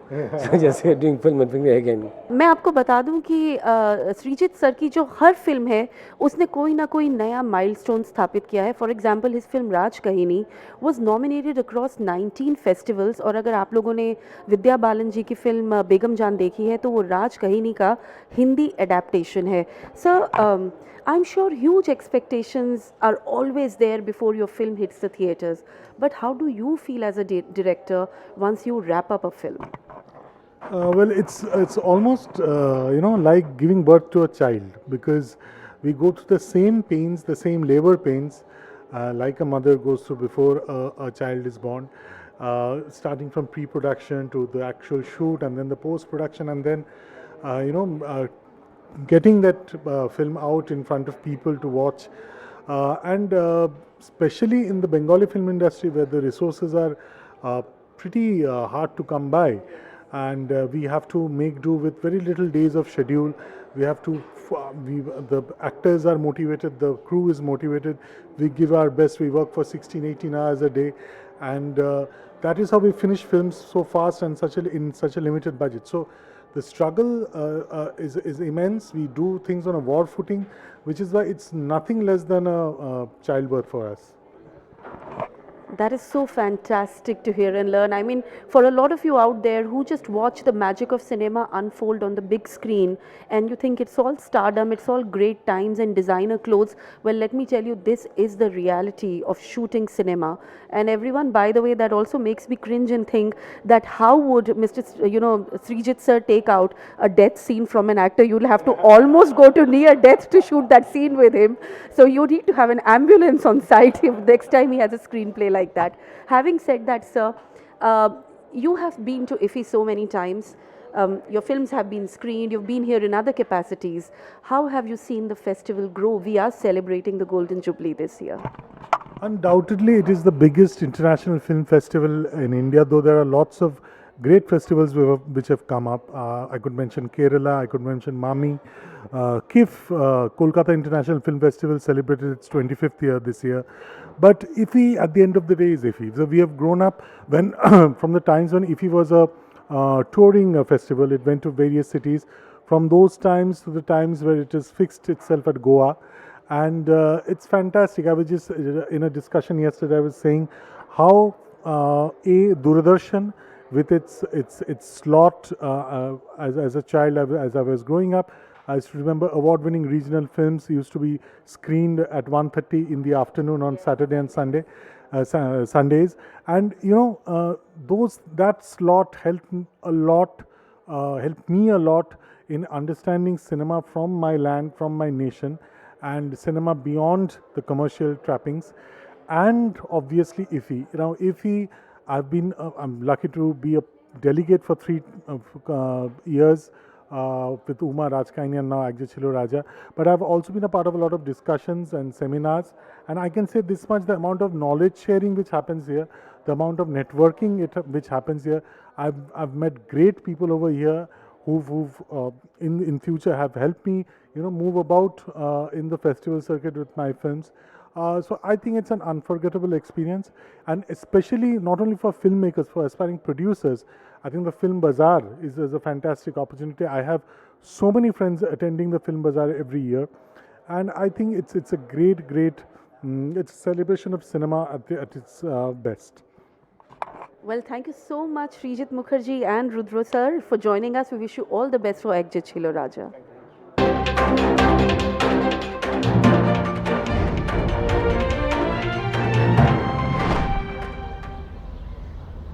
So thank you very much, Ruchika, for getting us that conversation with the director of the Bengali film. And the best part of the International Film Festival is that from Indian panorama perspective, that we've got a Bengali film, Oriya film, Gujarati film, and that's why one nation, united nation. जी हाँ, एक भारत श्रेष्ठ भारत, इसी theme पर based रहेगी closing ceremony में जो भी संगीत से संबंधित प्रस्तुतियाँ होंगी, एक भारत श्रेष्ठ भारत पर आधारित होंगी।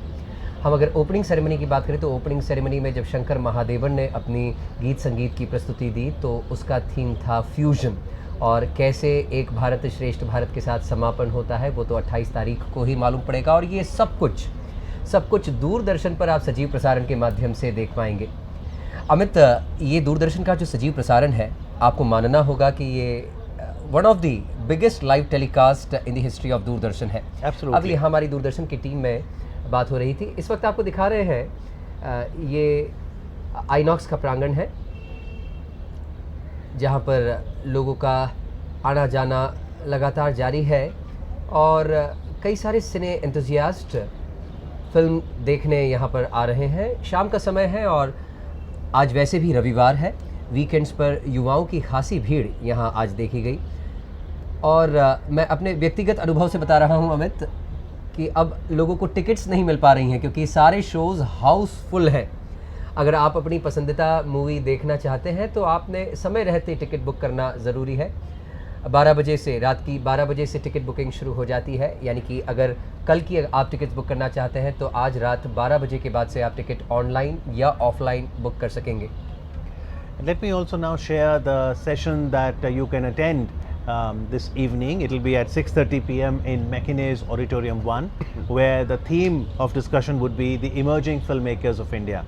And tomorrow, 25th of November, Monday, there are 4 interesting sessions. The day will begin with a very interesting masterclass by none other than the very eminent Indian film director Doordarshan, and he'll be speaking about master of multiple genres. Don't miss that. And then you've got 3 in conversation sessions on Monday. The one that will happen in Black Box at 11:30 in the morning is titled Unveil the Veiled. You would have got the clue. We'll be talking about costume. Costume is so very essential to a movie's success, and therefore we'll have eminent costume designers join us in that session. Then there is a session on nature in focus. We did had a chance to interview wildlife cinematographers Nallamathu yesterday. He was conferred the Best Environmental Film Award for his film on a tigress that he was able to track for 7 years, and the tigress was called Machli. So how we can also focus on nature will be the theme of this session. And then the 4th session tomorrow will be on the theme the contemporary filmmakers of different generations. Now here you will have a chance to meet 2 directors, both very eminent film directors of India, but of different generations. One is Rahul Ravel and the other Jab We Met director Imtiaz Ali. जी हाँ, और आपने बात चूँकि प्रियदर्शन की प्रियदर्शन जी अब की बार भारतीय panorama के निर्णायक मंडल में भी शामिल हैं। इनफैक्ट मुझे कहना चाहिए निर्णायक मंडल के अध्यक्ष हैं। इनके अलावा जो इंडियन पैनोरमा में जूरी मेंबर्स हैं उनके बारे में आपको बताएंगे। अहातियन, आकाशदित्य लामा, डॉक्टर के पुट्टास्वामी, जादुमोनी दत्ता और उनके साथ कई जाने माने अभिनेता, निर्देशक, सरकारी अफसर और जिनसे अभी आपका इंटरेक्शन हुआ अमित, वो भी हमारे इंडियन पैनोरमा के जूरी मेंबर हैं। आइए आगे बढ़ते हैं और अब हम हमारे दर्शकों को कहाँ लेकर चल रहे हैं? Well, we like to now take you to the film Jallikattu. Remember, Jallikattu is one of the 2 Indian films in the international competition category, which is having total 15 films. And the best film will be given the very coveted Golden Peacock honor. Next, we're going to show you interview with the director of the film Jallikattu. It's a Malayalam film. And this is featuring not only in the international competition, it is also featuring in the Indian Panorama feature film category. So let's catch this conversation with the director of the film, Lijo Jose Pellicerri.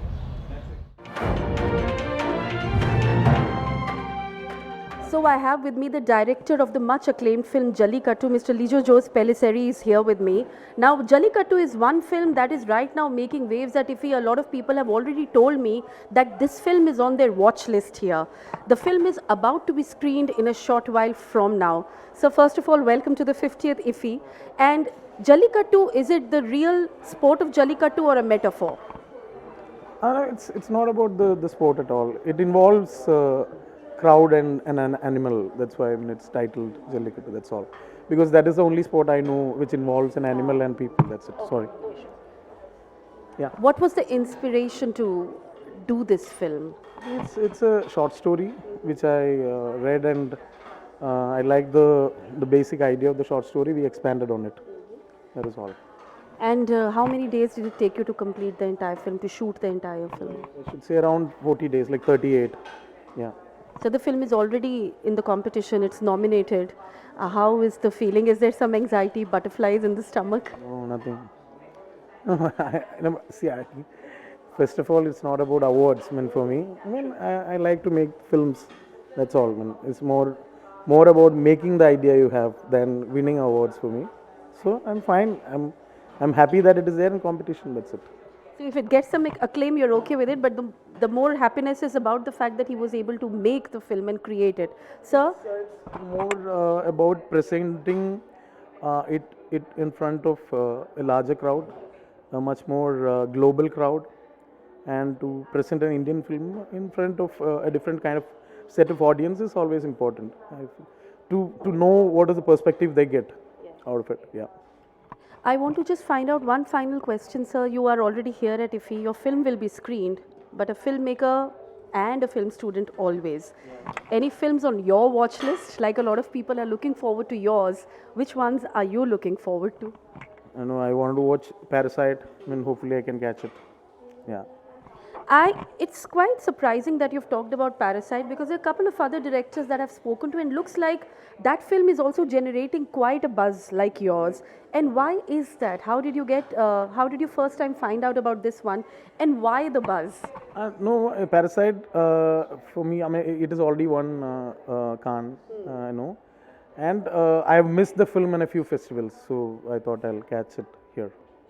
Well, thank you so much, sir. I do hope you catch it this time over and have a great screening. Sir. Thank you.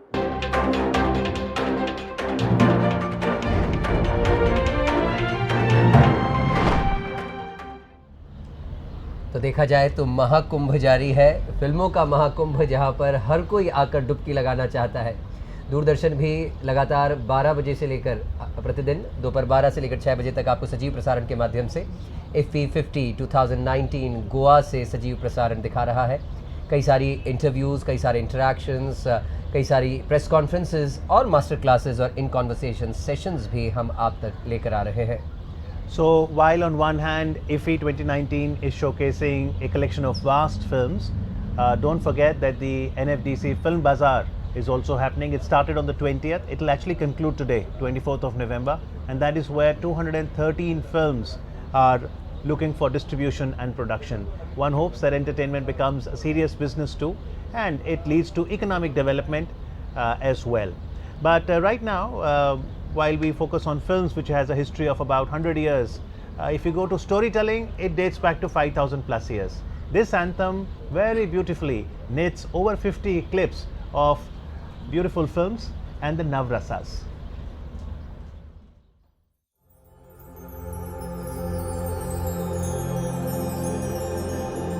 यतो हस्त ततो दृष्टिः, यतो दृष्टिः ततो मनः, यतो मनः ततो भावः, यतो भावः ततो रसः।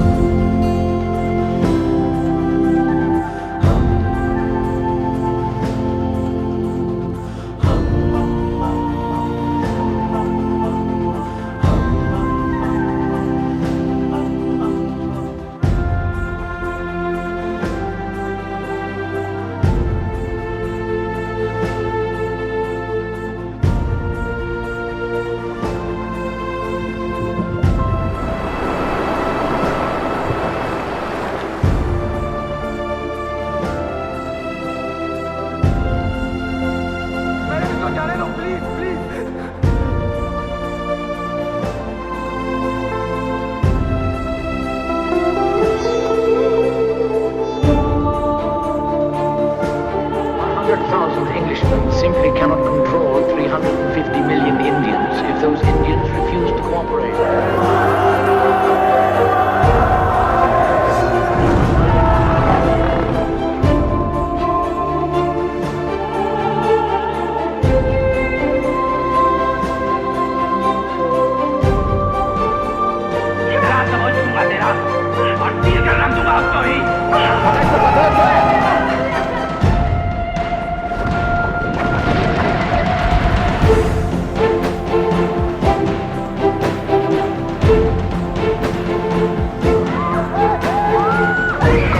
Dia orang Timur atau orang Indonesia?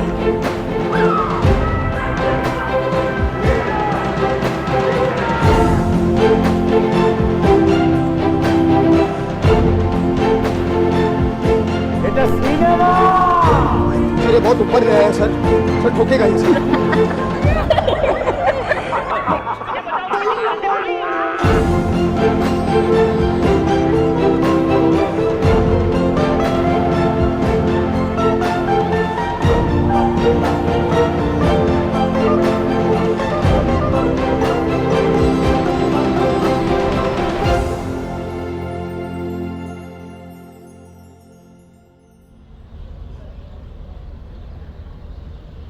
So continue experiencing the Navrasas, the magic of storytelling and the joy of cinema. That just about does it as far as today's live telecast is concerned, but we will certainly assure you that we'll be back tomorrow, that's Monday 25th of November from noon till 6 and enjoy cinema. जी हाँ, cinema का उत्साह जारी रहेगा कल भी, लेकिन इस वक्त समय हो गया है आपसे अनुमति लेने का। कल एक बार फिर से दोपहर 12 बजे मुलाकात होगी डीडी इफ्फी, जो दूरदर्शन का 24/7 डेडिकेटेड चैनल है only for international film festival of India Goa. दीजिए इजाज़त, नमस्कार। Thanks for watching.